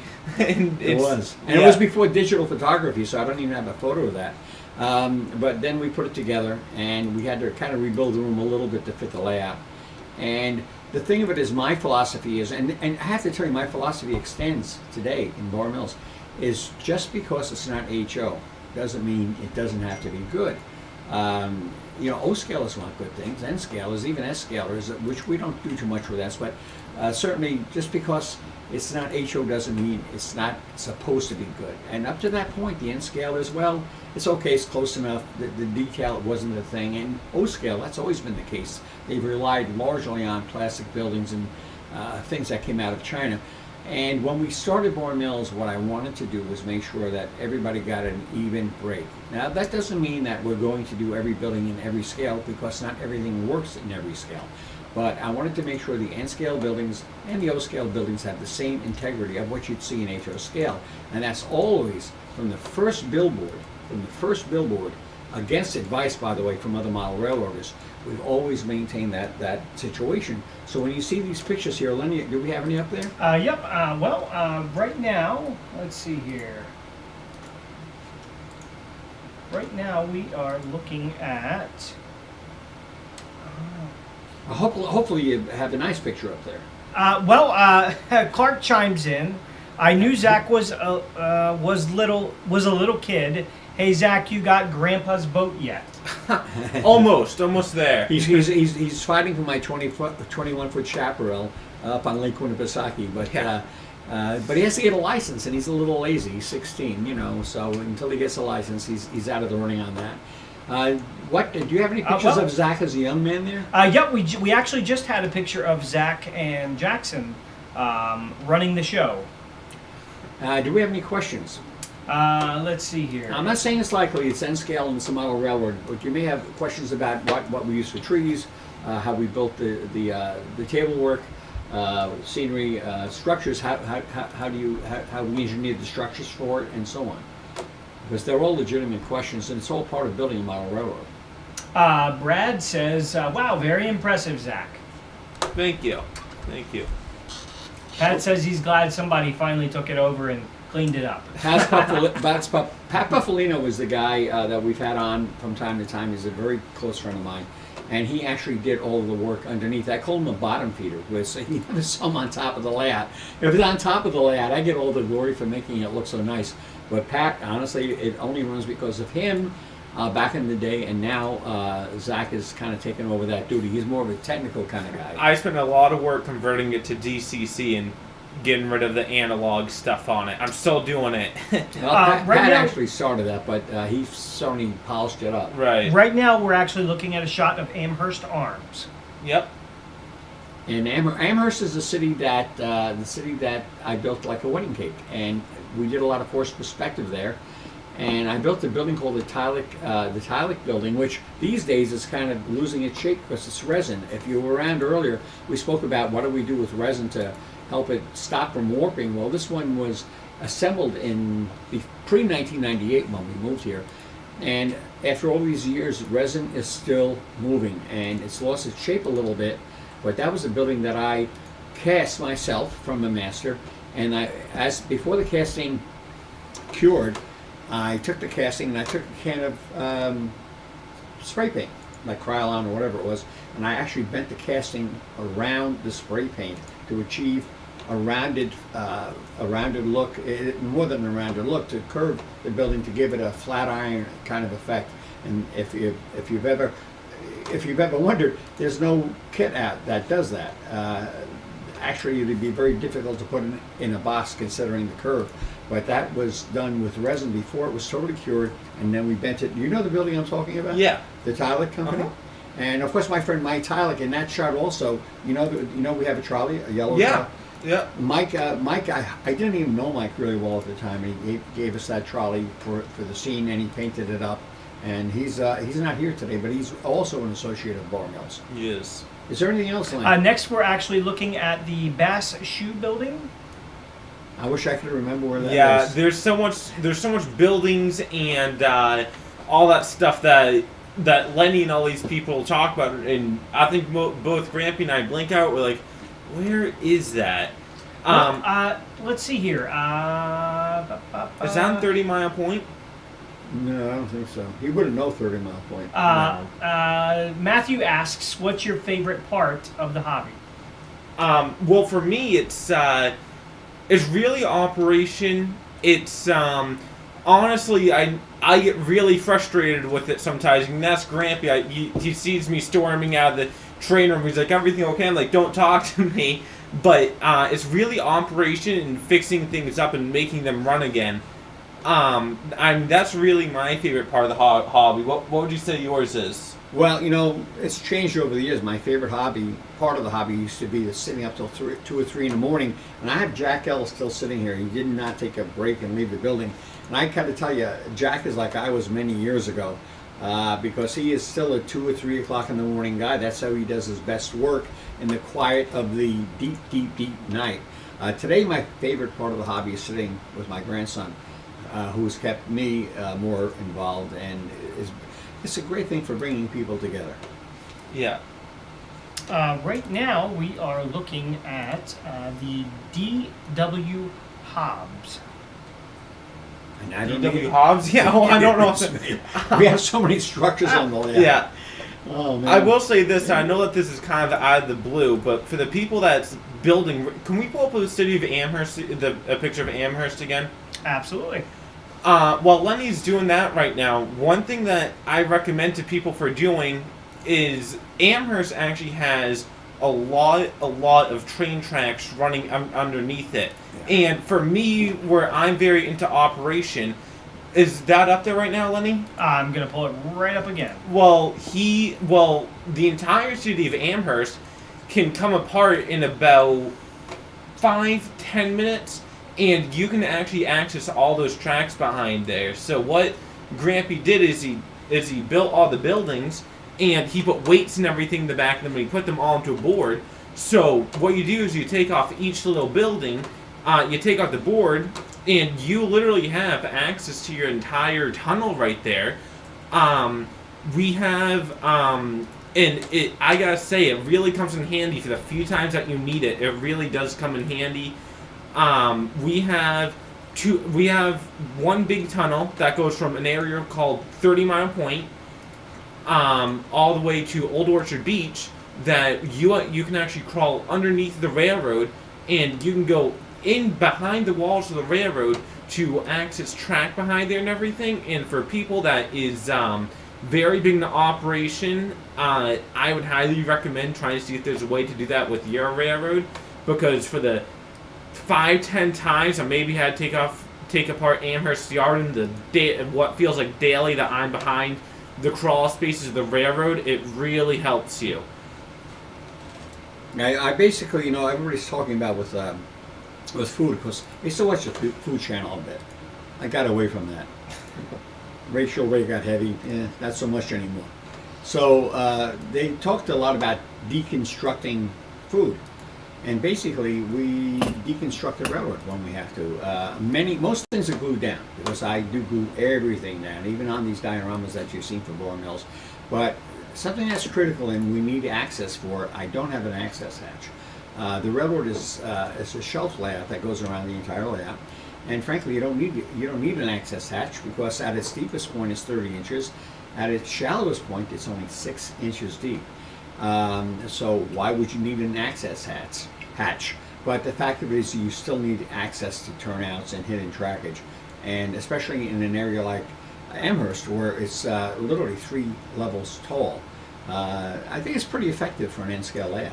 Yeah. Now, someone brings up a good point. One thing to remember, and it's something that we implored on the SN2 here in the station.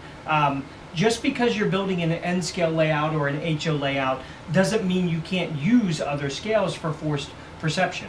And you know what, Zach, you know what I'm going to say here? I don't. I guess, but I'm not going to take the risk. Oddly enough, first of all, we have some very small buildings on the layout that are cut out of a publication by Dover Books of colonial villages, and we actually took the buildings, which actually are printed on HO scale. A book is about $7 or $8, and I reduced them not to N scale. I reduced them to what would be possibly half of N scale, and buried them in the background with scaled trees around it. I just scaled the trees to the buildings, and no one has ever noticed that those buildings that are only this far away are actually teeny tiny buildings. It's very convincing, and I'll tell you where I learned that was from Earl Smallshaw. Earl Smallshaw used to make trees and put them in the background, and he would take a photo, because this would be published in Model Railroader or Railroad Model Craftsman, and he'd stand a dime next to a tree, and you wouldn't notice it on his real layout, but some of the trees weren't any taller than a dime. You used to use screen to window make trees. Remember window screen? You remember you that? cut them in the shape of a pine tree, sprinkle a little, probably at the time was sawdust, green sawdust, and he would set these in the back line, and you swear to God those were it, 2 miles away. Yeah, it really does look like it's far away, but sometimes it screws me up when I go to reach for something, and it looks like I really have to reach on my arm, but all I have to do is just put it over a little bit. It gives me a headache every time because it screws up with your eyes and your brain, and it doesn't make everything communicate properly. Well, the other thing we've done is large buildings in N scale are rare. Now I mentioned with the brick sheets that we mentioned before that the bricks in N and HO really are the same size. The windows will vary between the buildings and things like that. So what I did was I took a lot of HO buildings and I actually detailed them with smaller details, put them in the background. So while you're looking at N scale in the front, you're actually looking at much larger buildings in the back that have been dwarfed through the use of N scale fire escapes, N scale signs, things like that. It's the window, yeah. Now, for anybody who isn't familiar with Earl, I actually have brought a picture up of Earl on the screen. Good. I met him years and years and years ago, and a wealth of knowledge. We're used to something called Wikipedia, and he was the Wikipedia of model railroading. He started writing articles when he was 16. Am I right? Yeah, it was 1950. Yeah. Someone who really, thought outside of the box, but had his own style, his own him. Very much him. And his railroad, it taught me a lot of lessons. Earl and I got to be extremely close friends. I think most people who know me know that. Him and I used to ride around upstate New York going to model railroad shows, and once he tried to auction off my car at an event. Yeah, if you knew Earl, he was. If you walked up to Earl and talked to him, he's very quiet, very, sensible guy, except that one side of him that was this prankster. So we're having a open house basically, and Earl goes and gets a sign and puts it on Art's Corvette that sign, says yes. door prize. And I don't know where he came up with a roll of tickets, but he was going around trying to sell tickets to the door prize, which was Art's car. Yeah, Earl was a great guy, and a couple things to be learned. And Zach, I don't mean to cut into your time here. No. But number one is his railroad was something like 16 foot by 17 foot, and it was around the walls, and had a peninsula in the middle. But it just shows you, as famous as this man was, you don't have to have a huge railroad to enjoy the hobby and do something of note. Another thing would be the fact that he only had 8 engines. I don't know if you know that. He only had 8 7. Okay, well, you knew him better than me, apparently. But he didn't have any locomotives, and I said, look, if Earl can live with 7 or 8 engines, why do I need 15 or 20 or a couple suitcases full? It was like, you don't have to be neck deep in this hobby to enjoy it. And I asked him once, how does he afford to do this? Because I was much younger, and I was watching. I had to watch my money. And he says, Artie, I never paid for anything. I said, Earl, what do you mean you never paid for anything? He says, I want to buy something. I write an article. I take the money, which would have been $45, $50 for an article back then, and I'll go out and buy an engine, or I'll buy some building material. And he actually built his whole layout like that. And actually, with the Niagara and Pearl Creek, in case you don't know it, Oh yeah. I did the same thing. I started writing for N-Scale magazine, being an N-Scale railroad, and I had an article published, and then a second one. And I used to hang them on the wall. I was very proud, of course. And I got up to 10 of them. I have 2 big binders at home, and just full of model railroad magazines that the Niagara and Pearl Creek was in. Actually, I still walk around and see some magazines that the Niagara and Pearl Creek was in, and it's really funny to sit there. I always scroll through them, and maybe a sign fell here and there that just never got put back or something. And I remember one time I was like, I don't remember seeing that billboard. And I walked in there and I was digging around the rail for about 20 minutes, and I actually found the billboard, and I was like, I wonder the last time that billboard was sitting there, and it's because I just found this old article.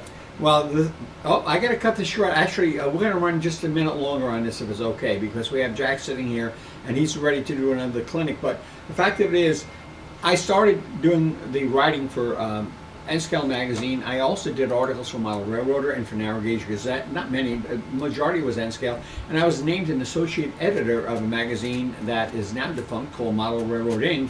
And I built my entire railroad for free. I did what Earl did. I learned my lesson from him. I admired him so very much. When I hit 60 years old, I was hanging out in my basement, and all of a sudden my wife Nancy says, somebody's here to see you. Who's here to see me? And it's Earl Smallshaw. I drove, how many hours? 3 hours, three and a half hours? From Middletown. From Middletown, Connecticut. And he was not a young man. He showed up at my house to wish me a happy birthday. So I understand there's a picture of Earl there. Yep. And we always want to pay tribute to remember Earl. Anybody with Bar Mills knows Earl. And frankly, I would hope that many of you, if you don't know Earl, you can rediscover him. He told me the time George Sellius went over to his house before George Sellius was known like he is now. He was the guy to go to, and we were very lucky to have met him. And Zach, I hate to cut you short, but Jack has to do. Oh yeah, no. So we can thank a lot of things, including the formation of Bar Mills, to Earl, because Well, it you all got links Earl's- together. You also have Earl's good buddy, Rod Stewart. Rod Rod- Stewart, in Rod Stewart's article, he came up and they asked him who influenced him in the hobby.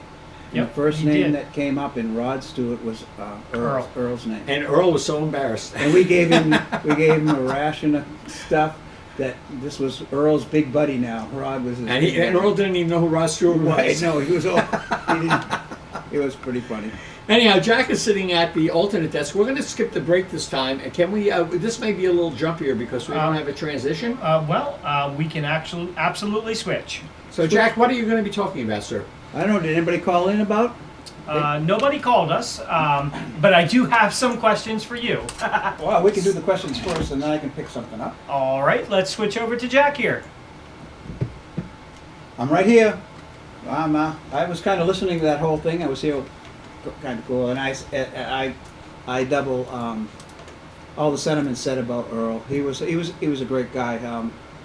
Many good stories with Earl, pretty funny ones too. I'll always remember his love of Cajun food. Cajun food. It's almost as good as German food. Now, one of the questions that has come up a few times, about yourself. So, do you have a layout? I do have a Do you layout. have a prize closet, a closet collection, or For the longest time, I had a shelf railroad like everybody else. I'd go out and buy a kit and put it on the shelf. So I had this nice shelf railroad until I decided it was time to build some kind of a layout.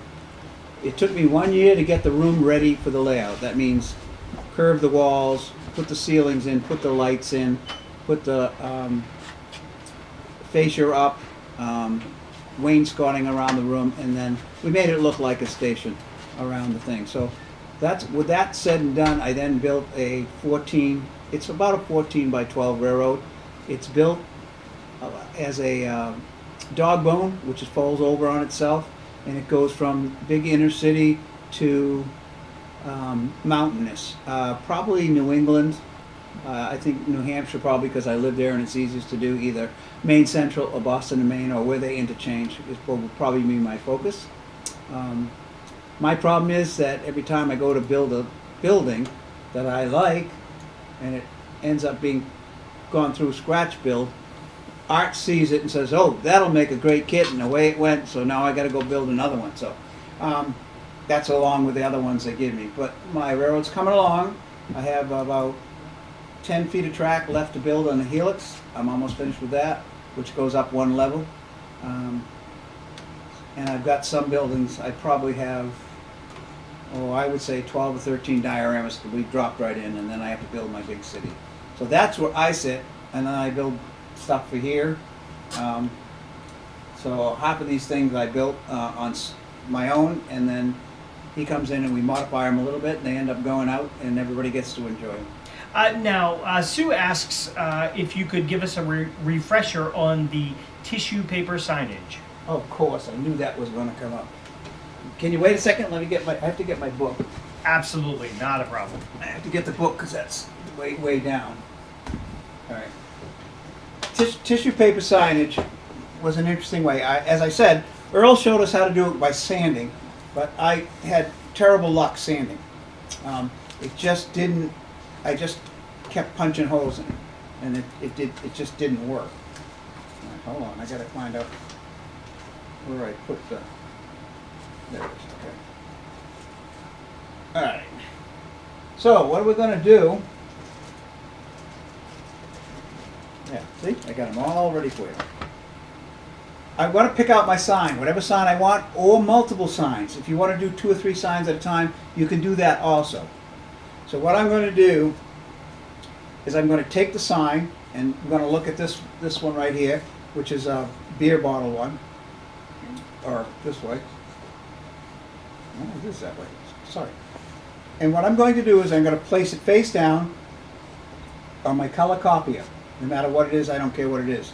Or multiple signs I'm going to lay down that I'm going to do.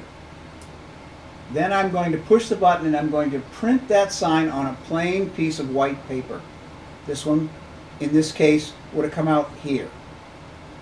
So now I have that piece of paper in my hand, and the reason I do this is because when I put this paper in again, I know exactly where it's going to print on that piece of paper again. So if you understand what I'm doing, I'm registering that sign on the piece of paper, so when I cover that sign with tissue paper, it's going to print on the paper. So the next thing I'm going to do is I'm going to get some tissue paper, and this is the tissue paper that you get at Walmart or gift stores or things like that you stuff in gifts. You can get them in red and white and all this. Just get the white. You don't need any of the other colors. You want to look to make sure there isn't a shiny side to it and a dull side. If you have a shiny side, you want that down. You want to print on the dull side. Then I'm going to cut it so it's about a ½ inch bigger than the sign that I'm going to make. I'm going to take plain old Scotch tape. I'm going to pull it out and I'm going to tape all the way around on all 4 sides and try to keep it nice and tight against the piece of paper. And when it's taped all the way around, I'm ready to put it back into the printer. So what you're doing is carrying this piece of paper that you printed on is the carrier to carry the tissue paper through the printer. Then I'm going to take it in my printer and turn it upside down because they always print on the bottom, 90% of them do. And I'm going to push copy. It's going to go through the machine, printing as it comes out, and it's going to come out this way and it's going to be right side up. And if you look at this one, I did the bottom one on this one, I didn't do the top one so I could show you. So I cut the bottom out and you can see that it is printed on that piece of tissue paper. So it's printed no problem at all, it stayed right there. So the next thing I'm going to do is I'm going to put a light coat. If this is I'd coat anyone, even if it was inkjet, I'd coat them both. This is a clear acrylic spray, okay? And this is what I'm going to use to seal the ink. Because if I use a liquid glue to put it on the wall, the ink is going to run. It's going to make it look all blurred. So a light coat of this sealer on the front, a light coat on the back, because if you look at this against the light, you're going to see that this paper has holes and it's porous. So you don't want the water squeezing through and coming from the opposite side and getting at the ink. So a light coat on the front, a light coat on the back, and a second light coat on the front. Once that's done, I can then take a very new sharp knife and cut out my sign. And this one would be right along that black line, outside it a little bit, and that would give me my sign. So the next thing I would do, I would take the wall that I'm going to put it on, and I'll talk about this in a minute, and I would take 2 little marks and put them on the top so I get it on square. This is very important that you get it on square. If you look at this wall very closely, the sign is not square and you can see it. I must have been in a hurry, and it looks kind of weird. Things like clapboard or bricks, you will have lines, so you can actually get a little mark. Put 2 little marks in the corners. You're going to put it over it, you won't see them. I'm going to take that sign that I've cut out, and with a paintbrush, I'm going to mix white glue and water, 50-50, and I'm going to paint it on with a brush on the back side of this tissue paper. And then I'm also going to paint it on the wall. So I've got both of them kind of wet. Then I'm going to take my sign and I'm going to place it on my dots and kind of smooth it off a little with my thumb. I'm going to take a piece of terry cloth, like a face cloth or something like the new one, and I'm just going to press it in. And what the terry cloth is going to do is it's going to actually push it in, and some of that glue is going to squish out, but the terry cloth is going to absorb the glue around the edge, so you won't see it. You can also wipe the edge when you're done with the terry cloth and get rid of most of the glue that oozes out. The next thing I'm going to do is I'm going to take my tweezers, and I like my tweezers because if you look at the back of my tweezers, it's nice and round and smooth, which means I can now burnish this in every line. I can do it right down every line in the clapboard, pushing the sign into the groove. I'll probably do that twice. And then my last thing will again push it down with the terry cloth and I'll let it dry. If you have a corner that didn't quite glue down and lifts, lift it up, take your paintbrush, put some more glue on the back and burnish it back down. If it doesn't stick like that, you can actually put more on it. If you find out you messed up and you don't like it on the wall, warm water and a paintbrush, you can actually put it on the sign. It will actually dissolve the white glue and allow you to pull that sign off, wash it down a little bit with some light water, and you can start over and make another sign. Remember we talked about making the sign from copies of the originals. And that's why you do it. If I wreck the sign, I can always make another one, make another tissue paper sign, and recapture the sign I need. If you want a sign that looks like it's a little more faded, on your color copier, just take the dial that says lighter instead of darker or lighter, make it lighter, make it a little lighter, and then print it out, and it's going to look like a faded sign. If you want it faded, one more step, especially on clapboard. This happens to be a white wall. If I take some white paint and dry brush very, very lightly down the sign, it's going to hit just the tops of the clapboards, and in the sign's going to look like it's blending right into the wall. It's just fading away. It's going to bring the same color. It's going to look like it's looking right straight through it. Very simple to do, very easy to do. You can use ink and alcohol over the top of it if you want. If you have pastels or chalks, like in this one happens to be an orange color, you can drag it down a little bit so it's weeping down against the wall. Very simple to do. Now if you're going to do it the same one on brick, we're going to do basically the same process. We're going to put the two little marks in the corner, and we're going to paint our 50-50 water and glue. Same thing on the wall and on the sign. I'm going to put it on, but this time I'm just going to use a terry cloth, and I'm really going to push kind of hard. So you got to get a wall where you can really push on it with your thumb and kind of push it into the grooves of the brick. And you're going to find out it sticks sometimes. It bridges some of the mortar gaps, so it shows all the bricks in the mortars. And then if you want to wash it down a little bit with the ink and alcohol, because you've sealed the sign, you can do that. And then you can have it faded. Same thing with this one. If I took the brick color and kind of dry brush it down the top, it's going to hit the top of the high of the bricks, and it's going to make it look like a faded sign. The sign for stucco is about the same. We're going to put it on the same way. White glue, line it up, press it on. We're going to do the same pressure we did with the brick with a piece of terry cloth on top, and push it in with our thumb so it goes into the grooves and everything on the stucco. Again, with a little light dry brushing of the same color as the stucco, the sign is going to fade into the wall. And you can also again use your chalks to make it, as some of these signs weep down the wall, because the ink and the paint is actually kind of being washed away. So that's basically how to do those signs. There's no real surprise here. If you don't like it, a little warm water and a paintbrush, it'll come right off, and you can put another one on or not, depending upon what you want to do. So that's how we do the signs with the tissue paper. Very, very easy. It's actually very quick, and I can replace it if I have to.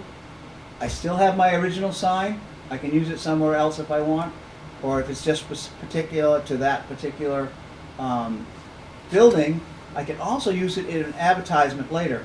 I could use this one that says Lighthouse Seafood and then give the name and address, and it could be a billboard on the side of you can build these things all over the place. So it's a lot of fun putting the signs on. And remember, signs on a building. Signs in a building does three things. Number one, it tells you what the building is and does. Number two, it adds to the it tells you the era that you're actually using by looking at the fonts, by looking at the way the sign is done. That will set the era. And number three, it adds a lot of color to your buildings. Your building colors usually are drab and grays and browns and greens. They're nothing bright or anything like that, but the sign can add that color and give you some pop in the building, some interest. So that's what I do with my signs. Very simple, very easy. Keep a book of your signs. You can always go back to them. I make a lot of my signs, and then I can see here. Look. No, I don't. Now, are you sealing the tissue paper that you print with an inkjet? I would, only because if I want to put ink and alcohol, it might run it, but I'm not sure. It doesn't hurt to seal it. It takes, a 5-minute dry time, and you're done. So, and then you're not going to have to worry about the sign bleeding. The other thing you can do with your signs is you can reduce these signs down on your copier. Just go down and say, I want to make it smaller. It tells you what's smaller. And now I have signs I can put in my windows. In the front windows of a store, things like that. I got all kinds of signs. The other thing I do with it, when I have sacks and bales and things of weed or cement or flour, I'll actually reduce these down small enough so I can use them as labels on the sacks. It just adds that one more detail. Do we have any other questions on that?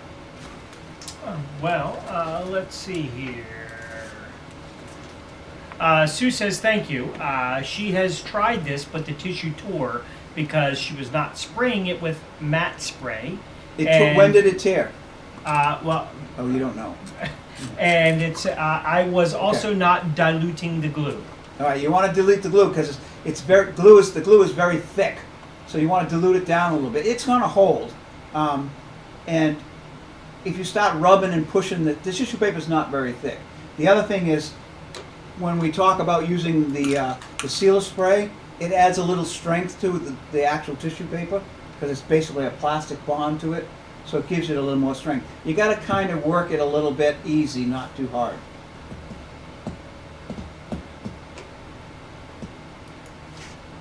Again, if you're looking to use a sign that's painted on the wall, a tear sign's not going to work. But if it was a paper sign that was put on the wall, like that, tear's not a problem.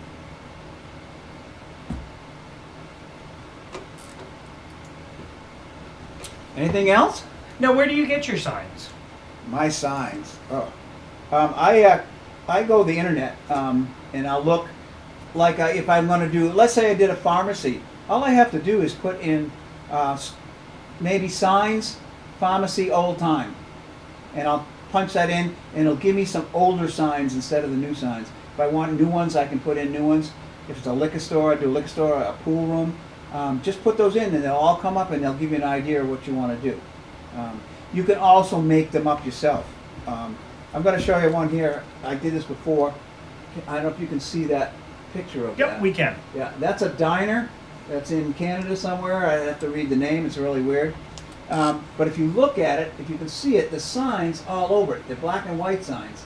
And what I did is I went into in my Word, and I found all the fonts, and then I created, there you go, all my signs I needed that were on the building at full size.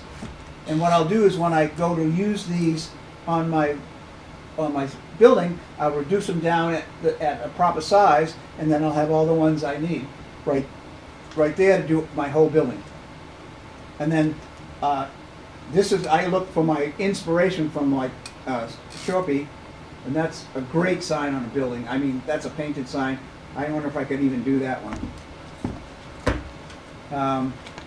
I do a whole clinic on signs, so I'm just trying to get it to you. These are some of the signs I've done in Word. that I needed for different things. So Horton chimes in and says, I'm still confused as to why you turn the paper over to run it back through the printer after you've attached the tissue paper over the printed sign. okay, the way a printer works, it has rollers in it, right? So when you feed a piece of paper in like this, right, it comes out. It comes out when you get a piece of paper with a printed on it. It comes out your printer. It is the printed side up. Have you ever found one where the printed side is down? In the tray after it prints, it's up. So when I want to print this again on the tissue paper, I need to print where the tissue paper is. So if I put it back in this way, it's going to go through and print right here. Not here. Not on this side. It's going to print on this side. So I have to turn it upside down and then feed it through, and it will print right there. So that's why we do it, because the rollers turn it upside down. Anything else, Len? Other than window coverings like curtains that you've already covered, do you model interiors of your buildings? What I will do is I won't model a whole interior. I'll probably model a foot to two back from an open window or an open door. You can get a lot of interest in that. If I'm doing, windows and curtains, you're going to have a very little viewpoint going through the window. Yes, you can do it. There is a company now out of Canada that does interiors. He makes them for different buildings, which is really kind of cool, and depending on what you want. But the walls are all printed with doors and windows and wallpaper and everything, and you put some furniture in, and the furniture is printed because you're not going to see it. You're only going to see it from one dimension, and they work really kind of cool. I mean, then you light with a light in it. You can light that one room. I was trying to figure out what the name of it is, but it's a cool little company. And they're made out of cardstock, and you fold them up and glue them together, and they make a three-sided rectangle, and you put that against the wall. So that's an easy way to do it. But I'll do loading docks. I'll always, if I do a door, let me see. If I do a door, a sliding door, which is very interesting, I'll always leave the door open a little bit. I don't know if you can see that door open. Yep. That shows, it looks at you going, oh, there's something in there, I just can't see what it is. And that gives you an idea that there's something going on in that building. It's inviting my eye to look in, but it's dark so I can't see anything. That's the same reason, if you look at my buildings, this is scratch built, so it's kind of conglomerate, that all my buildings are painted black on the inside. Two reasons. One is when I look in the windows, it's dark and I don't see the bracing. And number two, if I light the building and the light is too strong, sometimes you can actually see right through the wood. So by painting it black, you can't project that light through the wood. Now, we've actually used that technique on a couple structures. Secklers, I believe, we actually did that so that there was a small interior behind Right. the doors. We have on Secklers, there are two loading dock doors down below. And it was big enough so you could actually get the fork truck in there. So you could have the truck coming out the door, or you could have stacks of simple crates in there. And that's all you need. And if you paint the back of the back wall black and the two side walls a lighter color, it just looks like it goes farther in. And it's just because there's no lights on or something like that. It just fools the eye. Well, I mean, realistically, that's what we're trying to do, right? Be a little deceptive to the eye and trick the eye into seeing what it's not. Yeah. You use forced perspective. You use sight lines to do this. You do vanishing points. You can do vanishing points if you want to. There's a lot of things you can do. My theory here is that our hobby is theater. And we have scenes and sets just like in the theater, and the actors are the trains. Now, to close out this segment, when you're talking about doing that, do you paint the inside before you assemble the building? Depends upon how big the building is. If it's a small building, I will paint everything except the surfaces where I think I'm going to use to glue it together, because I want glue to penetrate not on the paint, but into whatever the material is I'm building the wall out of. And afterwards, I'll go back and just touch up those corners. Well, and with that, we will close out this segment here, and we will be back in about 5 minutes. Thank you.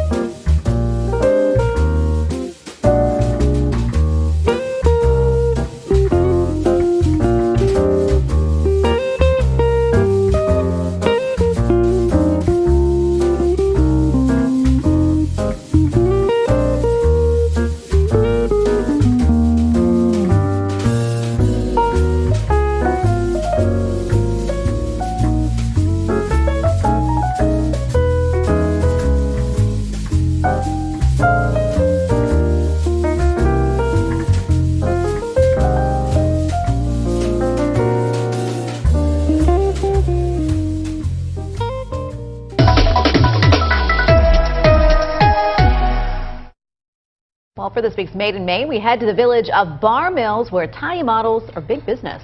And despite these modern times, a very busy business for the company's founder. And the company name pretty much says it all. Bar Mills Scale Model Works, one of the world's largest manufacturers of high-end scale model kits, made right here in Maine. Essentially, this represents the Wiscasset area, here again about 1925.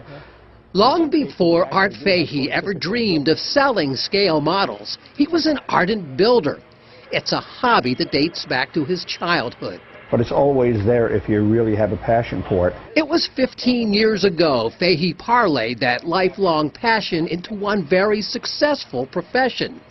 And though each year his company still manufactures and sells thousands of kits worldwide, he's the first to admit that each year it's getting tougher. You know, like any other craftsman kind of hobby, this hobby is shrinking. It's not an RC, remote control hobby. It doesn't run on an iPad. Ironically, though, Fahey himself has turned to modern technology in order to keep his old-fashioned designs atop the competition.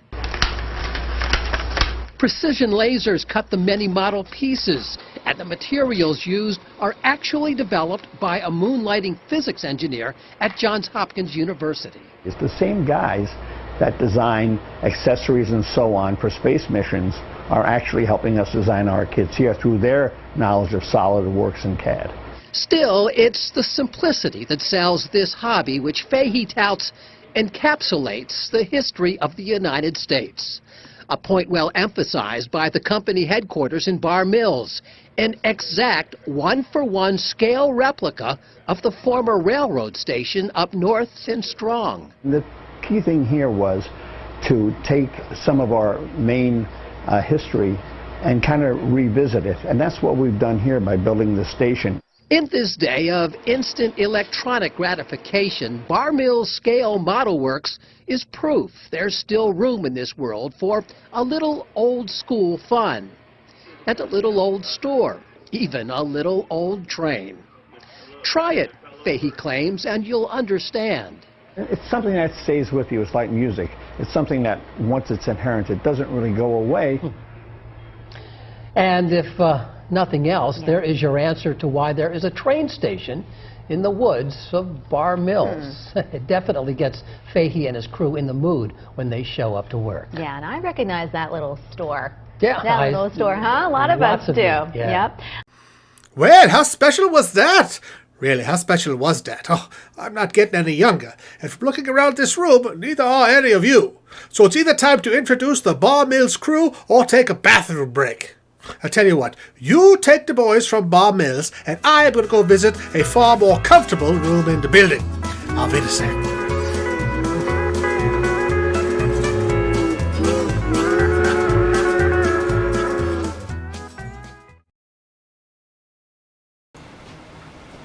Hey, I'm just trying to catch up here a little bit.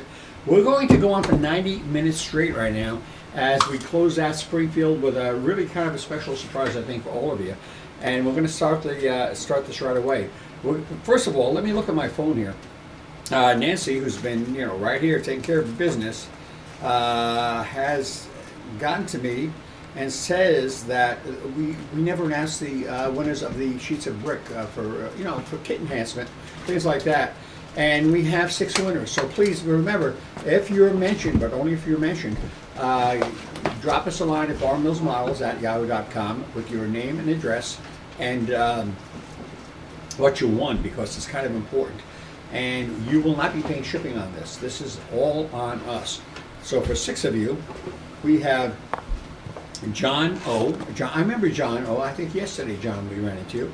Robert Dye, D-Y-E. MHO Junction. I'm not sure what that's about, but it's just, I'm glad you're watching MHO Junction. Can I just call you Maho? I don't know. Raul Perez, our friend in California.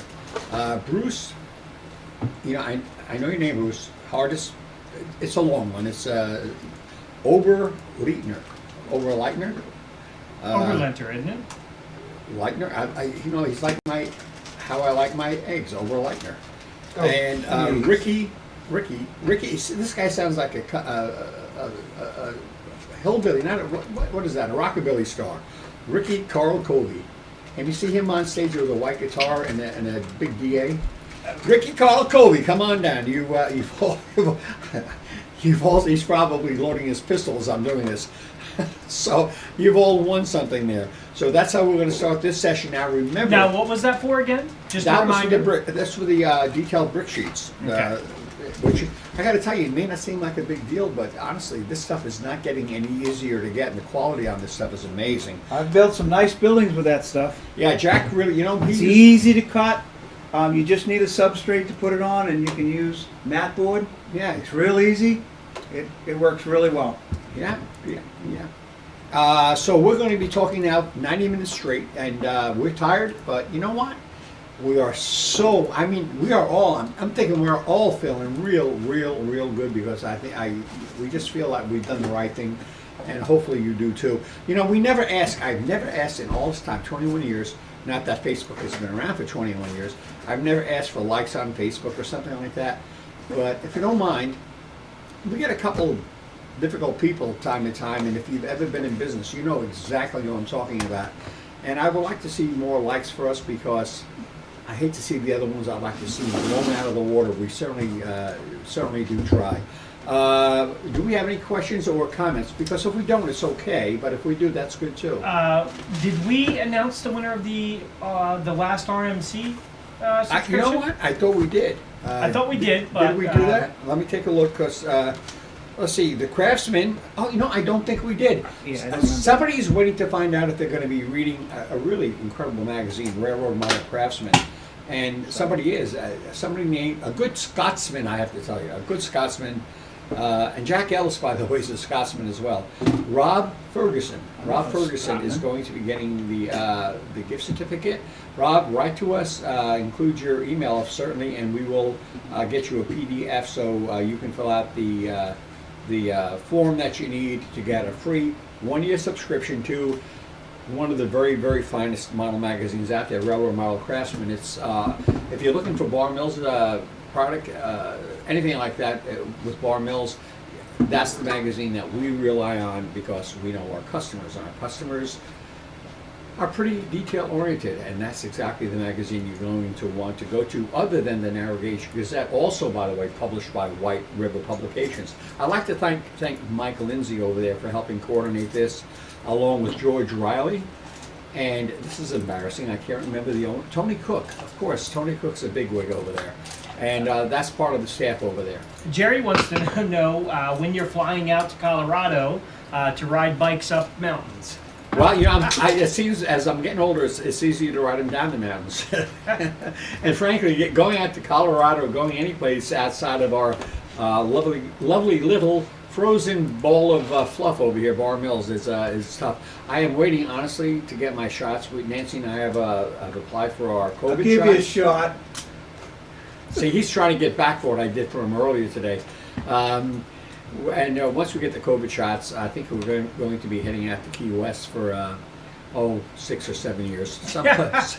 Lenny, did we tell you that yet? No, but have fun. Have fun. Okay. The internet. Yeah, there's always that. All right, we're going to start right away. It's early in the hour. It's 4:05. I'm going to 4:30. Jack is starting at 4:30, going to 5 for his final segment. I'm starting at 5, going to 5:30, and that, like Frank Sinatra sang, that's all. That's all. First thing we're going to do, which isn't true because we just did the first thing we're going to do, is we're going to bring up a kit that we make in N scale and HO scale. It's called Shaw's Ridge. And we're going to be giving the N scale and HO kits away. One to an HO guy, I assume, and one to an N scale guy, I assume. And we're going to really start big here as we close out this time. We want you to get so excited that you just, have to squeeze in bathroom time because you're going to want to be right here with us. So what we're going to do is simply, as usual, Lenny, is the picture up on the screen of Shaw's Ridge? It will be in just a It second. helps if you have the photo. And we do make this in both scales, so we're going to offer it in both scales. And what we want you to do is go on the social networking situations, both Facebook and YouTube, of course, and write. Let's see, they're both the same kit, so we got to go. Start with the letter N _ Shaws. That's HAWS. This way it's clear that you know what we're looking for.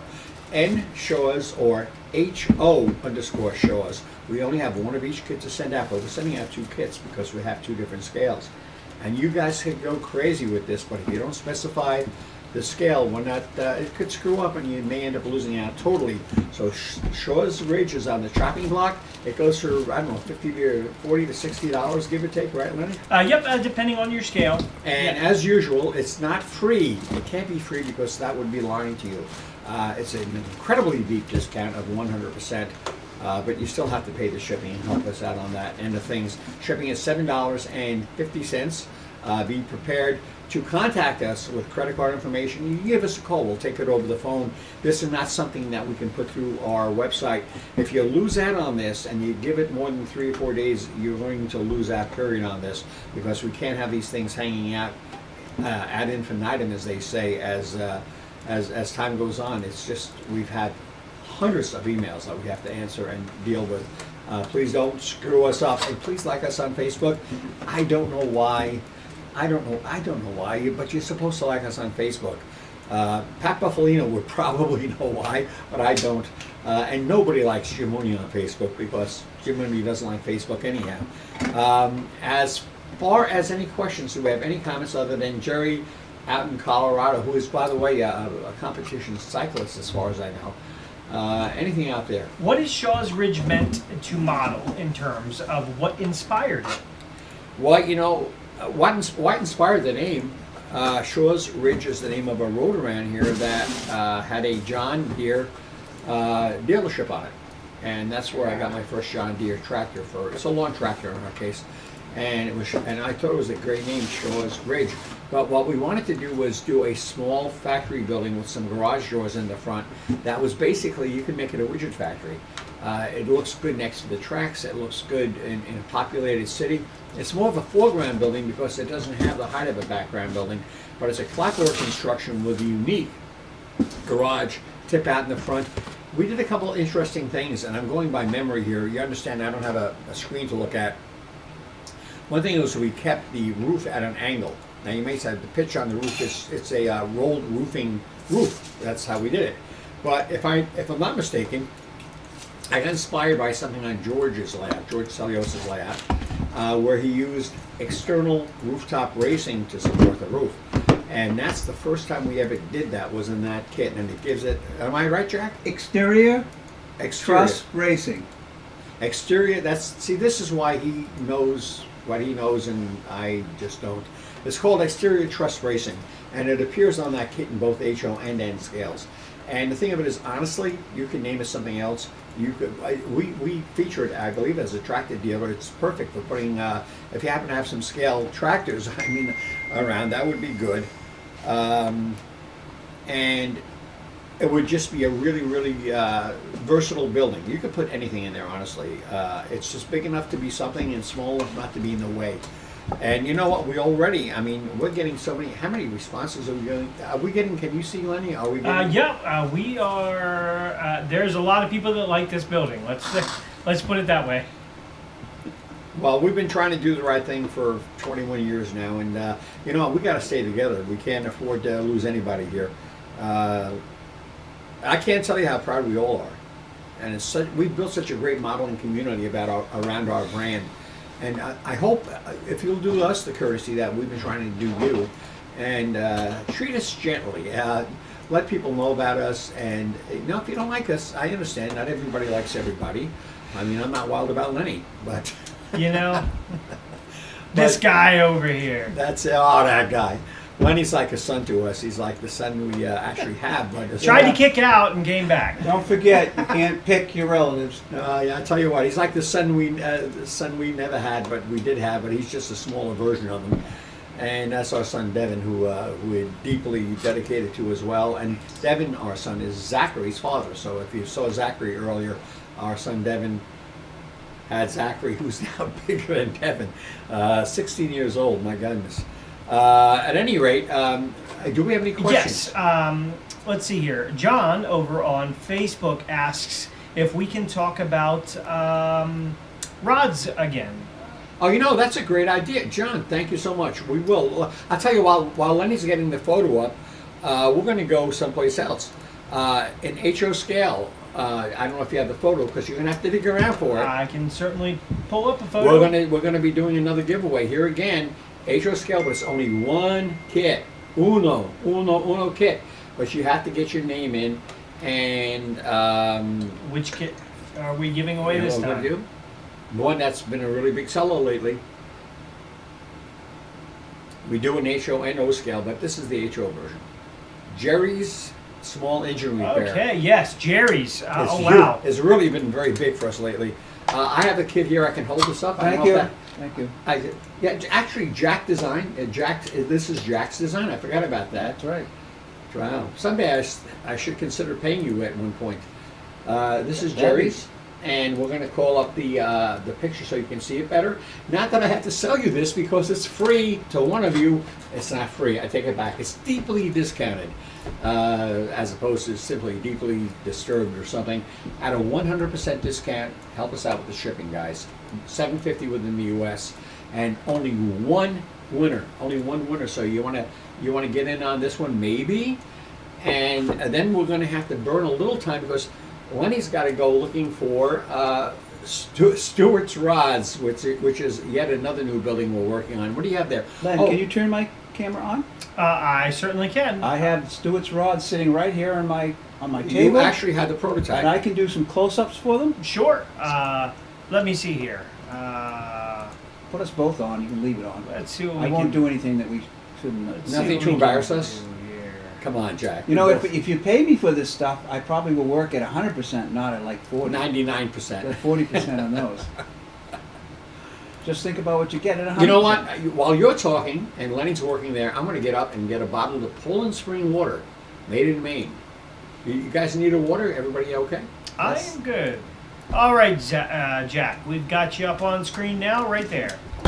Well, what I've got a picture of rods, Stewart's Rods. So this little building. Let me take my little tape measure here. We'll do a quick one here. We've got 6 inches long and just about 4 inches wide. So 6 by 4 is the overall. That's counting the loading dock and everything. Is the footprint of this building, and this has a brick boiler house. It has a little front office type thing with a billboard on the top. It has a loading dock on one side, and then it has that little bump out in the back, which could be a storage shed or places to people to work and things like that. So it's got a little bit of everything. It's a shingled roof, tar paper roofs, and it also has corrugated metal. So you get a chance to try everything on this one. It's not a big building to do, but it takes a little bit of time and it's a little bit of patience. Some plastic tip-out windows, some laser cut doors and windows. So that's what Stewart's Rods is all about. And you understand, I hopefully understand the name. It has some detail parts. It has a coal bin in front by the door. It has a bunch of barrels and some crates. And in this particular one, the junk pile on the back corner, if you can see that, came out of my scrap box. So if you want to build one of those, just some old wood and tire and just make a pile. And that's all you have to do, put some grass growing up, and that's all you need to do. So, Am I still on, Lenny? You can be. I can be. There you are now. All right, I want to tell you a quick story. We talk about Stewart's Rods, and it's kind of it's not kind of a play on words. It is what it is.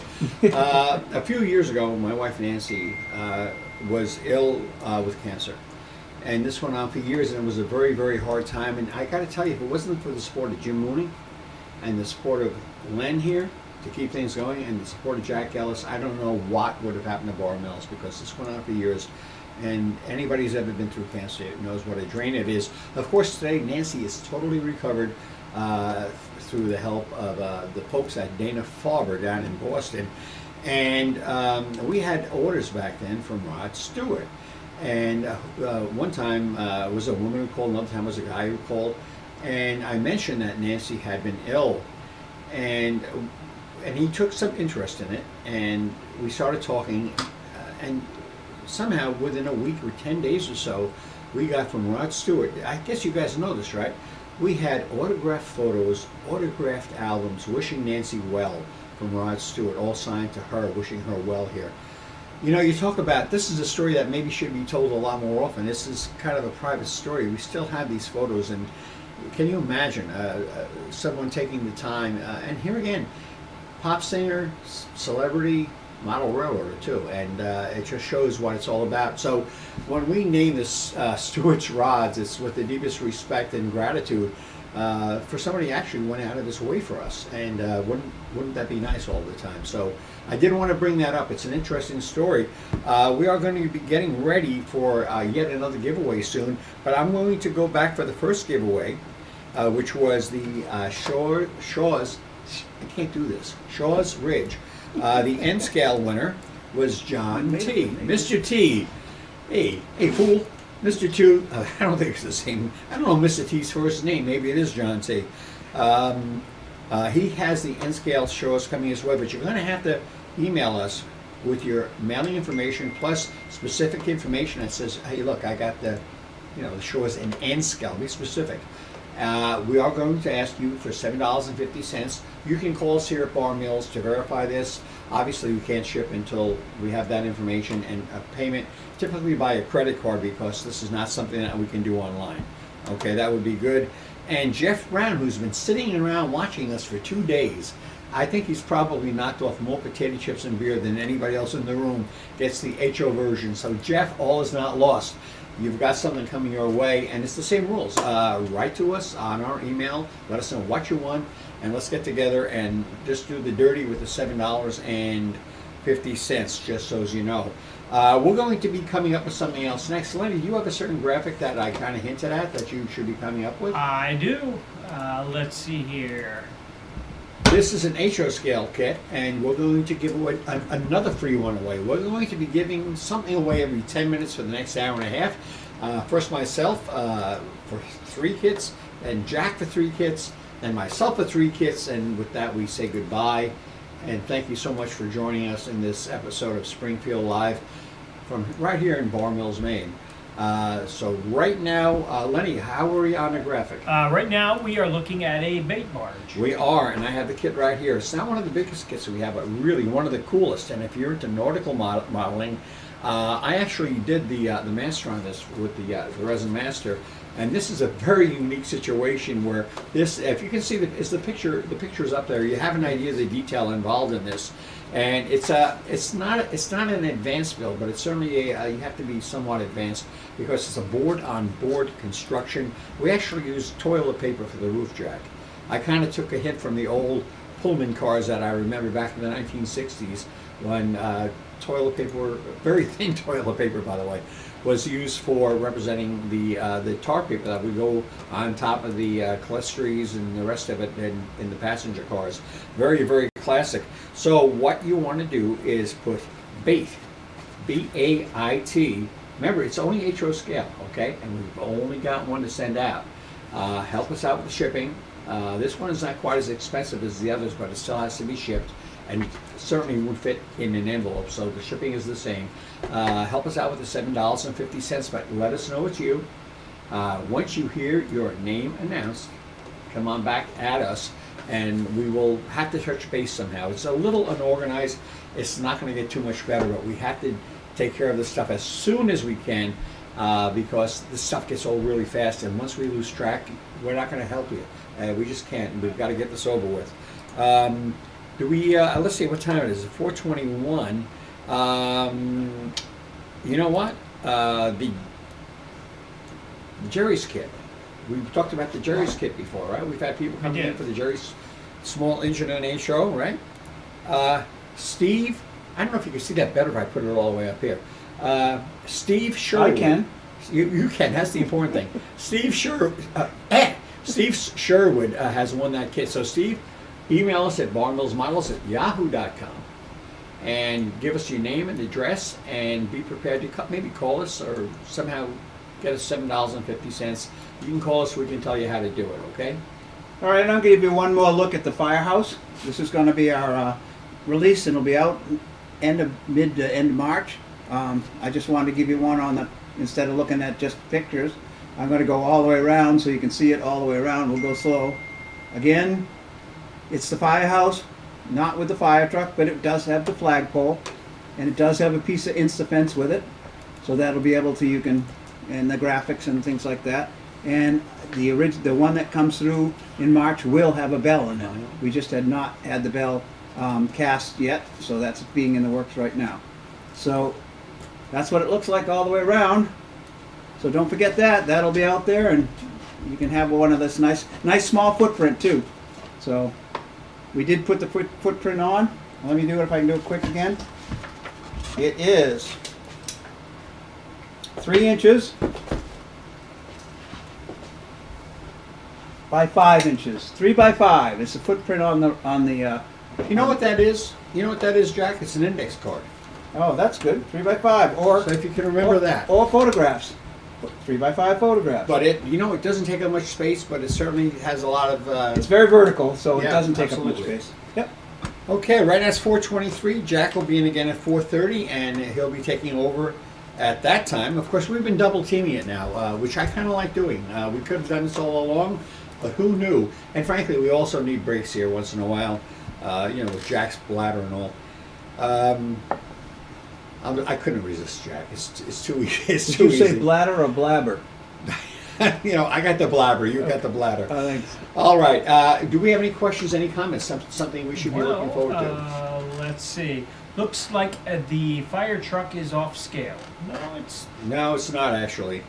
And you know what? The fire truck is, in this case, it's in the foreground, and we get a dramatic picture because we try to represent as we do in real life. The building is on one visual level. The fire truck, on the other hand, is coming at you. And if it's out of scale, I don't think so. Woodland Scenics does a great job. And if it's out of scale a little bit, just be grateful you're not no scale where everything is made to 1:43 instead of 1:48. I can tell you that. Glenn says the firehouse is awesome. Thank you. We were going to actually, it's called the Smoky Hill Firehouse. We were thinking about doing a burnt down version of it. Or at least a fire in the back. And yeah, then something. Then we're trying to put it out. Right, and that would have been maybe one of you out there has to be able to come up with the Smoky Hill Fire Department Engine Company number 3 as a burnt out version. I'm sure one of you, I guarantee one of them will think of this. By the way, now, this was inspired, by the way, from a modeler I believe in Australia many years ago. You will not believe how many concepts we've run into, but. We've been really lucky. We mentioned Salinas Tavern before. We're out of it. I think we've got 2, and how many did we keep on the shelf? Depending on time of year, 50 or 60 to 36. Right. They tend to go pretty quick. But you wouldn't think after 21 years of selling the same, or at least 18 years, 19 years of selling the same kit, that we couldn't keep them on the shelves. We sell so many of our regular kits. People are rediscovering the older kits as they're introduced to the newer ones, that frankly, we can't keep cranking out kits just to keep business going. We've been very lucky. You guys have supported us, and if we had a lot of time to keep coming out with new kits, that'd be a bad thing, not a good thing. It would mean that our previous efforts were just being brushed aside. But you know what? You still like the classic Bar Mills kits like Tyler Tool, No Duels, and the Shipyard Brewing Company and Booty Corner. We still get that all the time. And I can look all around us here and just keep going. I believe it's time to announce the Jerry's winner. You think I said the Jerry's winner? Oh, you Did I did. not? Did I not say that? Let me sort of have Steve Sherwood. Did I not say that? We did not mention Steve's name. Steve Sherwood won Jerry's, and you know what? You got to write us at barmillsmodels@yahoo.com. Your mailing information, and get in touch with us, and we'll take a credit card over the phone or whatever to help us out with the $7.50 postage charge. Even though if you give us a credit card, we actually don't even get the full $7.50, but it's close enough. Okay. But you know, while we're at it, because Jack is going to go on in a few minutes. We held up the bait barge, and we have a winner now. We've been waiting for the election returns to come in, and miraculously they've turned all red, or all blue in this case, I guess. The bait barge, we have Don. You're going to like this guy's name. He sounds like a country singer. Don Jones. It sounds, it's Buck, who was it? Somebody. Buck Rogers? No, Buck, not Buck Rogers. Who was the guy on Hee Haw who played guitar? Was Oh, jeez. Roy. No, but that was Roy too. There was a Roy. Oh, Right? Buck Anybody Owens. want to chip in here? Buck Owens. Buck Owens. That's it. That's, I think I was 10 when that went off the air, so. Roy. Yeehaw. Yeah, not Roy Orbison either, by the way. Anyhow, so Mr. Jones, Mr. Don Jones, come on down. Please, Don, email us at barmillsmodels@yahoo.com with your address to remind us what you've won. We do have records of it, but it's always good to have double sets this way. We can make sure everybody gets the right thing. Remember, this is an HO scale. If you do waterfront, you're going to flip out. Hopefully, you just didn't win it because it was free. Because this is a kit that you will absolutely, in my opinion, enjoy.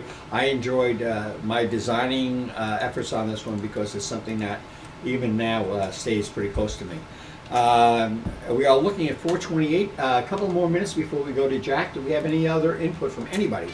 Don't tell me we haven't heard from Sue Cooley in like 15 minutes. Well, it's been a few minutes. Yeah. I don't blame her. Sue, wake up. Sue. Yeah. I don't blame her. Let's see here. She's asleep on the couch. Well, the answer to your question, I like to know the question. if we're doing trivia about long forgotten shows, the answer is Buck Owens. Yeah, it is Buck. And you know, Buck you remember? Owens. Do you Anything remember else his you want to group? know? Yeah, what's the name of his musical group? Do you remember that? I'm not going to waste their time, guys. 'cause Buckaroos. That's right, Buck Owens and the Buckaroos. Let me tell you, you gotta be. You got to be pretty old to you remember didn't- that you didn't- stuff. I think I got up long before you did this morning, so No, I you gotta get up actually- earlier. You know. You actually did, and you Yeah, wait until you see earlier. wait until you see the room accommodation bill. Jack is staying here with us at Bar Mills. In case you don't know, what Jack goes so far out of his way. He comes in from New Hampshire to be here and share this time, and all I basically have to do is feed him and let him pet the dog. I live an hour away, and that's probably not far enough. That's my feelings exactly. Yep.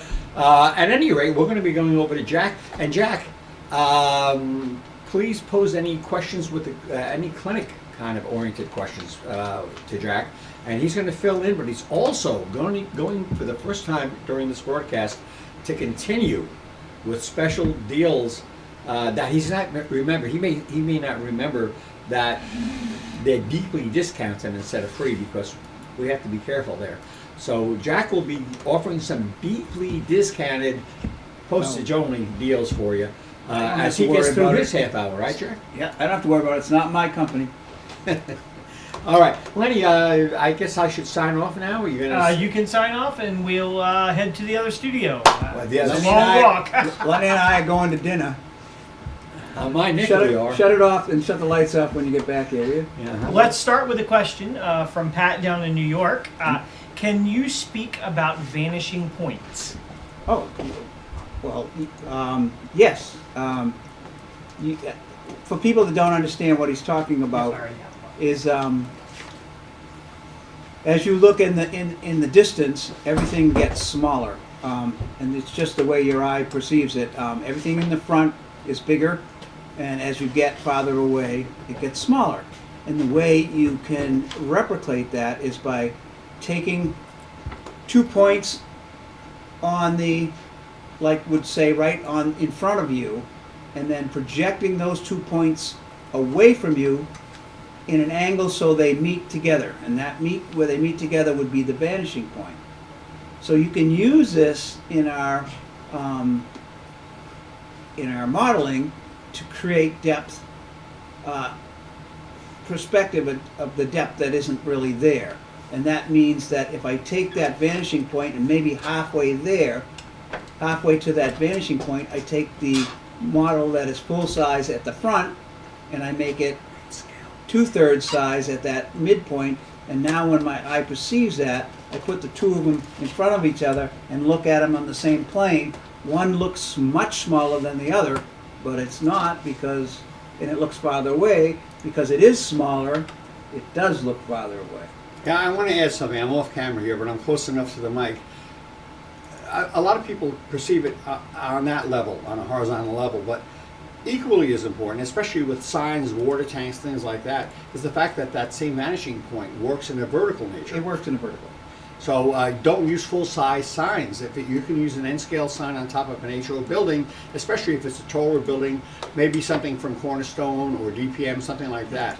And it's more effective than using a really, really big sign. And a perfect example of that, if you take a look at a picture of Secklers, the water tank that's on the top of Secklers is a very small water tank.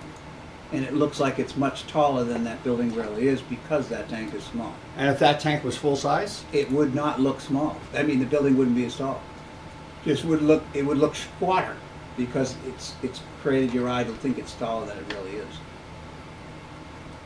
Fool in the eye. I have some gifts for you to give out, Jack, and you can portion these out over your 30 minutes. Put them right in my suitcase. Yeah, not a problem. And I ain't paying the shipping. I'm going to put this backwards because I don't want anybody seeing this, because it's such a surprise. Put it right here. Might as well be a surprise to you. I'm going to put them upside down. I can't see them there. So let's see how much. But neither can they. Any particular order? Well, let's go with the one on the bottom, since we actually just spoke about that one. Oh, this is in N scale, just so you know. This is a Secklers in N scale. This is a background building. It is, oh my God, I have to put my magnifiers on, sorry. It is 7.5 by 2 inches deep at the deepest part on the front here. It is cold storage. It is a stucco building and clapboard. Kind of fun. Great building in the back. It is you can do it either as a building that's directly against the rail, or you can use it as a truck depot. So either way. It's a false front. Oh, I'm sorry. That's right. It's not a full building. It's a background. No, I said it's a background building.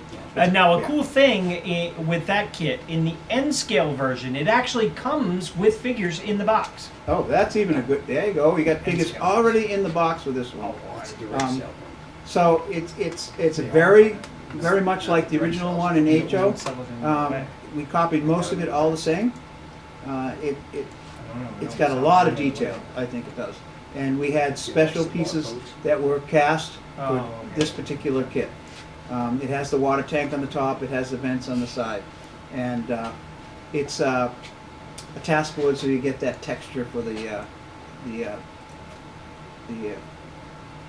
siding.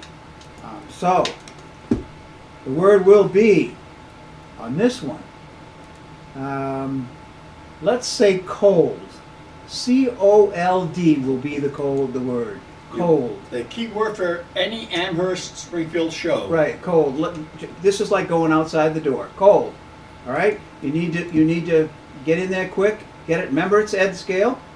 Remember, when you win this, you got to let us know. You got to tell us what you won, what the scale is, and your name and your email. So that's what we need when it comes through. Shipping address. And a shipping address on Yahoo. So let us know about this one. We're going to put this one aside, put it right in my suitcase, because I usually win this one all the time. And now I have one last pitch, and that is the Christmas kit. We need to do one more time. We need to kind of make sure that everyone knows that it's only good until midnight, and once midnight is up, it's up, and we won't have any more of them. So we need Cigar Corner will be our last farewell on this last afternoon, and great kit. And if you think about it, that's 7 buildings, and if you break it down, you're buying these buildings for less than you would if they were separately, way separately. So it's kind of cool. Well, you have 25 minutes left. Oh, the bomb goes off? 25 minutes and we're done? Oh my word. So we got to do another one, I guess, right away. No, you don't. Well, I got to space yourself out. You got all. You said 10 minutes apiece, right? Yeah. That's 30. That's 20 more minutes. Oh, excuse me. It's getting late here, folks. Sorry about that. Oh, here's something for the O scalers. We're going to do this is the crossing shanty. Nice little building. I don't think I built this one. Oh, wow. So it's a little crossing shanty. It comes with some detailed parts, a little coal bin and smokestack. I think it's probably laser cut windows and doors because it's in O scale. It's I think collabed or is it scribe siding? We scribe. This is a scribe siding on O scale, which means that the boards are individually. They're scribed, so they look like individual boards with the corner boards and a tar paper roof. Great building. How many of these do you need on your layout? Probably 10 or 12, depending upon your era. Everybody has a crossing shack, or this can be used in your yard as just a workman's hideaway. So remember now, let's use the word shanty on this one. Remember now it's O scale. You're gonna call in or whatever. We're gonna type in or whatever you do here with the word shanty. Yep, just comment shanty. Comment shanty, and then when your name is called, you gotta get back to us with shanty, O scale, your name, your email, and your shipping address on yahoo.com. Don't forget, we need that information. Without that information, nobody's going to be able to pick up their winnings. And now I get to take it home if you don't call in and pick them up. Now remember, this is what we're calling deeply discounted. So we are going to ask you to cover. I have to. Oh, they got me. They caught me on that one. We're going to ask you to cover the $7.50 in shipping for U.S. Make sure you email us when we announce the winner. We'll need you to email us with your shipping information and good old Jack here. You get the ventriloquist act? So that we know who we're sending this to, and we can work out the shipping once we have that information. Jack, I have a couple questions here for you. Want me to answer? First question is, can Cigar Corner scene be split on a layout realistically? No, this is strictly the only way you can do it. No. One of the reasons we build them this way is because we know that people have limited space on their layouts. So if we can make individual buildings in this, we'll suggest a scene, and if they want to view that scene, they can. But if they want to split this up, that's kind of why we built these 7 buildings. They can be moved around. That's a pretty big section of real estate for your layout if you've got a almost partially done layout. But this way you can pick and choose where you put them and space them out. They're going to fit in on most railroads of that era and maybe even up to the new era. Now, I have a question for you. Think about your toolbox over there. Obviously, we know everybody needs a sharp X-Acto and glue, but what is the one thing in your toolbox that you could not live without, other than an X-Acto or glue, and why? Wait, I'll show you. You ready? You can do this quick. What do you think it is, Art? With you? Probably a little bottle of Jack Daniels. This is it. Really? Yes. Geez, I can live without that. Everything on this. I cut acetate, I cut wood, I cut paper. This is my chopper. This has got to be 35 years old. They make the new ones that are just as good. But this short line, this Northwest short line, I think, chopper is a tool I think that's really invaluable. I mean, you can do a lot of things with it, and it's one of those things, if you have to do repetitive cuts, I can just make hundreds and hundreds of cuts all exactly the same. If you ever build a bridge or a trestle, you need one of these. Now I want to chip in here. I'm just walking in from outside, but I couldn't live without clamps. Can't you To me, shut the the door? clamps are primary to holding things together as things dry. And an alternative to clamps, I remember, and I still have this, is a big metal tray with the magnets. Elastic bands. Elastic bands work really good as clamps. Well, I like clamps. Okay. You say potato, I Yeah. say potato. Okay. Any other questions for Jacqueline? Just to clarify, you can absolutely separate, something like Cigar Corner. When we're designing when we're laying out our dioramas, we have to lay them out for travel purposes and space purposes. But pretty much any of our larger dioramas, a perfect example would be a diorama we did, a Christmas kit we did a few years back called Kundi Village. It's multiple structures, and many guys have, many modelers, I should say, had purchased that diorama and placed those buildings all over their layout. Even some of our smaller kits, like Goldie's Electric, where it's two separate buildings in that kit. We model them a certain way, but definitely you can put these things anywhere that you see fit for your layout.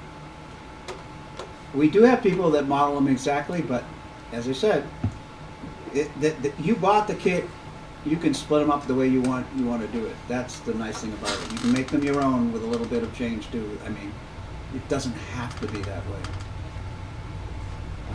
Jack, how do you repair your chopper when you get a groove in it under the blade? All right, let me show you. Because I have a groove under my blade. The new ones have self-healing mats, so I really haven't got to a point. So what I have, if you look at it, you're going to see that there's a piece of styrene slid in underneath. And I put a stop on this side so I'm not chopping up against the fence. It chops in the middle of the blade. I get a better cut. So it chops in the middle of the blade. And if you go against here and against the stop, it actually binds a little bit when you cut. This way it doesn't bind, they pop right out. So I've kind of modified it a little bit. And I just keep moving this piece of plastic. I cut through the plastic too eventually, and then I just move it over. So a small piece of styrene. It's just clamped down under the clamps, and that's all I do. I probably should go and buy a new one, but I'm cheap as all get out. William chimes in, without my chopper, I am nothing. Without me, my chopper is nothing. Yeah, when you got one of those jobs that needs it, you can sit there all day and cut little pieces of wood. The other thing about it is if I need something that stands up and I need 4 legs that are exactly the same size, I can use a chopper and get 4, boom, right away. Okay, we do have a winner, ta-da, on the Secklers Cold Storage. All right. Jackie Howland, Howland. You spelled my last name wrong. I did. I'm just a howler. If you want to shoot us an email, barmillsmodels@yahoo.com. We'll need your address, and we'll be able to contact you and figure out the $750 shipping. Again, that is Jackie Howland, and that is for the N-scale Secklers.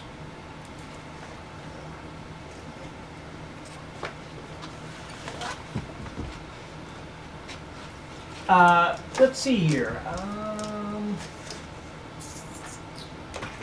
Any more questions? Yeah, I just got to catch up here. Let's get one or two more, and then we'll do that. My last drawing that I have in my time, and then we'll give it back to Art, where we can heckle the hell out of him. Well, right now it's 4. What time is it? 4:45. So you got 15 minutes, Jack. You got a few, and we'll be shortly announcing. Oh, that's right. We're going to 5. I'm sorry. We will shortly be announcing the winner of the O-scale crossing shack as well. We're just waiting to tabulate how many submissions we had. Yep. And if you want, you can give it a little window. If you want, coordinate. Yeah, we've been doing it. If you want to coordinate and talk about the next giveaway that you're going to be presenting. All right, the next one we have is from Woodland Scenics, and this is their river waterfall kit.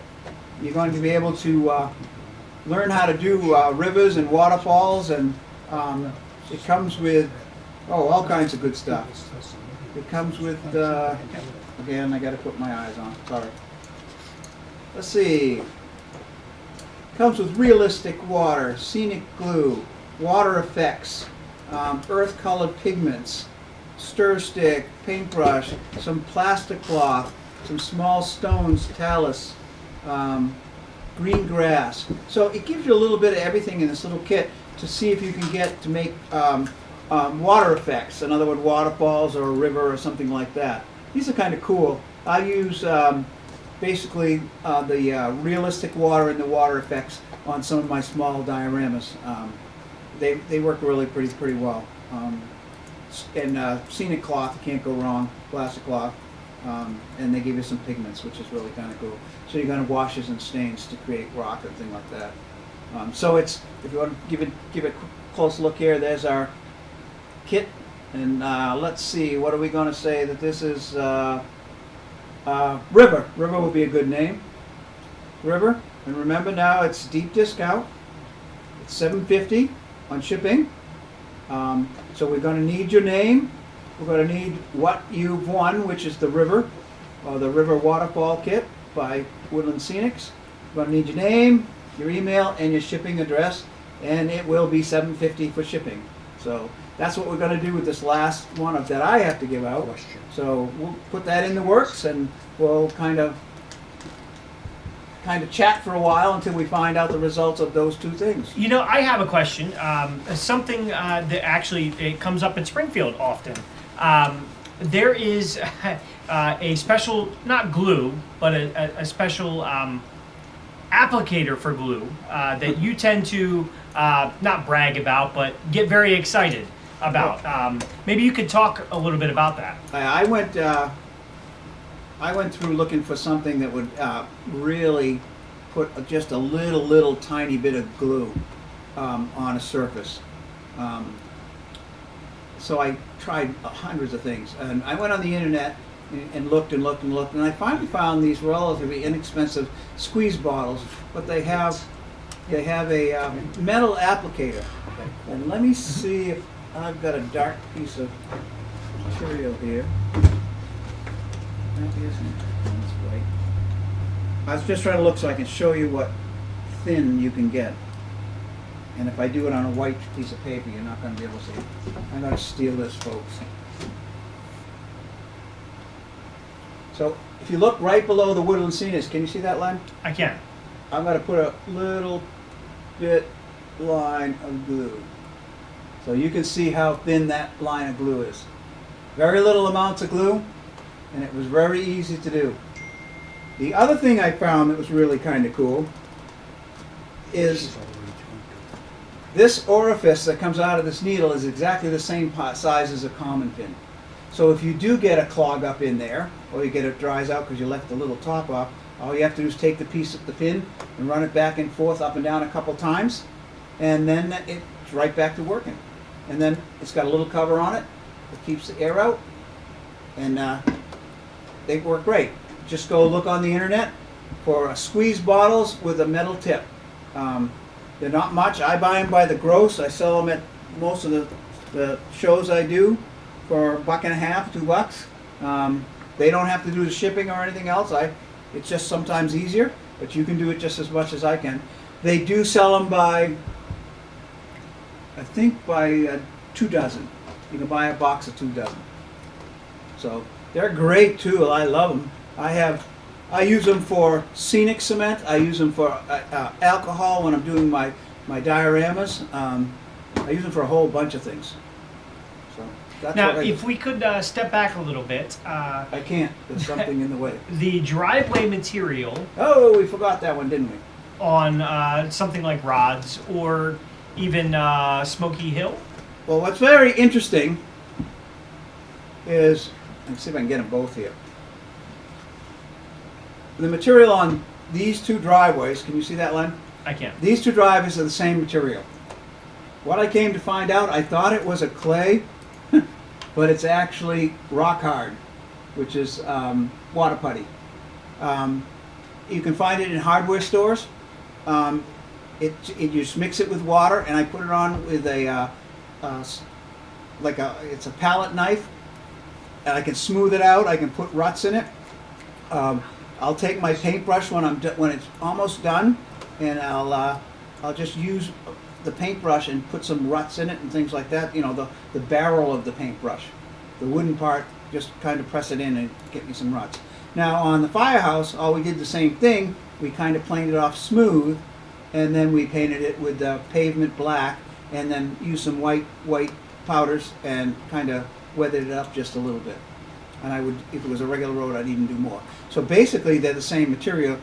This one on rods, Stewart's rods, is the natural color of it. It is actually the color of the sand, so it makes it really easy to use. And it's called wood putty rock hard, or rock hard wood putty, one or the other. Comes in a very old paper tube. It's kind of cool. And I found out that the paper tube was breaking away, and I poured it in the jar. And Are you saying wood putty or water putty? water putty? It should be Durham's, no? Durham's, yeah. Yes. It's Durham's rock hard is what it's called. Okay, well. And what it was made to be used for, it's repair of rotten wood. So when you have a pillar in the front of your house, and you got a little piece in the bottom that's rotten, you can clean all that out, put the wood putty in and form it, and it gets rock hard, and you can paint it, and you never know it's a patch. That's what it was originally made for. What do we got, Len? Anything else? Well, let's see here.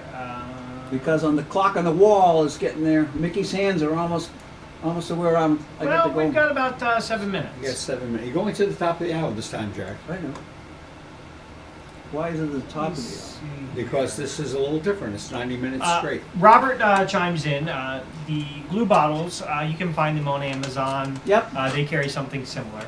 And just to reiterate, Phil asks, the applicator nozzle clogs between uses? No, if you leave that top off it, that little rubber top you see, because it's glue, this glue dries with air, what you're going to do is the very end of it is going to kind of harden up.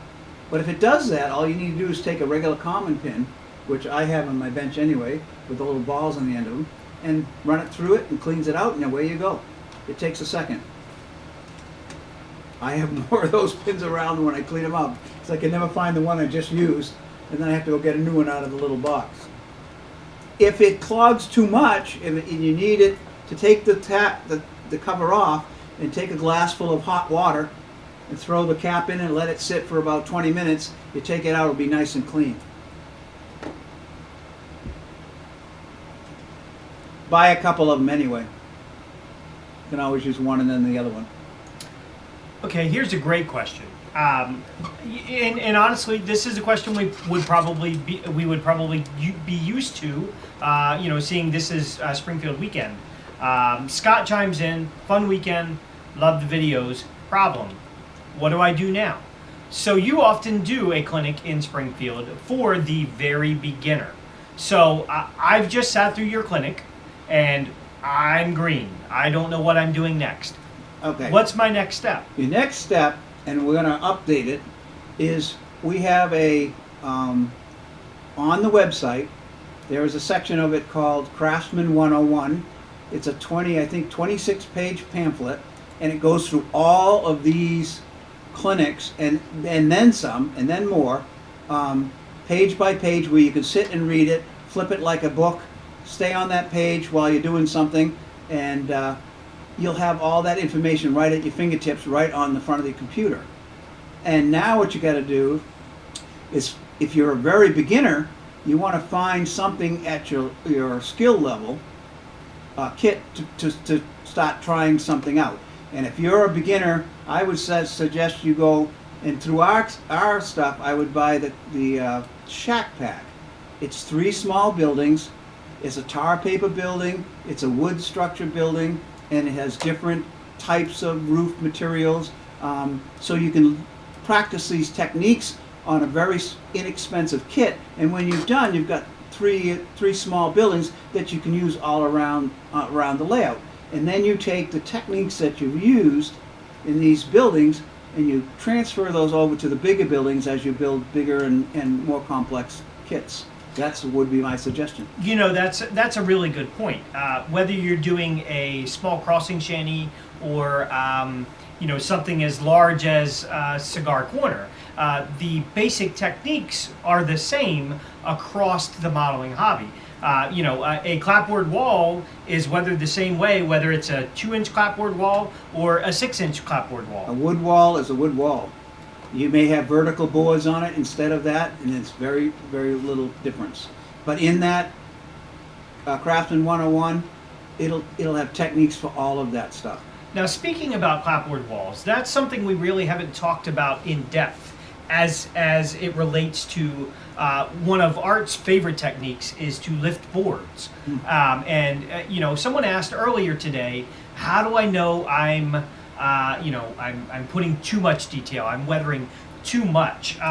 You know, when it comes to lifting boards and things like that and getting a more weathered look, what is your go-to technique to get that weathered look that, you know, it doesn't look like it's falling apart? Okay, so what we have here is this built the firehouse, and I have Stewart's rods. These are 2 completely different buildings. This one probably would have been taken care of because it's got to house that firehouse. So maybe I do 1 or 2 lift boards a little bit, but not really lift too far. And on this one, I can lift every other, you know, every 5th or 4th, 6th row up the wall because it's a more weathered building. It wasn't taken care of as well as this building. So you want to look and see what the use of the building is and how much you want it to be distressed. And don't forget, you don't want to lift, you want to look at you want to kind of plan out your building. If you're going to put signs on the walls, you don't want to lift those boards where those signs are going to go. So you have to think about kind of a little bit when you're doing you know, you look at it and go, some places cry out for signs. It's just a space that's open perfect for the sign. Plan your steps. Yeah, and you don't want to lift those boards if you can help it, because it makes it very hard to put the signs on the wall. But again, it's how much distress you want that building to look. Is it run down, or is it taken care of? Or is it new, or is it old, or is it falling down? Am I on here? No, I did. No, I'm listening because you We know, have any I tell winners you, here? no matter how long you do this, you know, you have to revisit. You have to revisit these techniques. Exactly, Right. and on that, as you're lifting boards, everybody knows primer. But you know, sometimes when you lift those boards, if you're not careful, you might show a little bit of wood. How do you go back and fix those mistakes? Well, I don't do it after I paint it. Fair enough. Here's what we do. Here's the way I do it. I will do nail holes with a punch wheel, and if you don't know what a punch wheel, go to that Craftsman 101. It'll talk about a punch wheel. It's basically used in the dressmaking industry. It's got a little star wheel on it. Runs a set of holes up the wall that looks like nail holes. With a thin ruler, I will put them every 2 feet apart, not pressing too hard, so I get them here and there, and I get some lines, but not always lines. Once I have those in, then I know where my studs were nailed. And now if I want to put in lifted boards, I can do those where those nail holes are and lift the board. And that makes sense because it would have lifted where it was nailed to a stud, where it was the end of the board. Now I'm going to paint it. Now I don't prime everything gray, but you can. If you prime if you prime your wall and then paint it like Art does and sand off some of the edges to give that peeling paint effect, then you do your lifting of your boards, and then you do an alcohol and ink wash. So any of that exposed wood now is going to be stained that grayish color, and it's going to look like old wood showing through, and a little bit more stain where the ends of the wood were. So if you have two boards meet on a wall, because that's end grain, it's going to suck the water in and turn that wood black. So you want to use that a little darker. So that's how you do that way. One more question before we turn back to Art here. Sue asks, do you use paint as a primer or do you use stains? I go the other way. Yes and no. I use my paint as a heavy dry. If it's a really rundown building, I do a very heavy dry brushing. That means I paint most of the building, leaving some gaps and some little holes and stuff, and then I do my ink and alcohol wash over the top of it. So what it leaves is any bare wood now has been stained that grayish color. It'll turn that grayish color. It also softens the paint on the very edge and kind of blends it in with the wood. So I get kind of a two-fall by doing it, and it's much quicker for me. You can go the other way, as I said, you can go the way, you use a spray primer and then paint over it. Well, thank you for your time, Jack. And if I'm not mistaken, that's about it on the clinics for today. That's it. That is it. But we are going to shift over to Art at the main desk here. Let's all say hi to Art. Hi. Tell me hi, Art. Am I on? Am I getting queued up? You will be on in 2 seconds.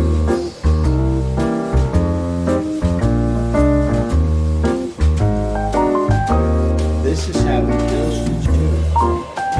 Well, he starts at 10. Sometimes 2 seconds lasts a while. There He we starts go. at 10. He counts There up. you go. You're on. He counts down. You remember, whatever Jack said, you can take it to the bank, but remember there's more than one way to weather, and you don't want to use the same weathering technique on everything. His weathering technique on certain buildings, possibly mine or somebody else's on another building, and that's part of the variety that does this. And do not overweather. We have a term around here when something is overweathered to the point of almost being comical. We call it fire trap modeling, because it looks like the whole city is going to burst into flames. Nothing is really that weathered. It's just such a fantasy, and we are shooting for realism in no small way when we do our kits. And some are weathered, some are not. Some are deeply weathered, most are not. Some are big, some are small. The big ones look big because the small ones next to them make them look that much bigger. And I've got to get going with this because we've only got 27 minutes. And I want to thank Jack Ellis. I joked around with Jack earlier today. He did my poor Dan Aykroyd impersonation, I'm afraid.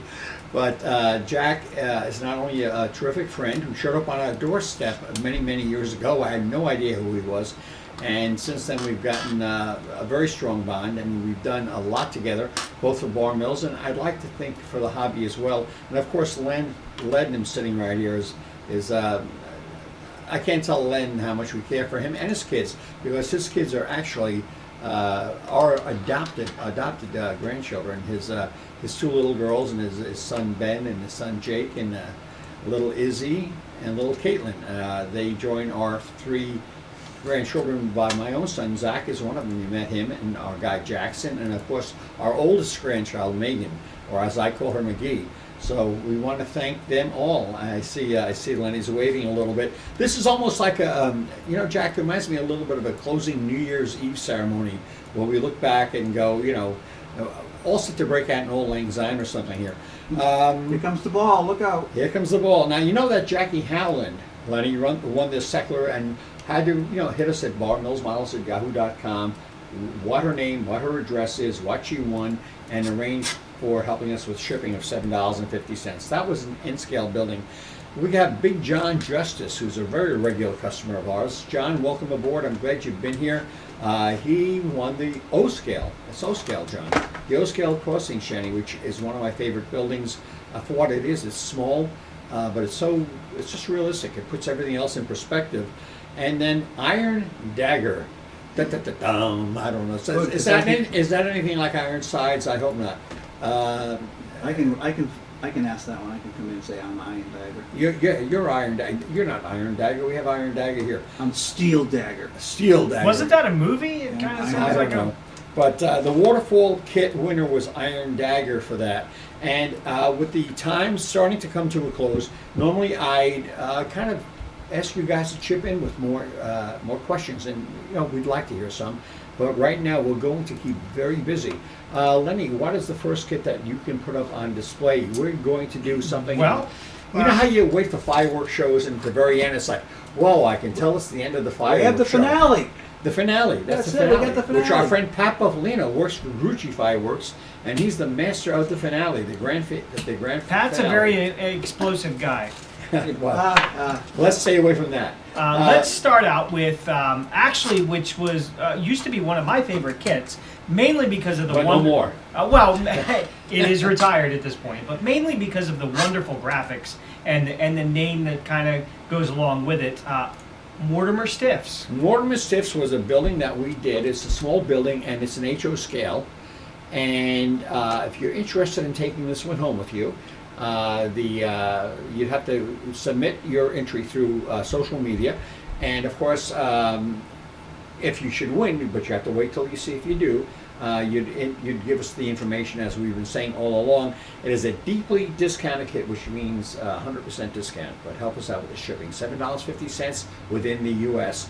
Mortimer Stiffs is actually, in case you haven't figured this out, Mortimer is taken from the root word morte, which is dead, and stiffs, we did S-T-I-P-H-S to give it a little bit of panache, but stiff is typically what we refer to as a corpse.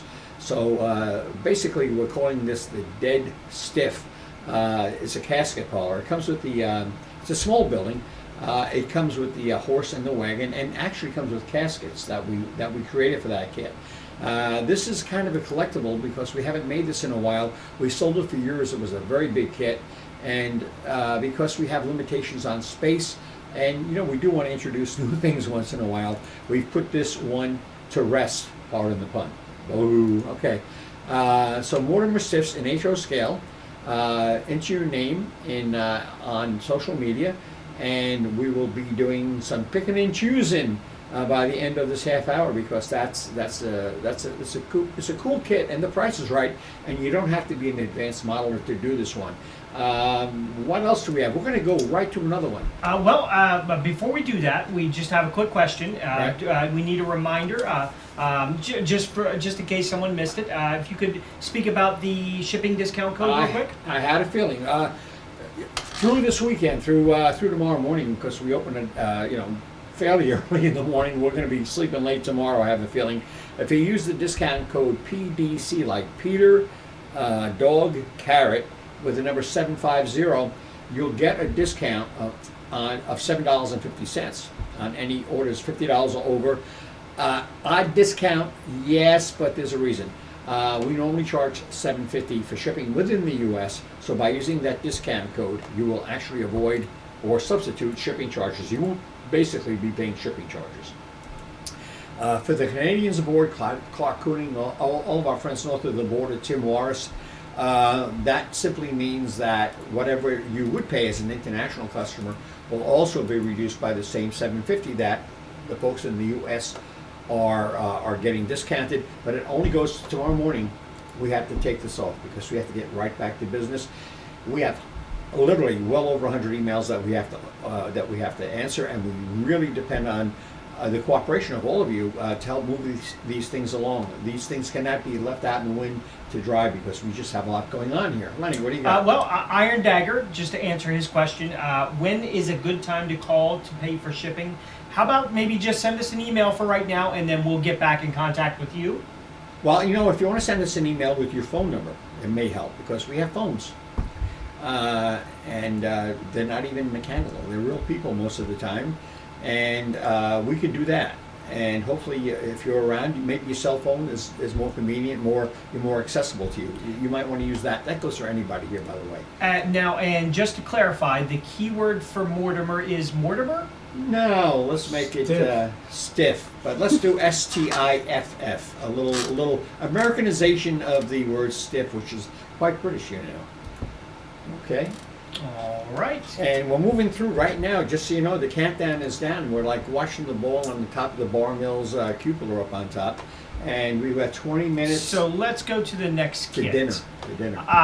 Now, when I was young, I was a Boy Scout. Me too. And it wasn't everybody.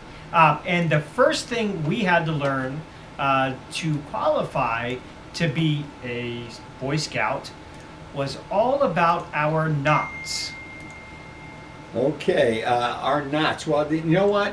I have a Noah knots, which is like an Italian Boy Scout would be Noah knots. Noah knots is one of our newer kits. It's an HO scale here again. This is we refer to this as a cordage company. And I came up with this idea because I was over in England near the Tower of London, and there used to be pirates in that part. And Lenny, when you went over to England, I sent you over to a certain restaurant over there. And if you remember, there were gallows hanging outside of the restaurant overhanging the Thames. Yes. And that was actually occupied heavily by Johnny Depp and his crew apparently at one time. And it was a shipping area. They built it out into the river somewhat, so there's more land and less Thames River over there. But the fact of it is, they used to lay out lines in the middle of the street where we were. They were straight streets, and they would lay out shipping lines, you know, for sails and so on, in the middle of the street. And it was part of something called cordage, which we know as being basically gear for roping for shipping and nautical purposes. And Noah, named after, of course, our friend Noah and his many friends on the Ark, Noah Knots is spelled Knotts. Is kind of a longer building as opposed to a normal building. But I got to tell you, I could also see it as a fruit and vegetable distributor. I kind of picture it that way for some reason. I don't know. But it's up on the block, and it's an HO scale. It's one of our newer kits, by the way. And we only have one available. So you want to make sure that you get on social media. And here again, it's a deeply discounted kit, which is to say 100% discount. You don't get deeper than that. Although around here, sometimes I think we do. We do have to do $7.50 for shipping within the U.S. And for that, we apologize, but we're sending out literally hundreds of things this weekend.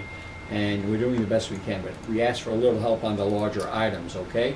So now, Noah Knots. maybe I didn't catch it, but the keyword we for don't that? have a keyword, do we? How about simply we use Noah, N-O-A-H. A lot of us have little boys and, well, not little girls, but certainly little boys around named Noah. So we're going to go with that. If we have any questions, then we still have 17 minutes left in today's broadcast, by the way. Well, we have enough Boy Scouts here to start our own troop. Oh. If anybody knows this, and you don't have to, my birthday, and I'm very proud of this, is actually on Boy Scout Day. I'm not going to tell you what day that is, except that you can figure it out. If you're a real scout, you'll know what day that is. So, I was born on Boy Scout Day, but not the original Boy Scout Day. That would make me 111 years old. And I don't feel a day over 110. Now, it's funny. Noah's really came into existence almost a year ago today. If you see our new ad in Railroad Model Craftsman, it kind of gives you a timeline of many of the kits that we did for the last year. And Noah's is one of them for sure. Yeah. So, do we have any questions, or are we kind of slow right now? Right now, we're a bunch of stiffs named Noah are being thrown at us. Well, hold on. I'm just gonna go. Hi, Sue. I know you're watching. That'll get me in trouble. And everybody on the internet has seen it. Now, speaking of that ad, for anybody who hasn't seen the ad, maybe you could run down what we did. I could have. I saw week. the ad. There's been a lot. But I have to tell you, I have to keep pounding away because I know what's going to happen. I know it's going to happen. We've been doing this a long time. It feels like yesterday we were a brand new company. We put up the station. I met Jack. so many years ago, it's difficult. This station was actually built in 2005. You know, Jack was celebrating 16 years, and that beautiful layout, the SN2 layout. Jack, tell me it doesn't feel like yesterday we did it, and we actually built it for the 2007 Narrow Gauge Convention that was held in Portland, Maine. So that makes that layout, what, 14 years old, Jack? Yeah. That's pretty amazing when you come down to it. Time flies so quickly. We're lucky to have each other here, and we're certainly lucky to have all of you as viewers, and hopefully, not to put too fine of a point on it, it would be nice to have you support as customers as well, but maybe I shouldn't go there. We're going to announce, well, let me see, I have a couple texts here from Nancy, who's inside working here. Mortimer Stiffs, that's the HO kit. Bill Freeland, William, but Bill will work. Email us at barmillsmodels@yahoo.com with the fact that you won the HO scale Mortimers, and make sure you include your address and some contact information. You can call us or give us information too, just in case we don't have time to touch base. $7.50 for the shipping, that would be great. So that is a big deal. What else do we have? We're going to, Lenny, I wanted to go out. I told you, this is going to be the grand finale. This is going to be the big kahunta, right? With the stuff in the sky, and when it's all done, all you're going to see is smoke over Bar Mills where the fireworks used to be. I just have to say, I hate to butt in, but Clark happens to say, hey, a Canadian won. I want to let him know that he is a Canadian, is always a winner. Well, it's for Clark. It depends upon how you say it. He's Clark always Cooney. a winner. I'm sorry for that bad joke, okay? He's always in winter is more like it. He's in northern Canada, or a little bit up there. He's chosen to get as far away as he can from the tax authorities up in Canada. Clark helps us every year at Springfield, almost every year anyhow, except for the year he had an earache, I think it was, or a bad tooth. When he fell off the dock. He fell off the dock. Yeah. The fish pulled him in. Is that what they call it nowadays? Yeah. Fell off the dock. We do have the dock was on a bar. The bar was on that dock, by the way. But the fish got away. Anyhow, Clark is always with us, and you know, Clark, I wish you could have been here with us. I know. I'm surprised you even have internet, quite honestly.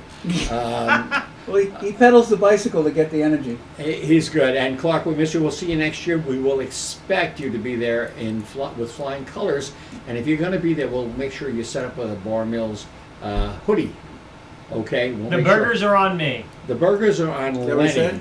If you can catch Lenny. Do we have time for a quick question? We do have time. Yes. We were just speaking about the layout, which apparently is ancient at this point. How do you dust off the layout? Well, I'll tell you something. I don't dust it out well enough. John Addison, who's an amazing modeler, a good friend, and a really decent guy. You may know him from the Silverton Central Railroad that's gone around. He was over here one time, and he says, "Art, I got to tell you, the layout was like crap."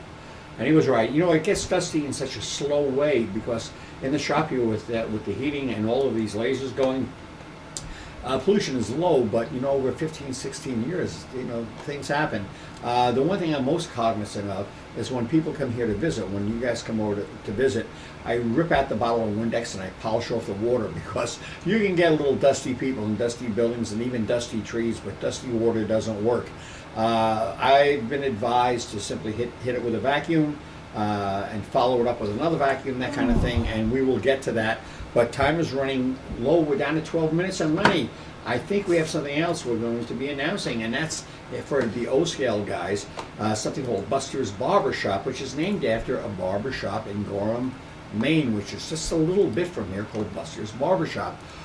Buster also happens to be my daughter-in-law's uncle, so he's family.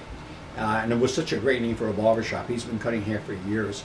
And we have that in O-Scale. You got to use the keyword Buster. So if there's anyone, I know John Justice is out there going, I'm going to win another one. I know how John works. But it's a random drawing, and as usual, you know, we will announce the winner, and you will have to do some legwork to help us out and make sure you get it.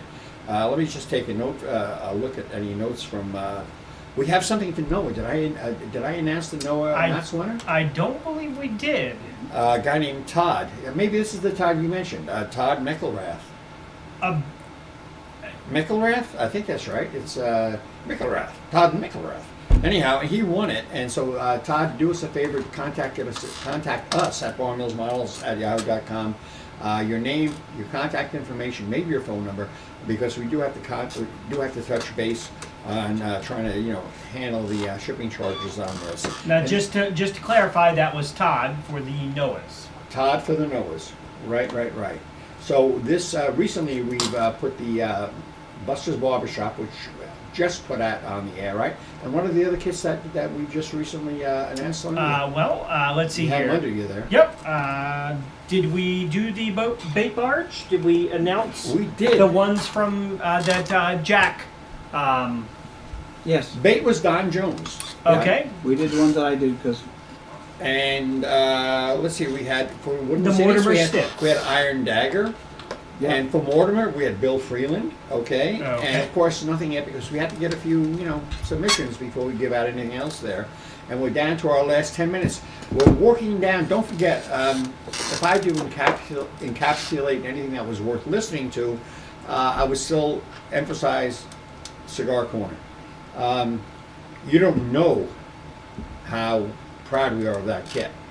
And it's killing me that we have to discontinue it. In the future, we may have one or two of those buildings come out. A couple things. Number one, you're going to have to wait a while. Number two, if it breaks down to $50 a building or whatever it is, it's probably going to be twice that if you buy it on its own. We do an incredible package deal here. I know you all know that.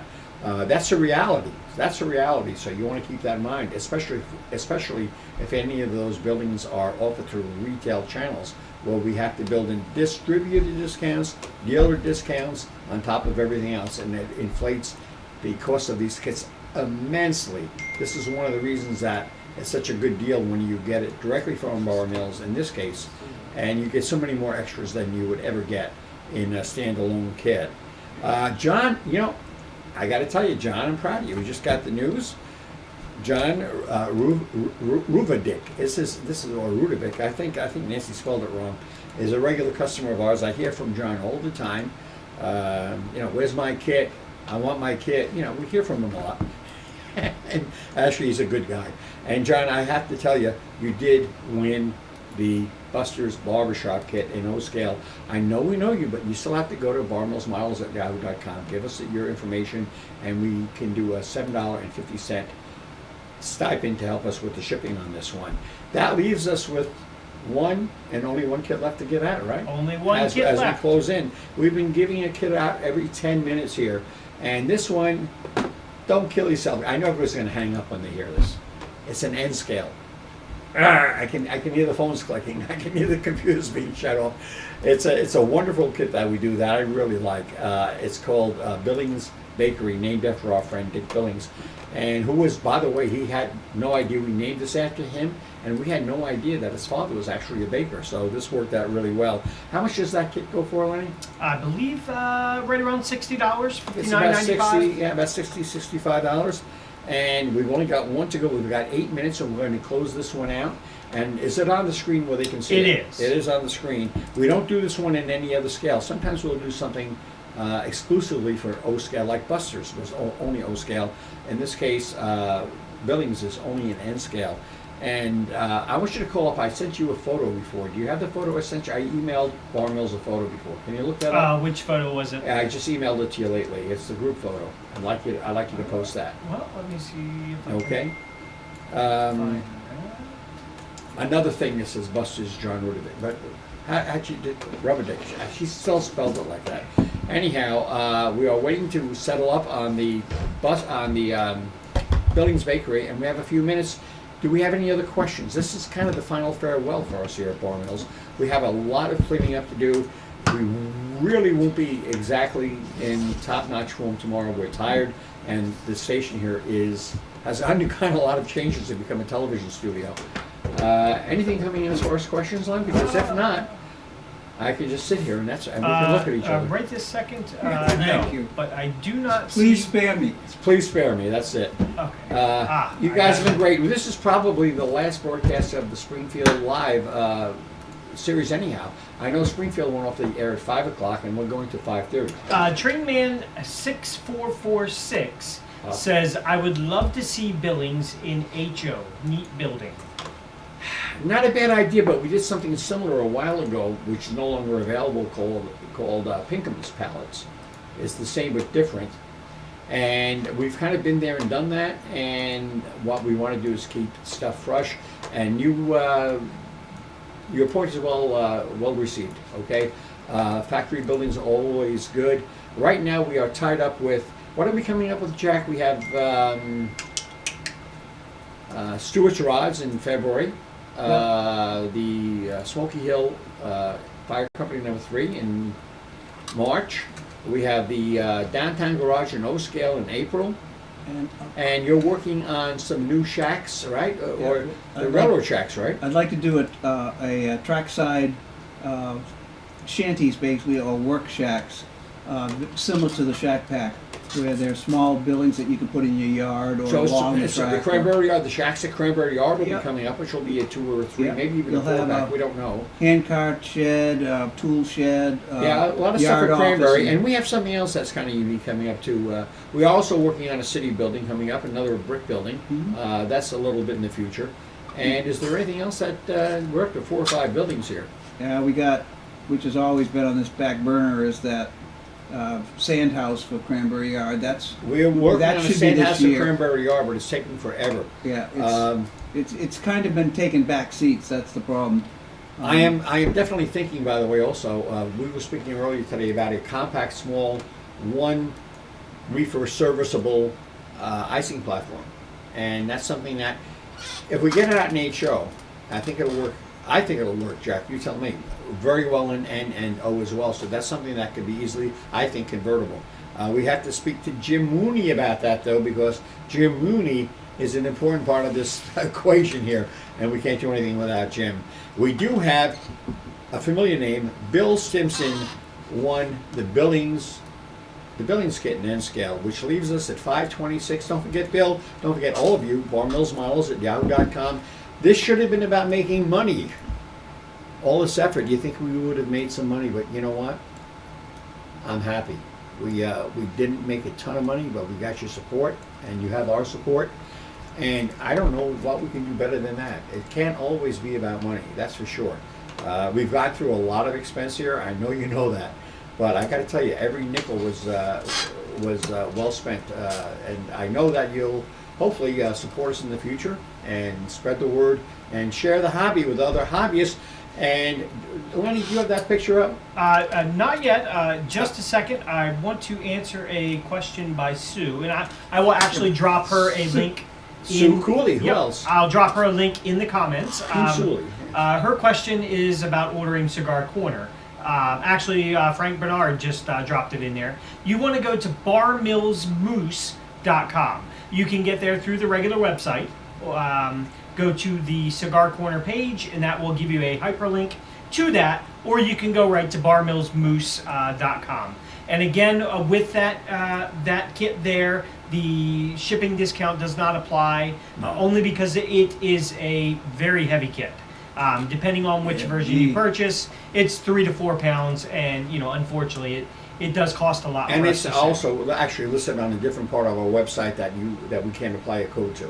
It's simply not integrated the same way as the bar. You understand it's a limited run kit that has its own home, but it's in its own way. It's isolated because it's actually hosted by a different server than our regular website. And what else is going on? Is that it? Did you find the photo? I have the photo. I just have to pull it up.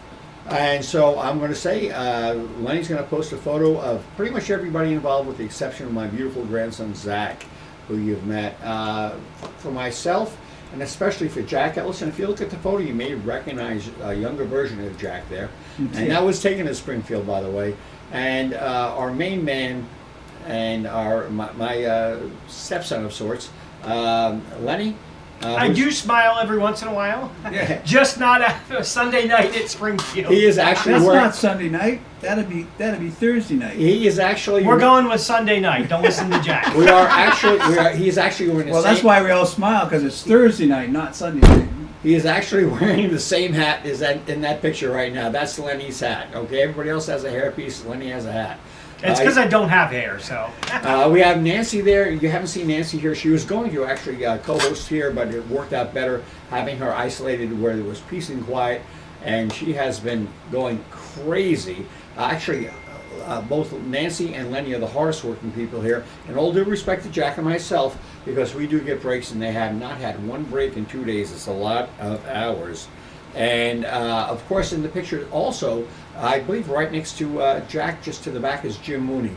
Diamond Jim, in one of his rare pictures that he's actually smiling.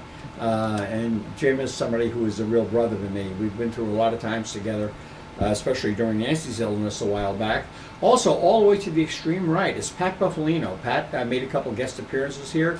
Pat is not so much a part of the company, but certainly a part of the inspiration that made this company happen way before any of these other guys were involved. Matter of fact, leading up to the very existence of Bar Mills in the first place back in the year 2000. And of course, the tall, not so attractive guy is this guy. So that's it from Bar Mills Scale Models and from the Springfield and Amherst Railway Society, Springfield Live and Bar Mills Live. Lenny, can you play us out with a video, or? I absolutely can. Just a quick housekeeping note. David says, please keep the Monday mornings at the station going. David, they'll be going. Yeah, they'll be going. We'll try. We'll see what we. Tomorrow's not going to be one of those days. We've just been a little busy. But tomorrow's going to be Monday morning in the bedroom. We are tired. This has been 17 hours of, was it 15 hours of broadcasting. Which is, if you do a weekly hour show, that's over 4 months worth of broadcasting. And we're going to bang it out right now. And we want to see every one of you next year at Springfield. Stop by the booth. Yeah, don't go looking for us here. We won't be here. Yeah, and tell us Hopefully not. whether you enjoyed this or not. We'd like to hear that, even if it comes next year. Yeah, stop on by and bring some aspirin. What do we have? Are we doing a countdown? Let's final close goodbye? this out on a break here. Oh. A word from my wife. Yes, Nancy. Say thanks to everybody for all the nice comments about me. So. Yes, thank you for the comments. There have been many comments coming in thanking us, but we're here because of you, and without you being here, we wouldn't be here. So, as always, thank you so much for all that you do for us. I'd like to thank you all, too, because if you guys didn't call in, I would have had to spend 2 days listening to him talking all the time and non-stop. He wouldn't have taken breaks if he didn't have to then. So thank you very much for calling in and giving us the comments. It's not like I didn't know that was coming. With that, let's get a countdown, Lenny, and let's say good night and goodbye. 5, 4, 3, 2, 1 from Bar Mills. Thank you for being here.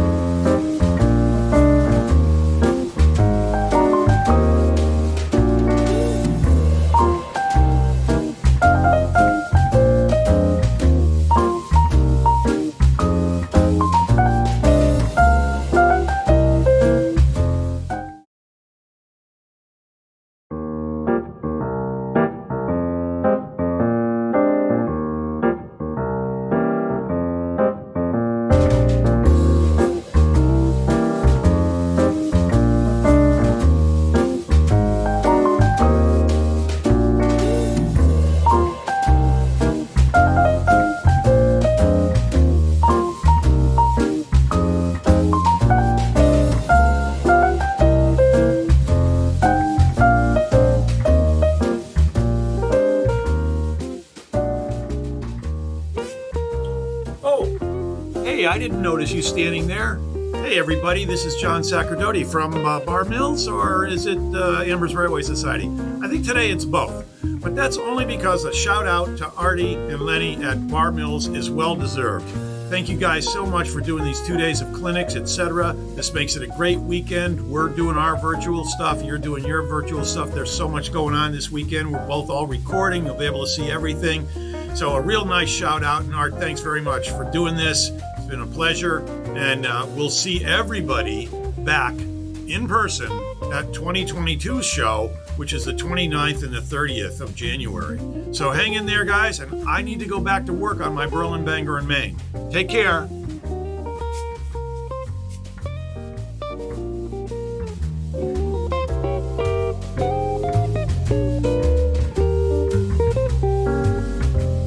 News.